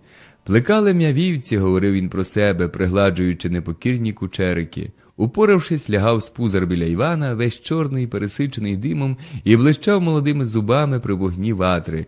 Іван присувався ближче до нього, ловив Миколу за шию і прохав: «Оповіж, братчику, казку якусь, ти їх багато знаєш». З чорного неба капали зорі, і пливла по ньому білим шумом небесна ріка, в долинах дрімали гори. «Відай ростуть», – кидав, наче до себе Іван. «Хто?» «Гори. Перше росли, тепер перестали». Микола мовкне, але потім додає стиха: «Спервовіку не було гір, лише вода. Така вода, гей би море без берегів, та й Бог ходив водою. Але раз він уздрів, що на воді крутиться шум. Хто ти є?» – запитав. А воно каже: «Не знаю, живий сме, а ходити не можу». А то був Аріадник. Бог про нього не знав, бо він був як Бог з первовіку. Дав Бог йому руки та й ноги, і ходять вже разом оба побратими.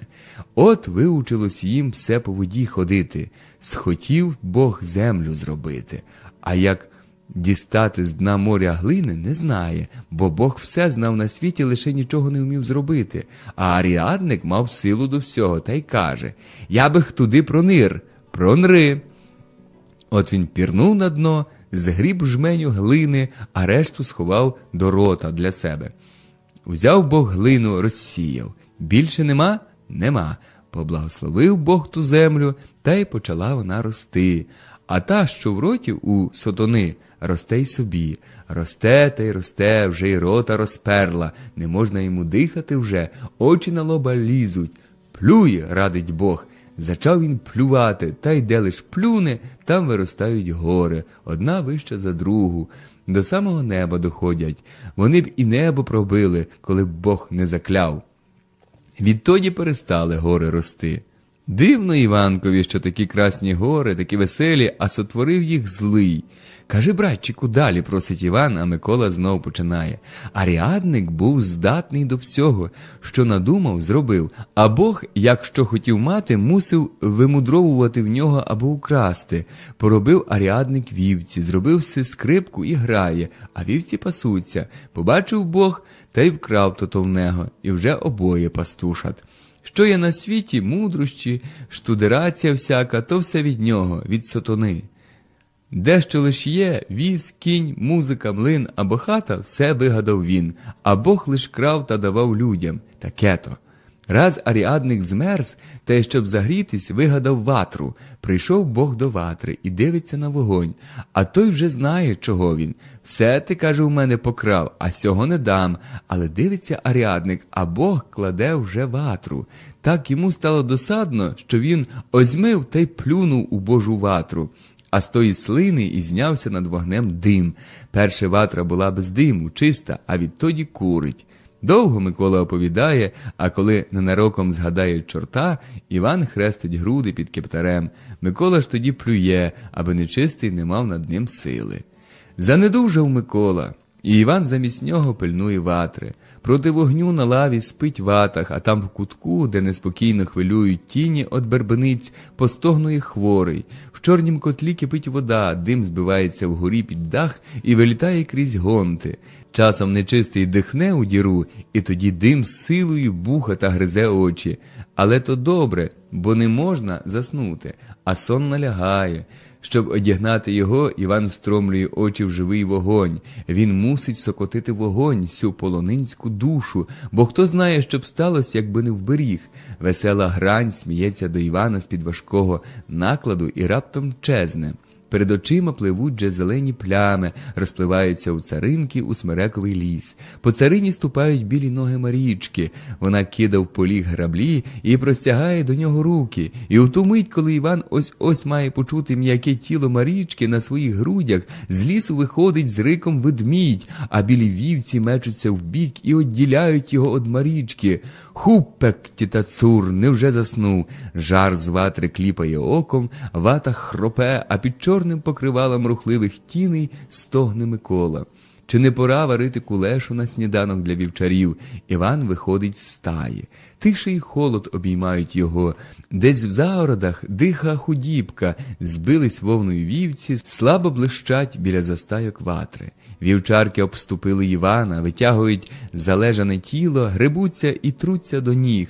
Чорні гори заляли долини, як велетенська отара. Вони вікують у такій тиші, що чують навіть дихання худоби, а над ними розстелилося небо, ся полонинна небесна, де випасаються зорі, як білі овечки. Чи ще щось є на світі, опріч цих двох полонин? Одна послалась долом, друга горою, а між ними, як дрібна цятка, чорніє пастух. А може, нема нічого? Може, ніч затопила вже горе, може, зсунулись гори, роздушили усе живуще, і лиш одно Іванове серце глухо калата під кептарем у безконечних мертвих просторах. Самота, як біль зубів, почина ссать йому серце. Щось велике вороже душить його. Ся затверділа тиша, байдужий спокій, сей сонне буття.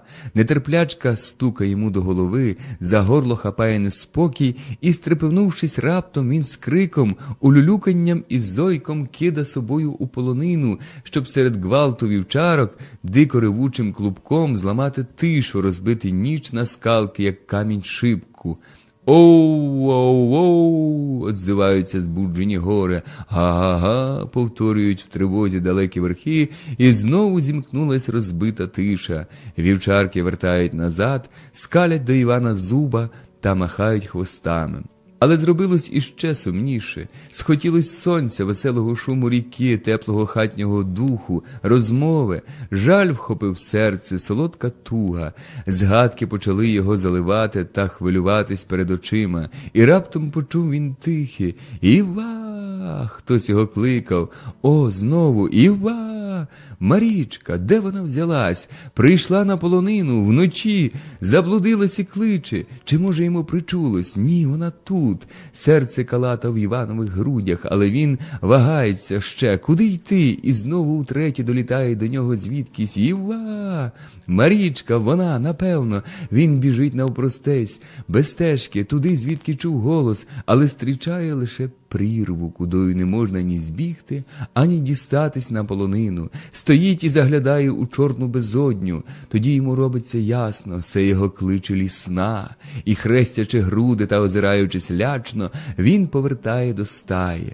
Пора варити кулешу, в киплячий казан він сипле муку, край її навхрест, і скоро запашна пара мішається з запахом диму. Ватаг потягається вже, почина дніти. Але хто його кликав? А може, то була таки Марічка? Його тягне подивитися ще, коли стало видніше. Іде в полонину, холодні роси сідають йому на постоли, небо щервонілось і зблідли зорі. Іван виходить наверх і раптом холоне. Де він? Що з ним? Куди ділися гори? Води обляли кругом полонину, потопили верхи, і полонина пливе самотою в безкраєму морі. От Чорногори подихнув вітер, повні води хвилюються стиха, чутно, як невидиме ще сонце росте в глибині, а ось виткнувся з моря весь сивий верх, з якого втікає вода. Сильніше подихає холод, зростають вали на морі, і верхи один за другим пробиваються з білої піни. Світ наче наново родився, води постікали з верхів і ходять вже під ногами. Сонце простелило на небі свою корону, і ось-ось покаже лице, а з стаї несеться сумний голос трембіти, і будуть зі сну полонину. Так літував Іван у полонині, аж поки вона не спустіла. Стекла маржинка назад в долини, розібрана хазяями, оттрембітали своє трембіти, лежать стоптані трави, а вітер осінній заводить над ними, як над мерцем. Лишились тільки ватаг зі спузарем. Вони мусять чекати, аж згасне вогонь, той вогонь полонинський, що сам народився, неначе Бог сам має заснути. А коли і їх вже не стало, на засмучену полонину приволіклась мара, та й нипа до стаї і по загородах, чи не лишилось чого для неї. Недаремно Іван поспішав з полонини. Він не застав Марічки живою. За день перед цим, коли брела Черемош, взяла її вода. Несподівано заскочила повінь, люті габи збили Марічку з ніг, кинули потім на гоц і понесли поміж скелів в долину. Марічку несла ріка, а люди дивились, як крутять нею габи, чули крики і благання і не могли врятувати. Іван не вірив. Це, певно, штуки гутенюків дізнались про їхнє кохання і сховали Марічку. А коли з усіх боків чув лиш те саме, рішив шукати тіла. Мусило ж прибитись десь до Кашиці, десь люди мали його спіймати. Пішов вздовж річки, повний пекучого гніву й злоби, до її вічного шуму, до киплячої люті. В одному селі знайшов таке тіло. Його вже витягли на зарінок. Але він не пізнав в ньому Марічки. Це не Марічка була, а якийсь мокрий лантух, синя кривава маса, стерта річним камінням, як у млині. Великий жаль вхопив Івана за серце. Зразу його тягло скочити скелю у крутіж, на, жери й мене, але потому щемлячий туск погнав його в гори, далі од річки, затуляв вуха, щоб не чути зрадливого шуму, що прийняв в себе останнє дихання його Марічки, блукав по лісі поміж каміннях, в заломах, як ведмідь, що злизує рани, і навіть голод не міг прогнати його в село. Знаходив ожини, гогози, пив воду з потоків і тим живився. Потому щез. Люди гадали, що він загинув з великого жалю, а дівчата склали співанки про їхнє кохання та смерть, які розійшлися по горах. 6 літ не було чутки про нього. На 7-й раптом з'явився. Худий, щорнілий, багато старший від своїх літ, але спокійний. Оповідав, що пастушив на угорському боці. Ще з рік так походив, а відтак оженився. Треба ж було газдувати. Коли замовкли стріли пістолів і отспівали весілля, а жінка пригнала до загороди вівці й корови, Іван був задоволений навіть. Його Палагна була з багатського роду, фудульна, здорова дівка з грубим носом і волосатою шиєю. Правда, вона любила пишне лудіння і не мала десь піде грошей на шовкові хустки та дорогі згарди, але то байка. Поглядаючи на овечки, що блеяли в загородах, на свій писаний ботей стадо, на корови, що дзвонили та рули по виписах в лісі, він не журився. Тепер він мав коло чого ходити. Не був жадний багатства. Не на те Гуцул жиє на світі. Саме плекання Маржинки сповняло радістю серце. Як дитина для мами, такою була для нього худібка. Весь час всі думки займала турбота про сіно, про вигоди Маржинці, щоб не заслабла, щоб хто не зурочив, щоб вівці щасливо котились, а корови уположались. Скрізь од усього була небезпека, і треба було добре глядіти Маржину од гадани, звіра й од відьом, які всяким способом потягали манну з коров та потинали худібку. Треба було багато знати, підкурювати, ворожити, збирати помічне зілля і замовляти. Палагна йому помагала. З неї була добра газдиня, і свої вічні турботи він ділив з нею. «Ну й сусіди, дав нам пан Біг», – жалілась вона чоловікові. Вийшла, даві в притулу, Хима, глянула на ягнєта, та як сплесне в долоні. Їй, які вони файні, намаєш, гадаю собі, не встигла та за поріг, а двоє ягнєт закрутилось на місці, та й вже по них. І гій на тебе, відьмо. А я йду сночі, оповідав Іван, повз її хату, та й дивлюся, кочеться щось кругле. Гей би капшук, та й світиться так, наче зірниця. Став я й дивлюся, а воно по царині через воринні та й просто в Химіні двері, аби х так здоров був. Якби був догадався та зняв свої гачі, може б ними відьму й мив, а так пропало. З другого боку, на найближчім горбі, сусідив Юра. Про нього люди казали, що він богує. Він був як Бог, знаючий, сильний, той градівник і мольфар. В своїх дужих руках тримав сили небесні й земні, смерті, життя, здоров'я Маржини і людини. Його боялись, але потребували усі.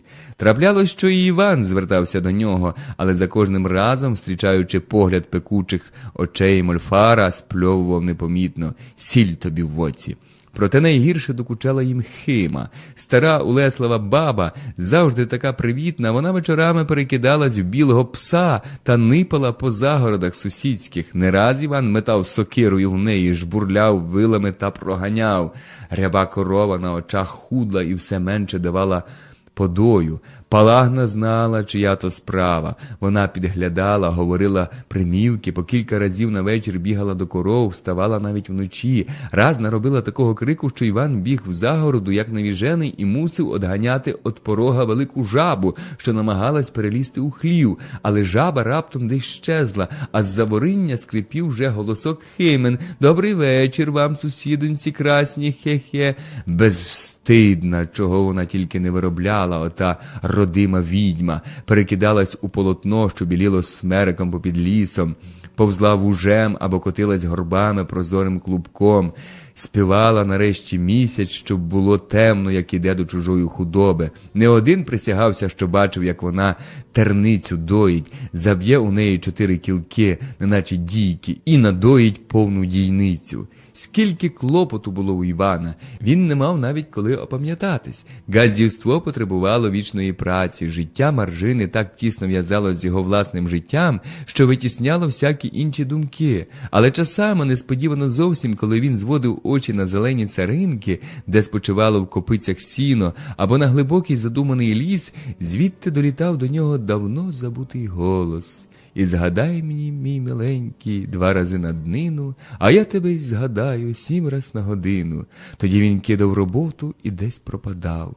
Фудульна Палагна, що звикла 6 день на тиждень робити і тільки в свято відпочивала, пишаючись красним лудінням, сердито дорікала за його примхи. Але він гнівався: «Заткнися, пасть лиш своє, і дай мені спокій». Він сам сердився на себе. Нащо воно? І винувато йшов до худоби. приносив їй хліба чи грудку солі, з довірливим риком тяглася до нього його біланя або голубаня, висувала теплий червоний язик і разом з сіллю лизала руки.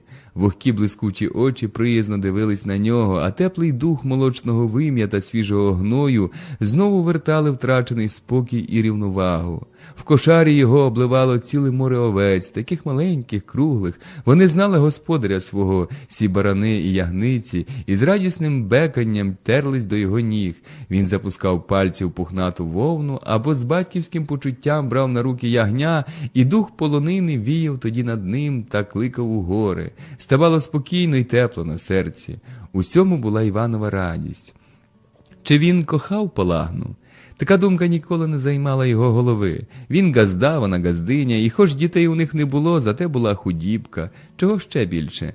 На добрім хазяйстві Палагна набралась тіла, стала повна й червона, курила люльку, як Іванова мати, носила пишні шовкові хустки, а на волосатій шиї блищало у неї стільки намиста, що челядь з заздрощів аж розсідалась. Вони їздили разом до міста або на храм. Палагна сама сідлала свого коня і закладала червоний постіл в стремено так гордо, наче всі гори належали тільки до неї. На храмах були люди та далекі роди. Пінилось пиво, лилась горілка, злітались усякі новини з далеких гір. Іван обіймав молодиці, Палагну цілували чужі чоловіки, от диво яке. І вдоволені, що набулись так файно, вони вертались знову до щоденних турбот. До них теж приїздили чесні газди в гостину. «Слава Ісу, як жінка, Маржинка, це дужі, гаразд, як ви». Засідали за мережаний стіл, тяжкі в своїм овечім убранні, і споживали вкупі свіжу кулешу та гуслянку гостру, од якої облазив язик. Так ішло життя. Для праці будні, для ворожіння свято. На святий вечір Іван був завжди в дивнім настрої. Наче переповнений чимось таємничим і священним, він все робив поважно, неначе службу Божу служив. Клав Палагні живий вогонь для вечері, стелив сіно на стіл та під столом і з повною вірою рикав, притім, як корова, блеяв вівцею та ржав конем, аби велася худоба, обкурював ладаном хату і кошари, щоб одігнати звіра й відьом. А коли червона од метушні Палагна серед курва того ознайомляла нарешті, що готові усі 12 страв, він перше, ніж засісти за стіл, ніс тайну вечерю худобі. Вона першою мусила скуштувати голубці, сливи, біб та логазу, які так старанно готувала для нього Палагна. Але це було не все. Ще годилось закликать на тайну вечерю усі ворожі сили, перед якими берігся через ціле життя. Брав одну руку зі стравою миску, а в другу сокиру і виходив на двір.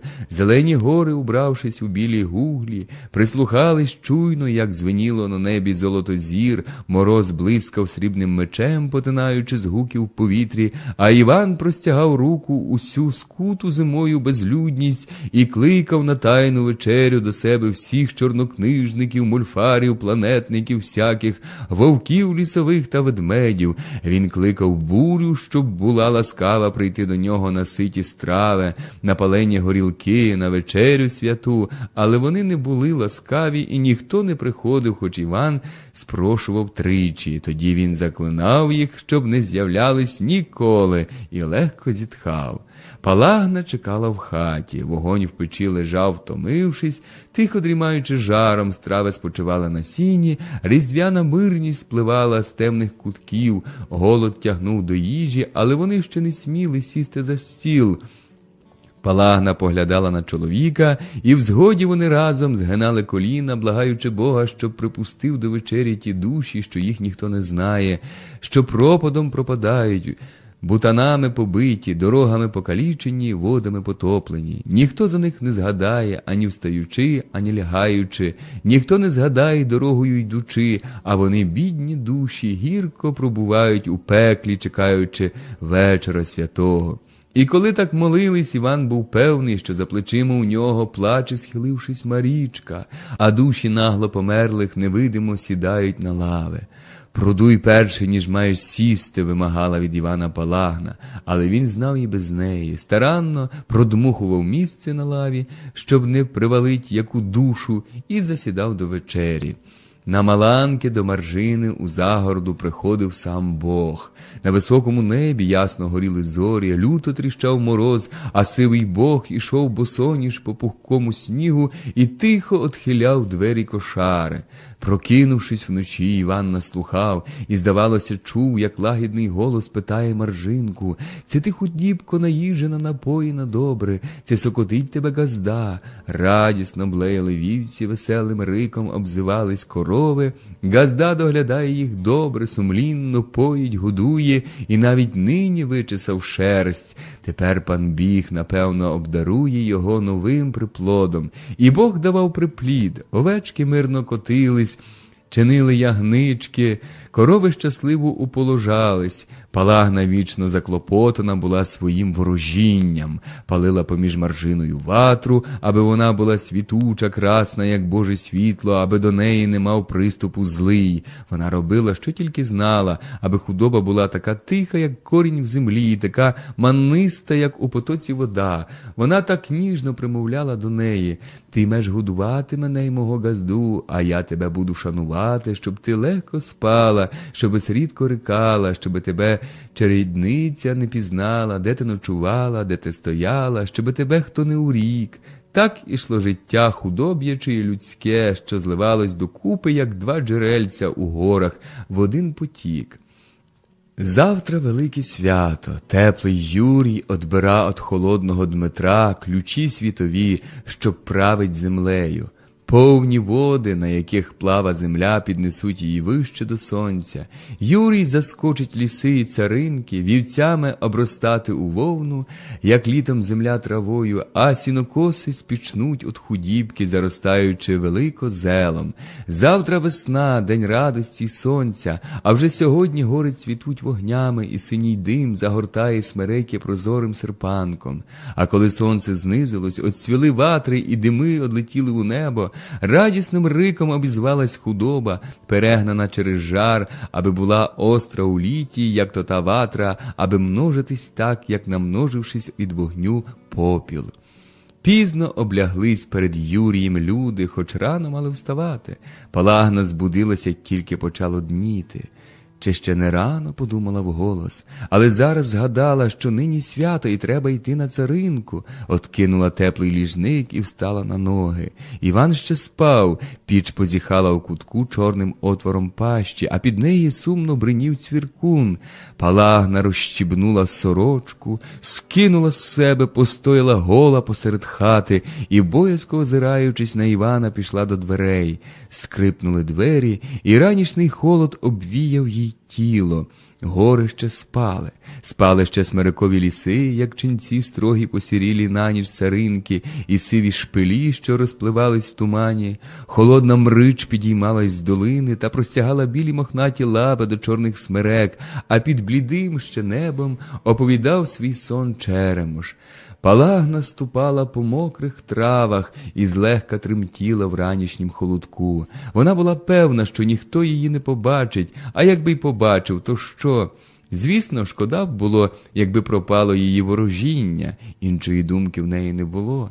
На Благовіщення ще вона закопала у муравлиську сіль, булку й намисто, і нині треба було все те дістати. Помало звикла до зимна. Її туге тіло, що не знало ще материнства, свобідно й гордо пливло в молодих травах царинки, таке рожеве й свіже, як позолочена хмара, переповнена теплим весняним дощем. Нарешті спинилась під буком, але перше, ніж розкопать муравлисько, вона підняла угору руки і потяглась смачно всім тілом, хруснувши кісточками, і враз почула, що тратить силу, щось їй недобре, опустила безвладно руки, глянула перед себе і раптом впірнула в чорну вогнисту безодню, що не пускала її від себе. Юра Мольфар стояв по той бік вориння і дивився на неї. Вона хотіла крикнуть на нього і не могла. Хотіла закрити груди руками і не мала сили їх зняти. Намагалась втекти і вросла в землю. Стояла безсила, сливи зомліла і уперто дивилась у дві чорні жаринки, що випивали з неї всю силу. Врешті у ній ворухнулася злість, пропало ціле ворожіння. Палагна зробила над собою зусилля, щоб підняти ту злість, і сердито обізвалась до нього, чого вилупив баньки, не видів, не спускаючи з неї очей, якими скував її всю, Юра блимнув зубами. Такої, як ви, Палагно, біг мене видів, і закинув ногу через вориння. Вона бачила добре, як плили до неї ті дві жаринки, що спопелили її волю, а все ж стояла, нездатна поворухнутись, чи то в солодкім, чи то в жахливім чеканні. Він був вже близько, бачила мережані шви кептара, блискучі зуби в отворі рота, напівпідняту руку. Тепло його тіла зблизька війнуло на неї, а вона все ще стояла. І аж коли залізні пальці стиснули її руку та потягли до себе, вона з криком шарпонулась і побігла до хати. Мольфар стояв, роздуваючи ніздрі, і дивився услід, як біле палагнене тіло вигиналось на травах, мов габи в черемоші. Потому, коли палагна вже щезла, він переліз знову в вориння і знову почав розсівати по царині попіл від учорашньої ватри, аби корови та вівці, що будуть тут пастись, пишно плодились, щоб кожна ягничка чинила подвоє. Палагна прибігла додому лиха. Добре, що хоч Іван нічого не бачив. Ну і сусідонько файний, смага втяла, не мав коли приступитись до неї, і гій на тебе. А що ворожіння пропало, то вже пропало. Вагалась чи казати про Юру Іванові, чи дати спокій. Ще бійка готова вийти з того та сварка, а з Мольфаром лиш зачепись. От було дати в лице та й вже. Але Палагна знала, що не годна зняти на нього руку. Навіть при одній думці про це почувала млость у всім тілі, в руках і в ногах, якусь солодку знемогу. Чула немов павутиння на всьому тілі від гарячого погляду чорних очей, від блиску зубів пожадливо відкритому роті. І що б вона не робила в той день, Мольфарів погляд її в'язав. Вже за 2 тижні минуло від того часу, а Палагна Іванові не казала про стрічу з Юром. Вона лиш придивлялась до чоловіка. Щось було важке у ньому, якась жура його гризла та ослабляла тіло, щось старе, водянисте світилось в його стомлених очах. Помітно худ, ставав байдужий. Ні, Юра кращий. Коли б захотіла мати Любаса, взяла б Юру. Але Палагна була фудульна, її силком не візьмеш. До того була сердита на Мольфара. Раз вони стрілись біля ріки. Палагні на мить здалося, що вона гола, що тонке павутиння опутало все її тіло. Вона наче крізь сон почула: «Як спали, Палагночко, душко?» На язиці в неї вертілась відповідь: «Гаразд, як ви». Але вона здержалась, закопилила губу, гордо підняла голову і минула його, немов не бачила навіть. Я дужі чула ззаду у друге, але не обернулась. «Ну, тепер начувайся біди», – подумала зі страхом. І справді, ледве вернулась додому, Іван стрів її звісткою, що здохла ягничка. Але на диво, їй ані трошки не жалко було ягнички. Навіть злість брала, що Іван так побивається дуже за нею. Юра більше не переходив Палагні дороги, однак її думка все частіше зверталась до нього. Цікаво й охоче прислухалась Палагна оповіданням про його силу і дивувалась, скільки він може, той палкий Юра, що не видів кращої від Палагни. Од його слова гинула зразу худоба, сохла і чорніла, як дим людина. Він міг наслати смерть і життя, розігнать хмару і сперти град, вогнем чорного ока спопелить ворогів і запалити в жіночому серці кохання. Він був земним богом, той Юра, що хотів Палагни, що простягав до неї руки, в яких тримає світові сили. Її серце часами м'яло для корів і чоловіка. Вони там блідли, як розсівається мрич, що на хвилинку сіда на смереки.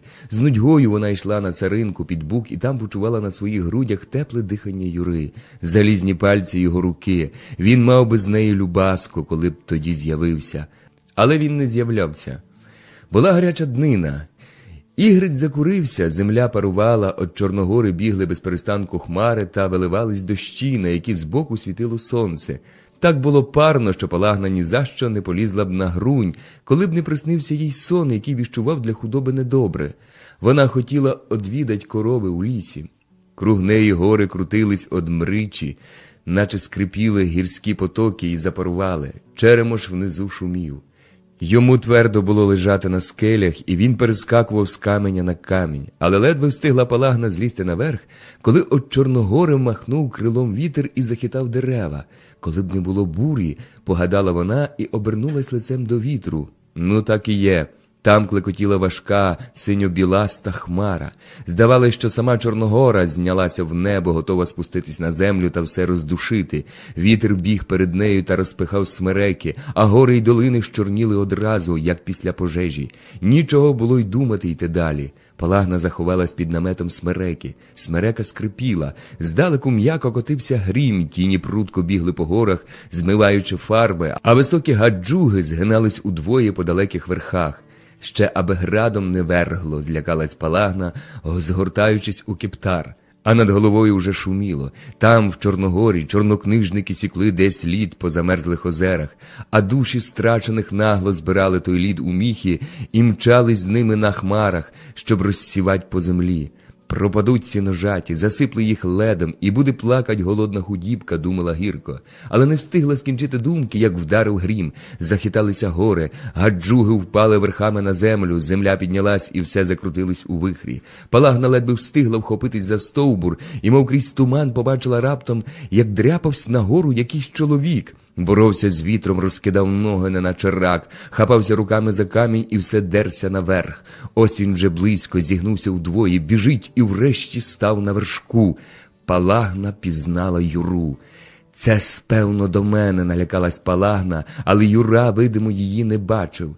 Став проти хмари, одна нога наперед, і склав руки на грудях, закинув назад бліде обличчя і вперся похмурим оком у хмару. Стояв так довгу хвилину, а хмара йшла на нього, і раптом сильним рухом він кинув крисаню на землю. Вітер зараз звіяв її в долину і підхопив на голові в Юри довге волосся. Тоді Юра підняв до хмари ціпок, що тримав у руці, і крикнув у синій клекіт: «Сій! Я тебе не пускаю!» Хмара подумала трохи і пустила в відповідь вогняну стрілу.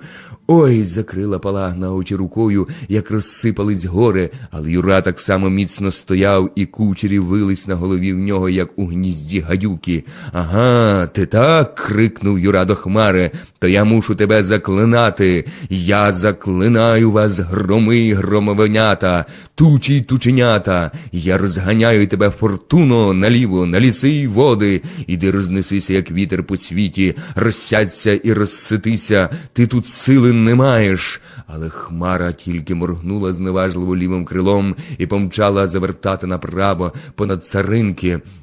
Нещастя, стиснула руки Палагна, чисто виб'є сіна.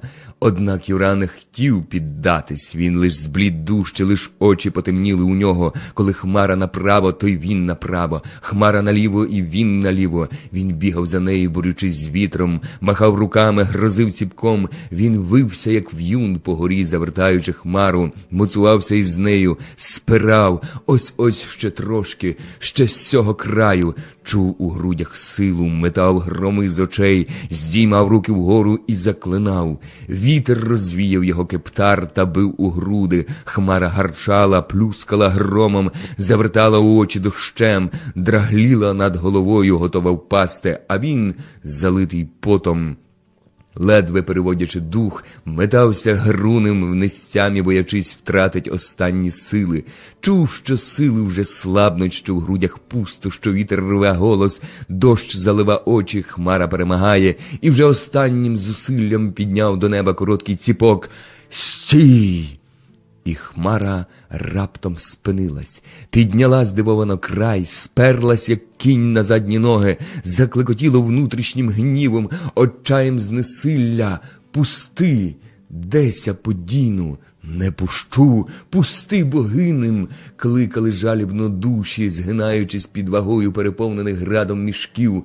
«Ага, тепер ти просиш, я тебе заклинаю. Іди у безвісті, у провалля, куди коні не доїржуть, корови не дорікують, вівці не доблеюють, ворони не долітають, де християнського гласу не чути, туди пускаю тебе».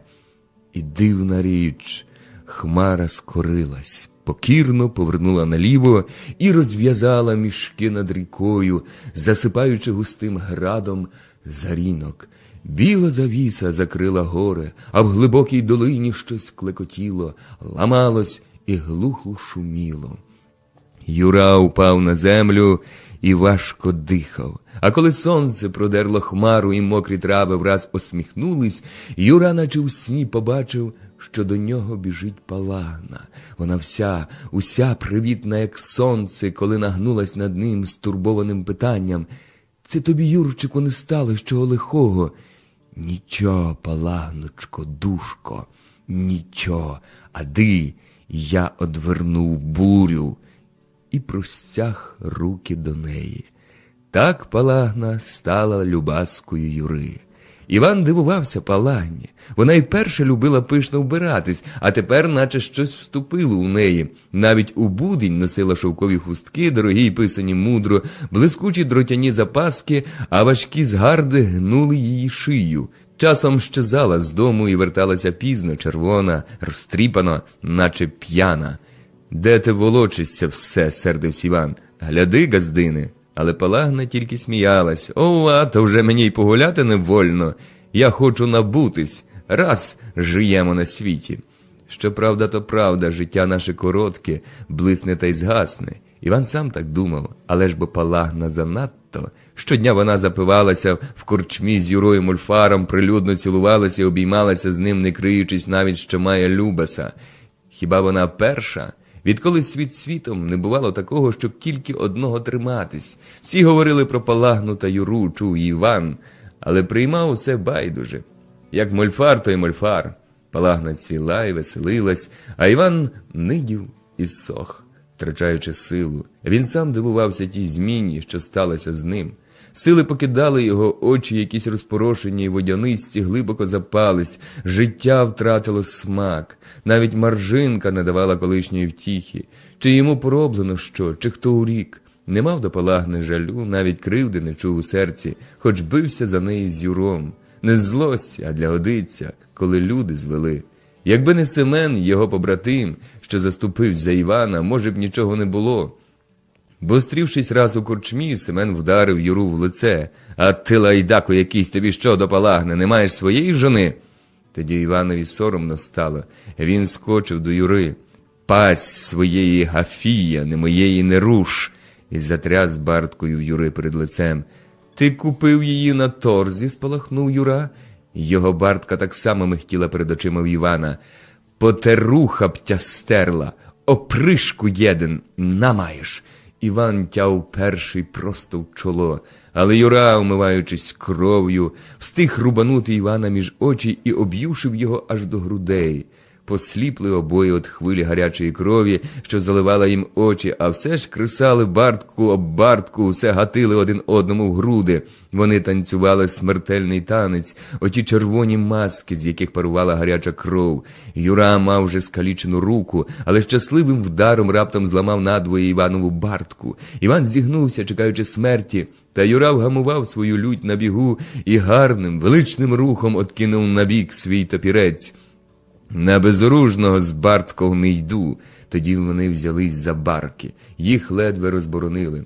Ну що ж, Іван обмив свої рани, закрасивши черемош кров'ю, та й пішов Меживівці. Там знайшов свій спочинок і розраду. Однак бійка не помогла. Все залишилось, як було. Так само Палагна не трималася хати, так само марнів Іван. Його шкура щорніла та обліпила кості, очі запались ще глибше, його жерла гарячка, роздратування і неспокій. Він навіть втратив охоту до їжі. Не інакше, як Мольфарова справа, гірко подумав Іван. Наважився на життя, хоче світом я звести, та й сушить. Він ходив до ворожки, та одвертала, не помогло. Віддає Мольфар сильніший. Іван навіть упевнився в тім. Проходячи якось повз хату Юри, він почув голос Палагни. Невже вона? Йому сперло в грудях. Притиснувши серце рукою, Іван приклав вухо до брами. Не помилився. Там була його Палагна. Шукаючи шпари, щоб зазирнути у двір, Іван тихо посувався попід паркан. Нарешті йому удалось знайти якусь дірку в баркані, і він побачив Палагну і Мольфара. Юра, зігнувшись, тримав перед Палагною глиняну ляльку і тикав пальцями в неї од ніг до голови. «Б'ю кілок тут», – шептав зловісно, – «і сохнуть руки та й ноги, в живіт карається на живіт, не годен їсти. А якби у голову вбив», – питала цікаво Палагна, – «тоді гинув той мах». Все ж вони на нього змовлялись. Свідомість того туманом шибнула до голови Івана. От скочить через паркан і забити обох на місці. Іван стиснув рукою бартку, зміряв очима баркан, але раптом зів'яв. Знесилля й байдужність знову обняли все його тіло. Нащо? До чого? Так вже, певно, йому судилось. Він змерз одразу, безсило опустив бартку і посунувся далі. Ішов спустілий, не чуючи землі під ногами, згубивши стежку. Червоні круги літали перед його очима та розпливались по горах. Куди він ішов? Не міг навіть згадати. Блукав без мети, злазив на гори, спускався і підіймався, куди ноги носили. Нарешті побачив, що сидить над рікою.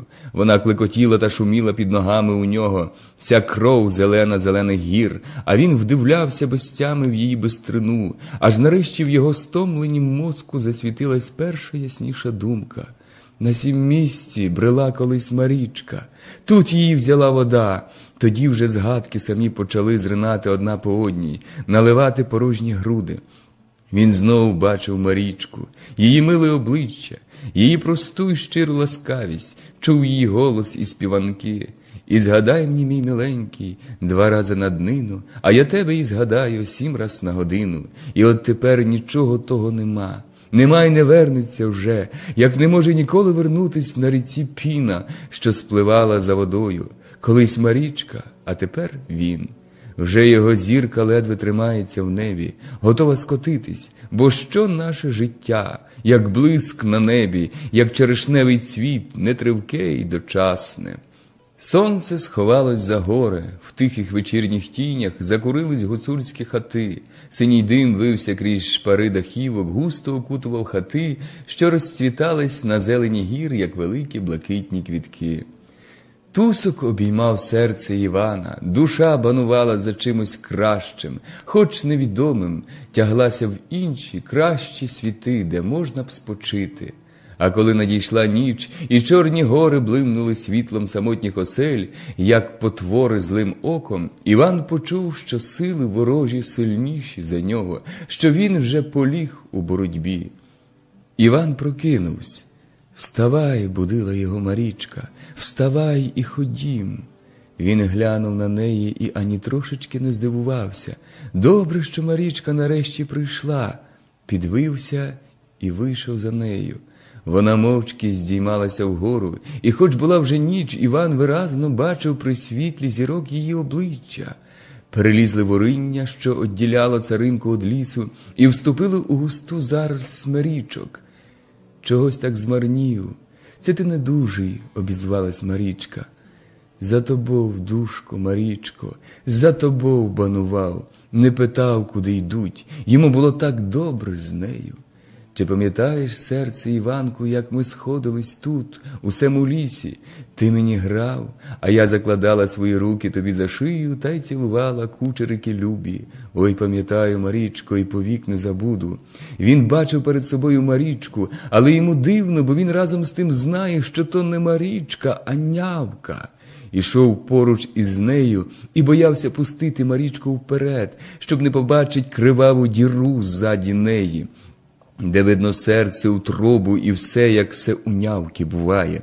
На вузьких стежках він тулився до Марічки, аби йти рядом, аби не лишитися ззаду, і чув тепло її тіла. Давно я мала тебе спитати, за що ти вдарив мене в лице? Тоді, пам'ятаєш, як билась стариня наша, а я тремтіла під возом, бачачи кров. Ти побігла по тому, як кинув твої уплітки в воду, а ти дала мені цукерок. Я тебе покохала одразу. Вони все заглублялися в ліс.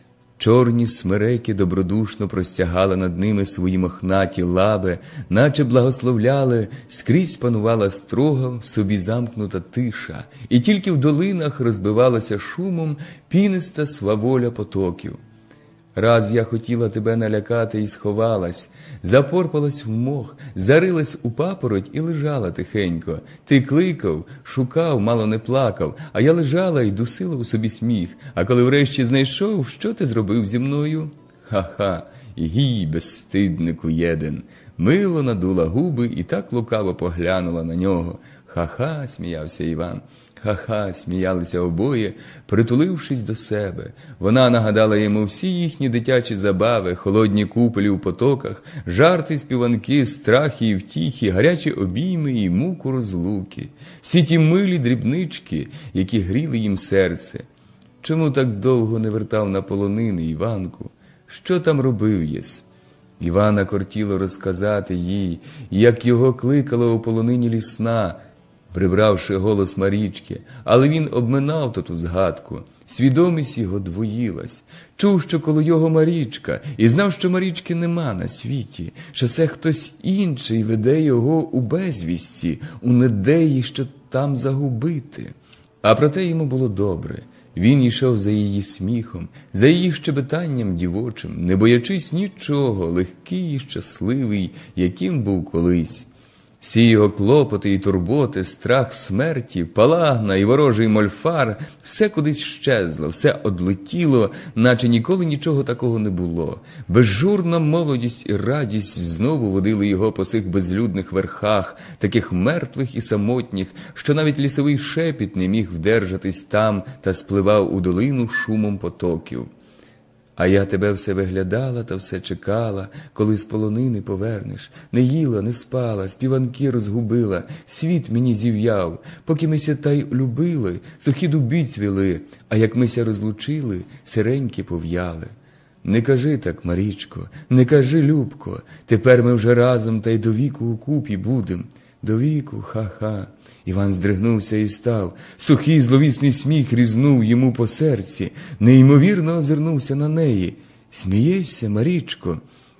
Що ти, Іванку? Я не сміялась, то тобі вчулось. Ти вже пристав? Тобі трудно йти, ходім ще трошки, ходімо. Вона благала, і він пішов далі, міцно притиснувшись плечем до плеча, з одним бажанням йти так, щоб не лишитись позаду і не побачить, що у Марічки замість одежі, замість спини є, що там, не хотів думать. Ліс все густішав.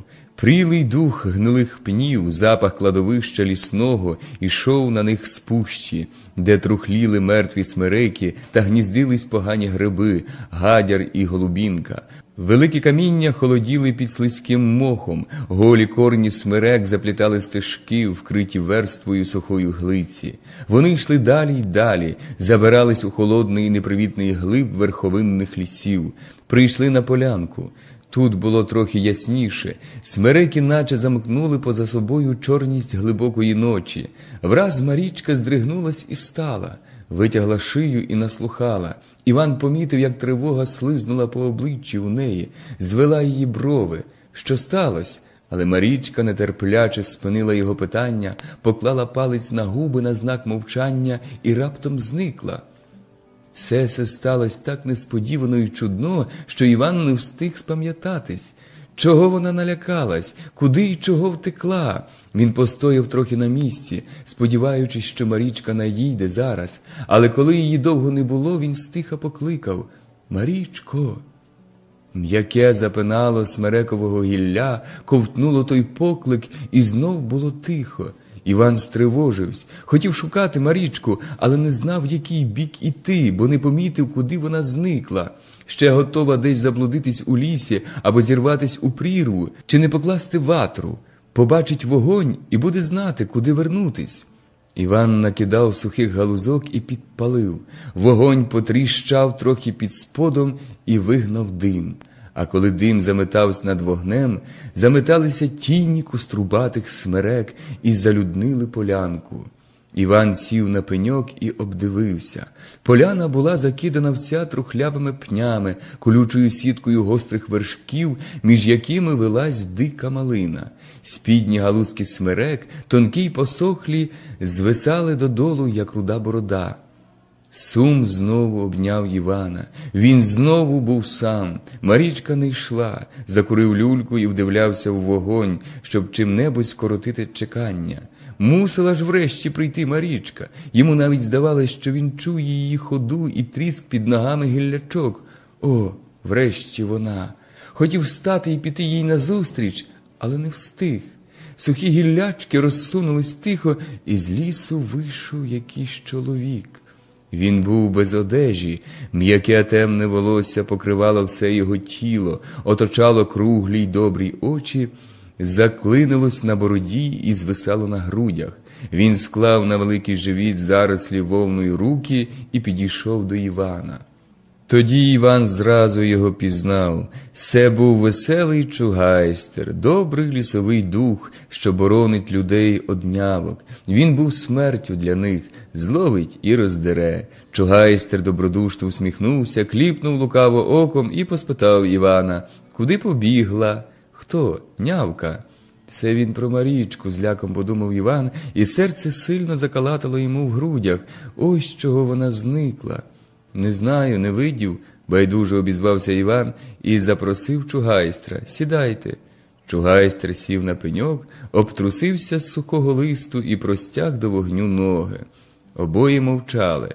Лісовий чоловік грівсь коло ватри та розтирав собі круглий живіт, а Іван думав уперто, яким би чином довше затримать чугайстра, щоб Марічка якнайдалі втекла від нього. Але чугайстер сам допоміг, підморгнув до Івана лукавим оком і обізвався. «Може б ти трошки пішов зо мною у танець?» «А чому б ні?» – радо піднявся Іван, докинув у ватру смиріччя, поглянув на постоли, обсмикнув сорочку на собі і став до танцю. Чугайстер поклав волохаті руки на боки і вже хитався. «Ну, починай!» Що ж, як починати, то починати. Іван тупнув на місці, виставив ногу, труснув усім тілом і поплив в легкім гуцульськім танці. Перед ним смішно вихилявся чугайстер. Він прижмурював очі, поцмокував ротом, трусив животом, а його ноги, оброслі, як у ведмедя, незграбно тупцяли на однім місці, згинались і розгинались, як грубі обіддя. Танець видимо його зігрівав. Він вже підскакував вище, присідав нижче, додавав собі духу веселим бурчанням і оддувався, неначе ковальський міх. Під краплями виступав круг очей, стікав струмочком від чола до рота, під пахвами й на животі блищало у нього, як у коняки, а чугайстер вже розійшовся. «Гайдук раз!» ще такий кричав на Івана і бив п'ятами в землю. «Ще кривий, ще сліпий!» піддавав жару Іван. «Го-го-го! Як танцювати, то танцювати! Най буде так!» плескав в долоні чугайстер і присідав до землі і крутився круг себе. «Ха-ха-ха!» – хльоскав себе по стегнах Іван. Хіба він не годен вже танцювати? Ватра розгорялась веселим вогнем і одділяла від танцюючих тіні, що корчились і бились на залитій світлом полянці. Чугайстер втомлявся, щохвилини підносив до лоба руку всю в брудних нігтях, обтираючи піт, і вже не скакав, а тільки дрібно трусив волохатим тілом на місці. «Може, вже буде?» – спитав чугайстер. Ні, ще трошки. Іван і сам умлівав от утоми. Загрівся, був увесь мокрий, ноги боліли у нього, а груди ледве ловили віддих. «Я ще заграю до танця», – бадьорив він чугайстра і тягнув по флояру за через. «Ти ще такої не чув, небоже!» Він заграв пісню, що підслухав у щезника в лісі. «Є мої кози, є мої кози!» І чугайстер, оживлений згуками пісні, знову вище підкидав п'яти, заплющив от вдоволення очі і наче забув про утому. Тепер Марічка могла бути спокійна. «Тікай, Марічко, не бійся, душко, твій ворог танцює», – співала Флояра. Шерсть прилипла до тіла чугайстра, наче він тільки що виліз з води. Слина стікала цівкою з рота, откритого втіхою рухів. Він весь блищав при вогні, а Іван піддавав йому духу веселою грою і, наче в нестямі, в знемозі і в забутті, бив в камінь поляни ногами, з яких облетіли вже постоли. Нарешті чугайстер знемігся. «Буде, не можу». Впав на траву і важко сапав, заплющивши очі. Іван звалився на землю рядом з чугайстром, і так дихали разом. Врешті чугайстер стиха хихикнув. «Ну і вимахавсь нині я файно». Пом'яв задоволено круглий живіт, покрехкав, розгладив на грудях волосся і почав прощатись. «Дякувать красно за танець, ідіть здорові, майця гаразд». Розсунув сухі гіллячки смереки і впірнув у ліс. Полянку знов обняли морок і тиша. Дотліваюча ватра кліпала в пітьмі одиноким червоним оком. Але де була Марічка? Іван мав ще багато їй розказати. Він чув потребу оповісти їй ціле своє життя, про свій туск за нею, безрадісні дні, свою самотність серед ворогів, нещасливе подружжя. Але де вона була? Куди подалась? Може, наліво? Йому здалося, що він бачив її востаннє з лівого боку. Іван подався наліво. Тут була гущина. Смереки так тісно збилися вкупу, що трудно було пролазить між їх шершавими пнями. Сухі нижні гіллячки кололи йому лице, але він йшов. Брів у густій пітьмі, спотикався і натикався без перестанку на стовбур.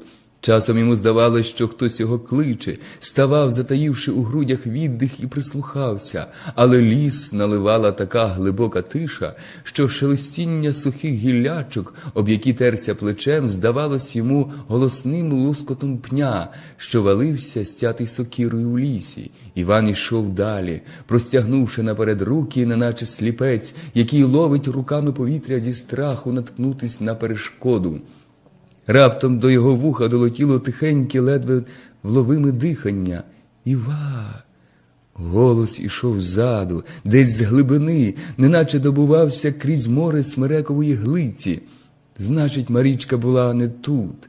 Треба було вертатись назад. Іван поспішався, стукав з коліньми в смереки, одводив руками гіллячки і жмурив очі, щоб не наколотись на хвою. Ніч наче чіплялась йому за ноги і не пускала, а він волік її за собою та розпихав грудьми, блукав уже довго, а не знаходив полянки. Тепер земля під його ногами почала спускатись в долину. Великі каміння перетинали йому дорогу. Він їх обходив, сковзаючись раз у раз на слизькім мху, спотикаючись на цупкому корінні, тримаючись за траву, щоб не зірватись. І знову з провалля, з-під його ніг дійшов до нього слабенький поклик, заглушений лісом. «Іва!» Він хотів одгукнутись на голос Марічки, але не смів, щоб не почув чугайстер. Тепер вже знав, де має її шукати, податись управо і спуститися вниз, але тут було іще крутіше. І здавалося дивним, як могла злізти звідси Марічка. Дрібні каміння сипались під ногами в Івана, з глухим гарчанням спадаючи в чорну глибінь. Але він, зручний і звиклий до гір, умів спинитись на краю кручі і знов обережно шукав підпори для ніг. Дедалі ставало трудніше спускатись. Раз мало не впав, та вхопився за виступ скелі і повис на руках. Не знав, що там під ним, але чув холод і зловісне дихання безодні, яка докривала на нього свою ненажерливу пащу. «Іва!» – стогнала Марічка десь з глибини, і був у голосі тому поклик кохання й муки. «Іду, Марічко!» – билась в Іванових грудях отповідь, лякаючись вилетіть звідти. Він вже забув обережність, скакав по каміннях, як дикий баран, ледве ловлячи віддих відкритим ротом, калічив руки й ноги, припадав грудьми до гострої ж скелі, тратив часами ґрунт під ногами і крізь гарячий туман бажання, в якому котився в долину, чув тільки, як його наглить дорогий голос: «Іва! Я тут!» – крикнув Іван і почув раптом, що його тягне безодня. Схопила за шию, перегнула назад, хапав руками повітря, ловив ногою камінь, одірваний нею, і чув, що летить вниз, сповнений холодком та дивною пусткою в тілі. Чорна важка гора розправила крила смерек і вмить, як птах, пурхнула над ним у небо, а гостра смертельна цікавість опекла мозок. Об що стукнеться голова? Почув ще тріск кості, гострий до нестерпності біль, що скорчив тіло, і все розплилось в червонім вогні, в якому згоріло його життя. Другої днини знайшли пастухи ледве живого Івана. Сумно повістувала трембіта горам про смерть, бо смерть тут має свій голос, яким промовляє до самотніх кечер. Били копитами коні по каменистих плаях, і пістолі шуршали у пітьмі ночі, як з леговищ людських, загублених у горах, поспішали сусіди на пізні вогні. Згинали перед тілом коліна, складали на груди мерцеві гроші, на перевіз душі і мовчки засідали на лави. Мішали сиве волосся з вогнем червоних хусток, здоровий рум'янець з жовтим воском зморщених лиць. Смертельне світло сплітало сітку однакових тіней на мертвім і на живих обличчях. Драгліли вола багатих газдинь, тихо сяли старечі очі перед повагою смерті. Мудрий спокій єднав життя і смерть, і грубі запрацьовані руки важко лежали у всіх на колінах. Палагна поправляла полотно на мерцеві, а її пальці чули холод мертвого тіла, тоді як теплий, солодкавий дух воску, що стікав по свічках, підіймав з грудей до горла жалість. Трембіти плакали під вікном.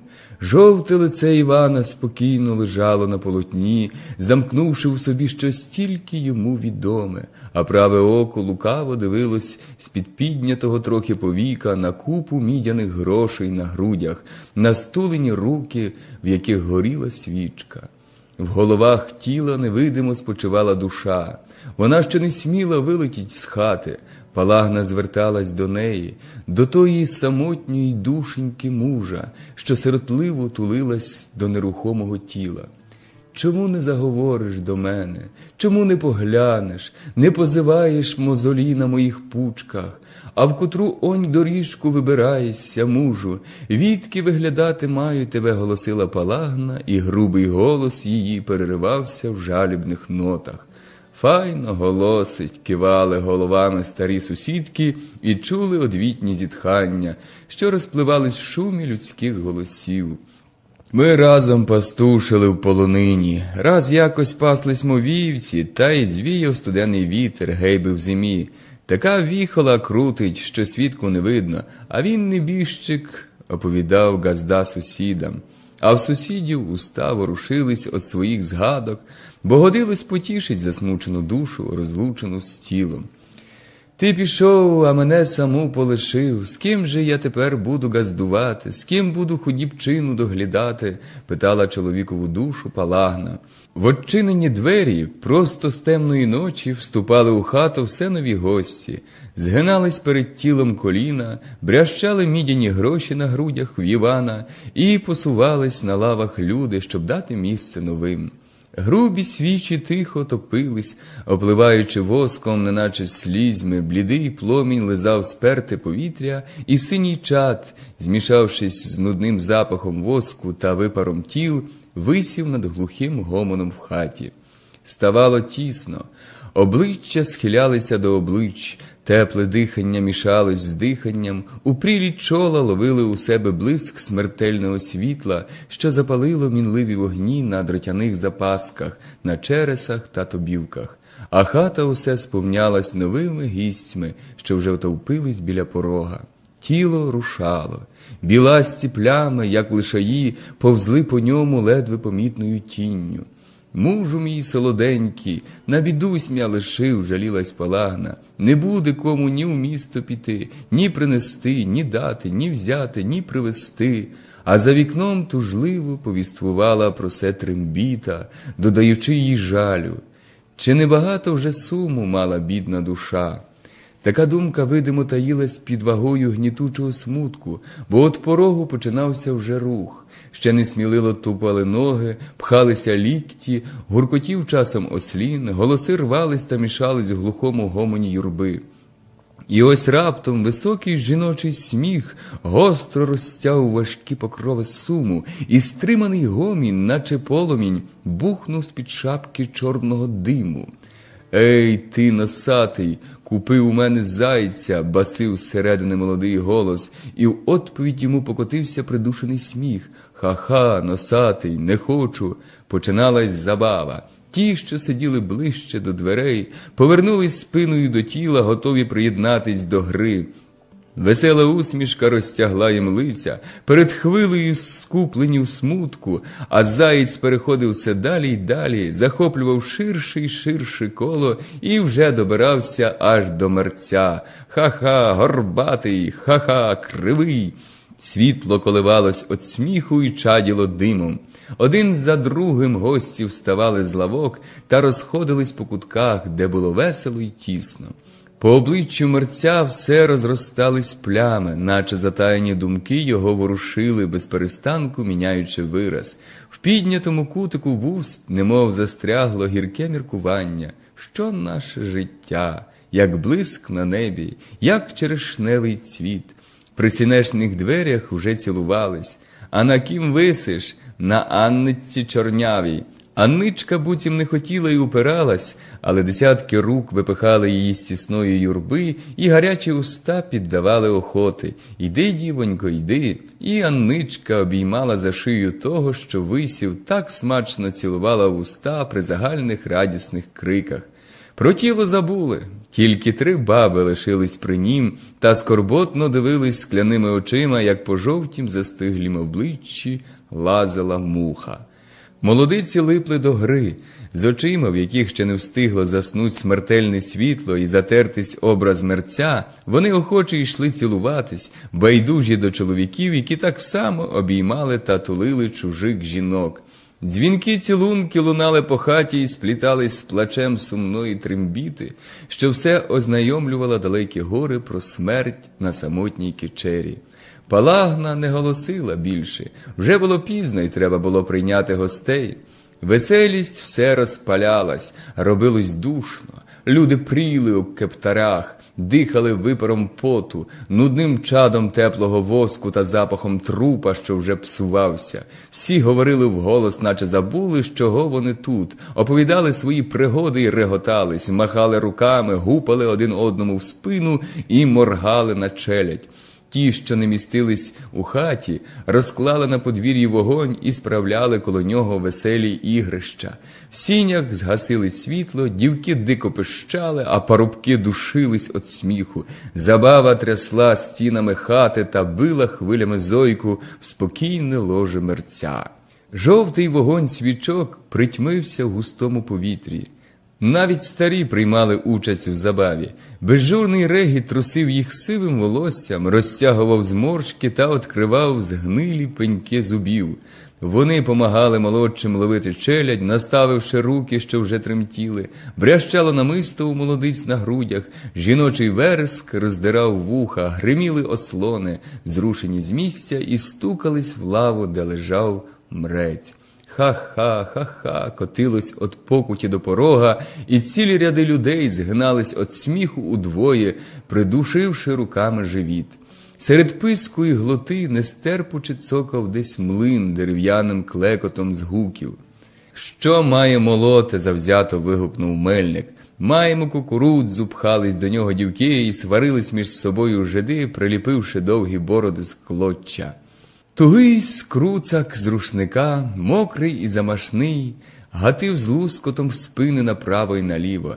Від нього тікали, серед реготу й крику перекидаючи стрічних, збиваючи пил і псуючи повітря.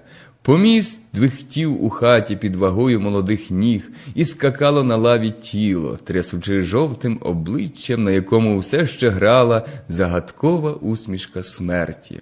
На грудях тихо брящали мідяні гроші, скинуті добрими душами наперевіз. Під вікнами сумно ридали трембіти.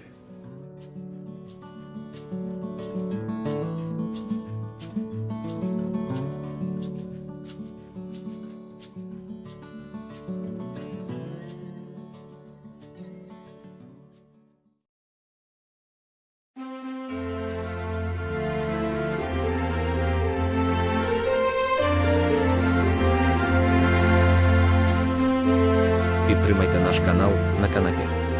Підпишіться. Михайло Коцюбинський. Ялинка. Настав святий вечір, в Якимовій хаті кипіла робота. В печі тріщав вогонь та сичав борщ. Олена, мати Василькова, крутила голубці на вечерю. Василько сидів долі та м'яв мак до куті. Василькові було літ 12, він був найстарший у сім'ї. Василько м'яв мак і все поглядав то на двох сестричок, що гралися з котом, то на батька, що сидів на полу, схиливши голову. «Чого, батько, журяться?» – думав він. «Чи того, що не здужають? Чи того, що нема грошей викупити від шевця мамині чоботи?» Рипнули двері. В хату увійшов якийсь чоловік. «Добрий день вам!» – удався він до Якима. «Чи не продали б ви, чоловіче, тієї ялинки, що росте у вашім садочку? Пани послали мене знайти дітям ялинку на святий вечір, а я вже другий день шукаю і не можу знайти гарної». Яким помовчав. «А що б ви дали?» – спитав він перегодом. «Та вже не будемо торгуватись, кажіть ціну». «3 карбованці дасте», – відповів Яким. «Тату!» – обізвався Василько тремтячим голосом. «Та ж то моя ялинка! Ви її подарували мені ще тоді, як мене похвалив учитель!» На блакитні очі білявого Василька набігли сльози. Йому жаль стало зеленої стрункої ялинки, що одна звеселяла зимою в садок. Батько глянув на сина. Василько замовк, прочитавши в тому погляді невимовний смуток. «Добре, я дам 3 карбованці», – обізвався чоловік. «Але мусите приставити ялинку сьогодні, бо пани ще хотять прибрати її на вечір». «А як її приставити, коли я слабий, а хлопець малий ще?» – сказав Яким. Чоловік глянув на Василька. «Не так-то вже й малий ваш хлопець, та й недалечко їхати, годину. Завидна завезе, завидна й поверне». Яким подумав і махнув рукою. «Якось воно буде, містечко не за горами». Чоловік дав завдаток, розказав, куди завести ялинку, і пішов. Яким трохи повеселішав. За 3 карбованці можна було викупити від шевця жінчині чоботи. Хвалити Бога, Олена не ходитиме на свята в подраних чоботях. Він одягся, узяв сокиру і подався в садок. За батьком побіг і Василько. В садку лежав глибокий сніг. Якимові ноги, узуті в здорові чоботи, глибоко поринали в сніг і лишали за собою цілу низку ямок. Василько то стрибав у ті ямки, то розгортав ногами білий пухкий сніг. Чорні голі дерева стояли в садку, настовбурчившись замерзлими гілочками, іначе мертві не ворушилися від вітру. Під деревами, на білому, як цукор, снігу, сіткою лягла тінь, аж ось здалеку зеленою глицею заманячила ялинка. Василько з батьком підійшли до ялинки. Їм обом жаль стало молодого деревця. Струнке, зелене, веселе, воно маяло гілочками, наче раділо гостям. Яким підійшов ближче, замахнувся сокирою і вдарив по стовбурові. Ялинка затремтіла від низу до вершечка, наче злякалася несподіваного лиха, і кілька зелених глиць упало на сніг. Яким рубав, а ялинка тремтіла, як у пропасниці. Василькові здавалося, що вона от-от застогне. Аж ось деревце похилилося, хруснуло і підтяте впало на сніг. Василько мало не плакав з жалю. Він бачив, як батько взяв ялинку за стовбур, закинув на плечі і поніс. Вершечок з ялинки волікся за батьком і лишав на снігу довгу, мов стежечка, смужку. Василько глянув на свіжий пеньок, і 2 сльозини скотились йому по щічках. Він не міг бачити того пенька, того місця, де за хвилинку перед цим стояла його ялинка, і почав нагортати снігу на пеньок. Незабаром з-під купи снігу не стало видко пенька. «Васильку, гов, а йди сюди!» – гукнув з подвір'я батько. Василько побіг до батька. «Лагодь, сину, сани, відвезеш ялинку, та хапайся, сину, бо вже ген-ген з полудня, а треба вернутись завидна. Коли б ще снігу не було», – казав Яким, удивляючись у край неба. «Наче хмара насувається. Не гайся, Васильку, не гайся, бо не рано».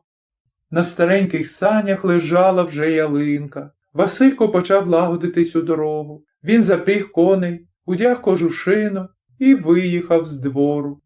Повівав холодний вітерець. З краю неба насувались білі, наче молочні хмари. Разно бігли мишасті коненята. Дорога була слизька, і сани йшли в затоки, тобто вбік, на слизький схил. На обидва боки від дороги, скільки скине шоком, розстелилось поле, вкрите снігом, мов білою скатеркою. Твердий синявий сніг грав на сонці самоцвітами. Чорне вороння сідало громадами на сніг і знов здіймалося з місця. Вітер тущав, насунули снігові хмари і оповили небо. Сонце сховалось за хмари, посипав сніжок. Василько вйокнув на коні, і вони побігли підтюпцем, наближаючись до лісу, що чорною стіною стояв перед ними. До лісу якраз половина дороги, ще півгодини треба було їхати лісом. Василько в'їхав у ліс. Здорові кострубаті дуби грізно стояли в снігових заметах. Їм було байдуже, що бурхав холодний вітер, ішов сніг. Мокрий сніг бив у лице Василькові, заліплював очі, налазив за комір. Мишасті коні зовсім побіліли, обліплені снігом. Василько загорнув руки в рукава, насунув на очі шапку і схилив голову, щоб хоч трохи захиститись від холодного вітру та снігу. Він і не постеріг, щоб коні звернули з дороги і побігли праворуч. Враз сани пішли в затоки і вдарились у горбик. Трісь! Щось тріснуло в санях, і Василько дав сторчака в сніг. Коні стали. Василько підвівся, обтріпуючись снігу, підбіг до саней. Старі, трухляві копили зламались. Васаг лежав нарізно від санок.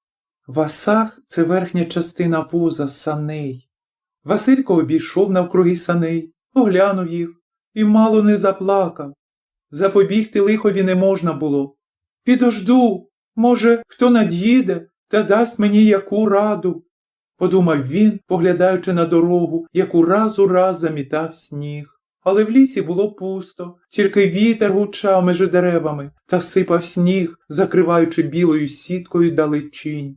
Василько ступнув кілька ступнів наперед і став, широко розкривши очі з переляку та несподіванки. Перед ним з'явився ярок, якого не повинно бути на його дорозі. Василько постеріг, що збився з дороги. Що тут робити? Хіба лишити сани з ялинкою в лісі, а самому вертатися з кіньми додому? Василько випріг коні, сів верхи і поїхав назад по дорозі. В лісі посутеніло, настав вечір. Василько їхав лісом, коні глибоко поринали в сніг і ледве-ледве переступали з ноги на ногу. Василько незабаром помітив, що він їде не дорогою, а так лісом, навмання. Він став. Треба конче знайти дорогу, подумав Василько. Вернусь назад до саней і звідти поїду навпростець дорогою. Він повернув коні і поїхав назад. Довго їхав Василько проти вітру та снігу, а саней не було. Я десь узяв дуже соб, а треба трохи цабе, подумав він і повернув ліворуч. В лісі зовсім затемніло. На землі і повітрі білів сніг та манячили цупкі замерзлі стовбури дерев, закурених снігом. Василько їхав, а саней не було. Коні, брьохаючись по заметах та по кучугурах, потомились і стали. Василько заблудився, йому було голодно й страшно. Він заплакав. Навкруги вила хуртовина, бурхав холодний вітер та крутив снігом, а Василькові згадалась тепла, ясна батькова хата. Весело горить в хаті каганець, на столі стоїть куття, батько та дві сестрички сидять за столом, мати подає вечерю. Всі такі веселі, гомонять, радіють святечку. Хлопці та дівчата приносять вечерю, поздоровляють з праздником, питають про Василька. А може, не радість, нещастя гостює в хаті? Може, мати плачуть, що нема з ними Василька? Може, батько журяться та сумні сидять край столу і не їдять вечері?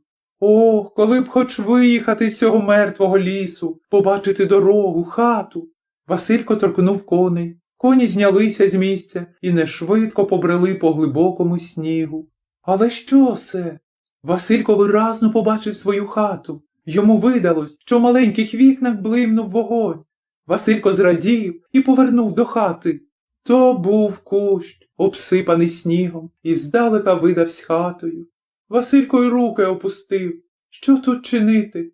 Він глянув навкруги. Здорові дуби стояли в лісі, мов страховище, і звідусюди простягали до нього цупкі чорні гілки. Василькові здалося, що то мерці, закутані білим покривалом, простягають до його свої руки. Йому стало страшно. Враз щось зірвало Василькові шапку з голови. Холодний сніг посипався йому на голову. То гілячка зачепила шапку та збила її в сніг. Тільки Василько наважився злізти з коня по шапку, як десь далеко почулося «Оу!» і луною покотилося в лісі. «Оу!» відгукнулося з другого боку і довго не вгавало. Василько похолов з остраху, волосся полізло догори, серце перестало стукати в грудях. Думка про вовків промайнула у його в голові. Він в нестямці затяв коней і зник поміж деревами. Василько виїхав на узлісся. За лісом було поле, на полі край лісу стояв хрест. Василько побачив хрест і зрадів. Адже я на дорозі. Це дорога до села, де живе мій дядько. Недалеко до села. Василько виїхав на дорогу. Але що це за вогники блимають під лісом? Що це чорне ворушиться на снігу? Враз коні жахнулись і сіпнули вбік. «Вовки!» – подумав Василько. Він щосили затяв коні і вхопився за гриву. Переляканий, без шапки, запорошений снігом, мчався Василько по дорозі назустріч холодному вітрові. За ним навздогін бігли два вовки, вигинаючи сірі хребти, а хуртовина вила, крутила снігом та замітала їх сліди. Вирядивши Василька, яким легенько зітхнув, він продав ялинку за добрі гроші, а грошей було притьмом треба. Треба було й чобіт жінці, треба було й на Новий рік дещо купити. Якимові трохи жаль стало Василька, що так любив тую ялинку. Та що вдієш, коли біда? Ні в віщо вдягнутись, нічого й кусати. Олена поралась коло печі, хапаючись, щоб устигнути на пору з вечерею. Ніхто не постеріг, що на дворі йшов сніг, аж дівчатка, бавлячися під вікном, радісно скрикнули. «Сніжок, Сніжок! Пустіть нас, мамо, на двір!» Олена та Яким разом глянули в вікно. «Ой, лишенько, Як той бідний Василько приб'ється додому в таку негоду? Скрикнула Олена. Яким вийшов на двір. Небо заволоклося сніговими хмарами, рвачкий вітер забивав дух. Яким стривожився. Коли б ще яка біда не лучилась хлопцеві, подумав він. Ну, що? Спитала Олена, як він увійшов до хати. Завірюха, та може вщухне. Повинен би Василько над'їхати. А хуртовина не вщухала. Олена раз у раз заглядала в вікно, вибігала на двір і все зітхала та бідкалася. Вже смеркалося, а Василька не було. Олена плакала. І на що було посилати дитину проти ночі? Наче без тих 3 карбованців і не обійшлося би. Що з тих грошей, коли через їх можна позбутись найстаршої дитини? Олена мучилась і уявляла собі, як Василько збився з дороги, як напали на його вовки, як вони розривають по шматочку її любу дитину. Серце її обливалося кров'ю, сльози заливали очі. Яким мовчав, але тривожився не менш од Олени. Він щохвилини виходив на двір, вдивлявся у темряву, прислухався, як виє хуртовина, надаремне сподіваючись побачити Василька, почути його голос. Люди давно вже вечеряли, а в Якимовій хаті і забули, який сьогодні день. Дівчатка поснули, дожидаючи вечері, старі сумували, їжа не йшла їм на думку. Хлопець сусідин приніс вечерю. Просили вас на вечерю батько й мати, і я вас прошу, будьте здорові святим вечором, проказав він дзвінким голосом, подаючи мисчину в хусті. А де ж Василько? Поспитав він перегодом. Олена заголосила. Господи, всі люди радіють, весело, як Бог приказав, зустрічають велике свято. Тільки її побила лиха година, відірвала від неї любе дитя і кинула його в хуртовину на поталу вовкам-сіроманцям. Усю ніч сум літав по хаті, шарпав за серце бідних людей та не давав їм спати. Вранці виплило ясне сонечко, на погідне небо оглянути, що зробила ніч із землею. Вітер стих, і чистий свіжий сніг сріблом сяв під блакитним наметом неба. Земля наче вбралась на Різдво у білу сорочку. Скоро розвиднілось. Яким пішов до сусіда прохати коней. Він мав їхати шукати Василька. Олена намоглася їхати з ним. Весело рипіли сани по снігу, весело бігли коні, хоч дорога була трохи забита. Та невесело було на серці в Якима та в Олени. Вони роздивлялись на всі боки, боячись побачити який слід Василька. Але всюди було рівно, біло. Сніг блищав, аж очі боліли глянути на його. Вони в'їхали в ліс. Олена пильно дивилась межі дерева. Їй все здавалося, що вона бачить то сани, то свитку Василькову, то кінські ноги. «Коли б хоч їхав хто», – обізвався Яким. «Розпитали б, чи не бачив чого в лісі». Зустріли якогось жидка однією конячкою. Яким розповів йому своє горе та почав розпитувати. «Я бачив зламані сани, а на них ялинку», – сказав той. «Подайтесь лісом праворуч». «Ой, нема вже мого Василька, нема моєї дитини», – заголосила Олена. Той крик серця болісною луною розлігся в Якимовому серці. Ще здалека заманячили на дорозі поламані сани, зазеленіла присипана снігом ялинка.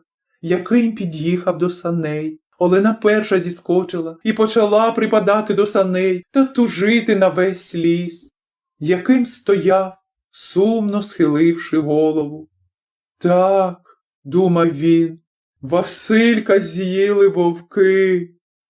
Враз щось під'їхало, Яким озирнувсь і не хотів вірити своїм очам. Перед ним стояли його коні, а на санях сидів Петро, братів наймит. «Ти звідки взявся тут?» – скрикнув Яким.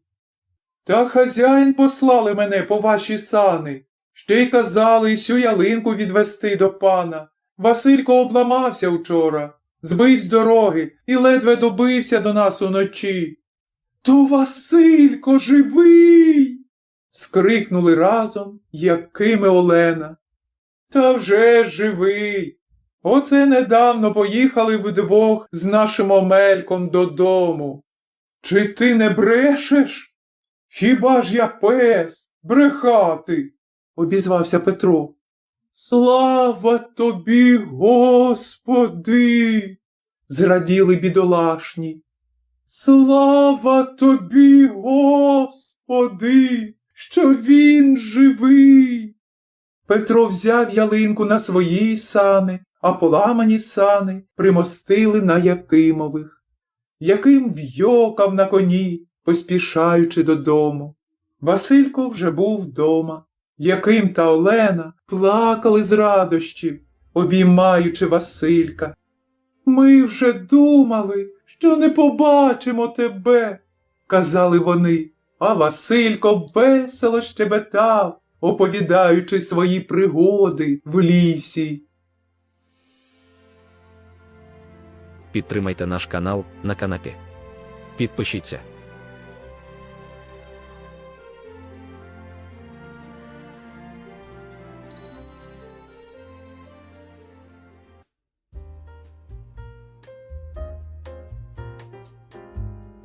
Підтримайте наш канал на канапі. Підпишіться. Михайло Коцюбинський. Хвала життю. Минуло трохи більше року, як землетрус обернув пишну мессіну в груду каміння. Була весна, море було спокійне і синє, небо так само. Сонце обливало помаранчеві сади по горбах, і, дивлячись з парохода на сірий труп міста, я не міг уявити собі тої страшної ночі, коли земля у грізнім гніві так легко струснула із себе величний город, як пес струшує воду, вилізши із річки. Ступивши на землю, я сподівався стрінути тишу і холод великого кладовища, і був здивований дуже, коли побачив осла з повними кошиками на спині, що переступав обережно через каміння розмитого бруку, тримаючись в холодку від зруйнованих стін прибережних будинків. За ним біг хлопець і сицилійським жаром кричав: «Ціпола! Ціпола!» Тобто цибуля, цибуля. До кого гукав він? Кому хотів продавати? Чи не камінням отим, що були спаяні перше в суцільну стіну, а тепер знову почали жити окремим життям? Однак надходили люди. Несподівано з вулиць, з безладної груди каміння випливали чорні постаті і нечутно ступали по гарячій землі. Купками і поодинці йшли якісь дами в довгих чорних вуалях з мертвим застиглим обличчям. Похмурі робітники і їх суворість наче замикали чорні костюми аж до краваток і скрепу. Тонкий залізний стовп ліхтаря неприродно нахилявся над ними, немов придивлявся зверху скляними очима. З одного боку м'яко хлюпало море, з другого висіли потріскані стіни палаців, без вікон і дахів, з дверима, що до половини завалені грузом. І знову сунулись чорні мужчини і тихі жінки, наче черниці, немов гості похороні ішли комусь віддавати останній привіт. Чим далі я посувався, тим частіше зустрічав сей люд в жалобі, тим виразніше я почував, що щось мене мулить. Я мусив обминати цілі гори різнородного грузу, балок, вапна і каміння, що навалені тут серед вулиць, перескакувати щілини на землі, наче розкриті жадібно роти, перелазити через мармурові колони і зазирати у вікна, звідки дивилась на мене пустка. І знову з-за вугла тихо випливала чорна фігура і зустрічалась зі мною мовчазними очима. Тоді я зрозумів врешті, що мене мулить. Очі. Ті страшні чорні жахливі очі, які замкнули в собі все пекло різдвяної ночі. Месіна зруйнована на Різдво. І вже більше нічого не можуть бачити. Може світити сонце, голубіти море і небо, сміятися радість, а ті очі, поширені і мертво блискучі у великих орбітах, звертали погляд вглиб себе і божевільно вдивлялись у розхитані стіни, вогонь і трупи найближчих. Мені здавалось, що коли б сфотографувати їх, на пластинці вийшли б не людські очі, а картина руїни. Бічні вулиці вже були розчищені трохи, зате з обох боків завалені стіни фасадів творили грубий шар спресованих балок, матраців, книжок, вапна, залізних ліжок і людських тіл. Там, де ще стіни стояли, вони ледве тримались, і крізь широкі шпари синіло небо. Часом у вибитих дверях виднілись самотні сходи, що вели Бог зна куди. Сходи, по яких вже ніхто не ступить. Десь високо під небом в п'ятиповерховім будинку завалилась тільки передня стіна, і середина хати стояла відкрита, немов на сцені. Веселенькі шпалери, залізне ліжко, через поринчата якого звисає рушник, фотографія на стіні, образ Мадонни в головах ліжка. І ся інтимність чужої хати, де ще заховалося наче тепло людської руки, робила сильніше враження на мене, ніж зовсім мертві сірі руїни. Я знав, що город – це кладовище, що з-під розвалин не откопано ще щось коло 40 тисяч трупів, що всій спресованій масі, яка обступає мене, лежать у різних позах задушені діти, жінки і чоловіки. Ішли розкопки. Гурток робочих то нахилявся, то розгинався над купою грузу, і мірно здіймались кірки і ломи. Поліцейський в своїй пелерині сидів, зігнувшись високо десь на стіні, а його кепі блищало на сонці. Раптом він встав, приклав руку до кепі і застиг так в повазі. Я підійшов. Робітники витягли з-під балок жіночу сорочку. Потім вийняли ноги і поклали в мідницю. За ногами йшли тулуб, живіт і груди. І знову все склалось в мідницю. Я одійшов. Мені захотілось глянути на небо. Але тут я раптом побачив скрізь по руїнах, вище і нижче, подібні групи робітників. І щохвилини вставав поліцейський і прикладав руку до кепі. На площі перед собором було так тісно, що ніде було і повернутись. Вона вся завалена була старим мармуром церкви, уламками пілястрів, орнаментами абразур. Мозаїчні боги без голов або з половинками лиць валялись тут таки, в поросі під ногами. Стародавній фонтан постраждав мало, але він з тої ночі засох, наче виплакав сльози над чужим горем. Сухі роти тритонів умирали від спраги. «Сеньор оглядає наші руїни?» Я озирнувся. Коло мене стояв якийсь чорний панок з блідим обличчям, ще недавно видимо гладкий. Жовті мішки під очима і на щоках звисали так само вільно і непотрібно, як і його одежа, широка, потерта, немов чужа. В лівій руці він затискав соромливо пучок цибулі. Я стрівся з його очима. Ах, знову ті очі. Так, так, сіньоре, ось що лишилось од нашого прекрасного міста. Хто не чув, уявити собі не може тої пекельної ночі. Така пальба була, така канонада, наче всі сили небесні, земні і морські палили разом із своїх гармат. Я й досі маю шум у вухах. Я був багатий і щасливий, сіньоре, мав жінку, 4 дітей і банкірську контору. Тепер родина і ціле багатство лежать під грузом, а я ось цим годуватися мушу». Із афектованим рухом щирого сіцилійця він підняв руку і потряс цибулею так, що гичка її перетяла сірі руїни і зазеленіла на блакитному небі. «Мої будинки недалеко звідси стояли. Може, сеньор бажає оглянуть?» Навколо уст в його лягла гірка складка. Я подякував, рушаючи далі. У вузьких вуличках, як в коридорі, було безлюдно і сумно.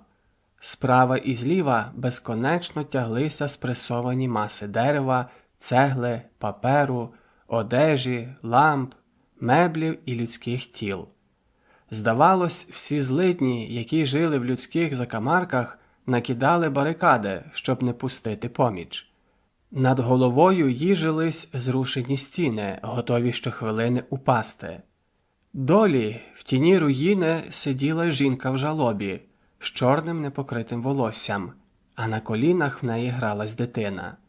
Її сумне обличчя і погаслі очі змусили мою руку полізти в калитку, але на мій рух жінка не відповіла одвітним рухом.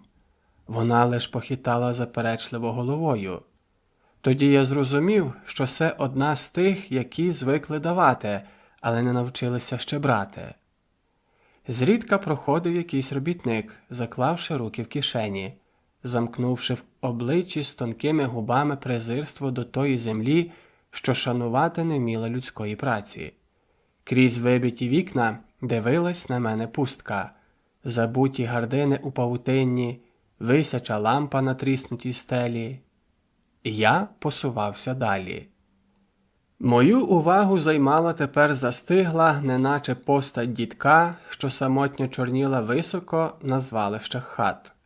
Я бачив зігнуту спину, старий пом'ятий циліндр і руки, зложені на колінах. Тільки кінчик білої бороди світився, і з-під циліндра на чорних грудях на всі гудзики щільно защібнутих. І коли я так придивлявся до тої непорушної плями суму і отчаю, під ногами у мене раптом глухо загарчала земля і захиталась, наче спина корови, що хоче звестись. Землетрус! Я зрозумів одразу. Я стояв і дивився, стерпілий увесь, як зрушили стіни, немов живі, як вони загойдались над головою, і поки чекав я, що ось-ось вони впадуть на мене, все життя моє вмить перебігло перед очима. І, дивна річ, я не спускав ока зі сумної постаті діда. За хвилину земля затихла, стіни знову стверділи, скинувши із себе лиш камінці, а зігнутий дід не підняв голови навіть. Так само схилявся циліндр, криючи бороду до половини. Гнулася спина і руки непорушно лежали на чорних колінах. Не тямлю, як опинився я на вулиці Святого Мартіно. Тут були люди, було якесь життя. Вони вже встигли поставити тісні дерев'яні крамниці, наче коробки з-під макаронів, і торгували картками для форестьєрів. Так називають в Італії чужосторонців. Хлібом і фруктами. Часом неприємно вражала вітрина, де новий чорний оксамит покривали годинники, брошки, шпильки і персні. Все воно було витерте і старе, і слідами рук хазяїв, тепер вже мертвих, і той померхлий метал ховав у собі багато історії. В одному місці зібралась юрба, переважно жінки. Вони збились круг візка, як чорний бджоляний рій. Якийсь ставний добродій висився над ними, стоячи на візку. Я здалека бачив його білу манишку, фрак і руді баки на обличчі міністра. Він щось говорив до юрби, здіймав руки до неба, простягав до людей, і його голос гудів з переконанням і з натхненням. Я рішив, що то проповідник, що він говорить про марність всього живого перед жорстоким лицем природи, перед невблаганністю смерті. і я підійшов до юрби. Але як же я здивувався, коли побачив, що весь перед візка заставлений був гарними скляночками в золотих етикетках, і що пишний добродій простягав над юрбою до неба ті самі блискучі склянки. «Сеньорі і сеньорини!» – випускав він глибоко з грудей і від самого серця. «Сеньори і сеньорини! Ви бачите тут одно з дійсних чудес сучасної косметики. Ося помада є найпевніше средство заховати молодість і красу. Легким шаром ви втираєте на ніч її в лице і рано встаєте свіжі, як од роси троянда. Кожна склянка 4 сольдо». Він тицяв їх в руки жінкам, брав нову склянку і підносив її над головами юрби в блиск південного сонця. «Сеньори і сеньорине, молодість і краса тільки 4 сольдо». А чорні жінки, вкриті крепом жалоби, тіснились круг візка, і ті жахливі, мертво-блискучі очі, що не вміщались в орбітах, що замкнули у собі розхитані стіни, вогонь, трупи найближчих і могли б дати фотографію катастрофи, стежили пильно за кожним рухом рудоволосого шарлатана і ловили вухом, ще повним грому пекельної ночі та криком смерті, його натхненну промову. «Сеньори і сеньорини, ви бачите одно з дійсних чудес, тільки 4 сольдо за молодість і красу». Я перевів погляд в долину. Десь отдалік, з гуркотом і хмарами пилу, валили найбільш небезпечні стіни домів. То тут, то там, серед сірого грузу і руїни, вставав поліцейський і прикладав руку до кепі, oddaючи мертвому честь. Але се мене вже не вражало. Я раптом побачив далекі зелені гори, залиті радісним сонцем, помаранчеві сади, безконечний шовковий простір блакитного моря. І душа моя проспівала над цим кладовищем хвалу життю. Травень 1912 року. Чернігів. Підтримайте наш канал на канапі. Підпишіться.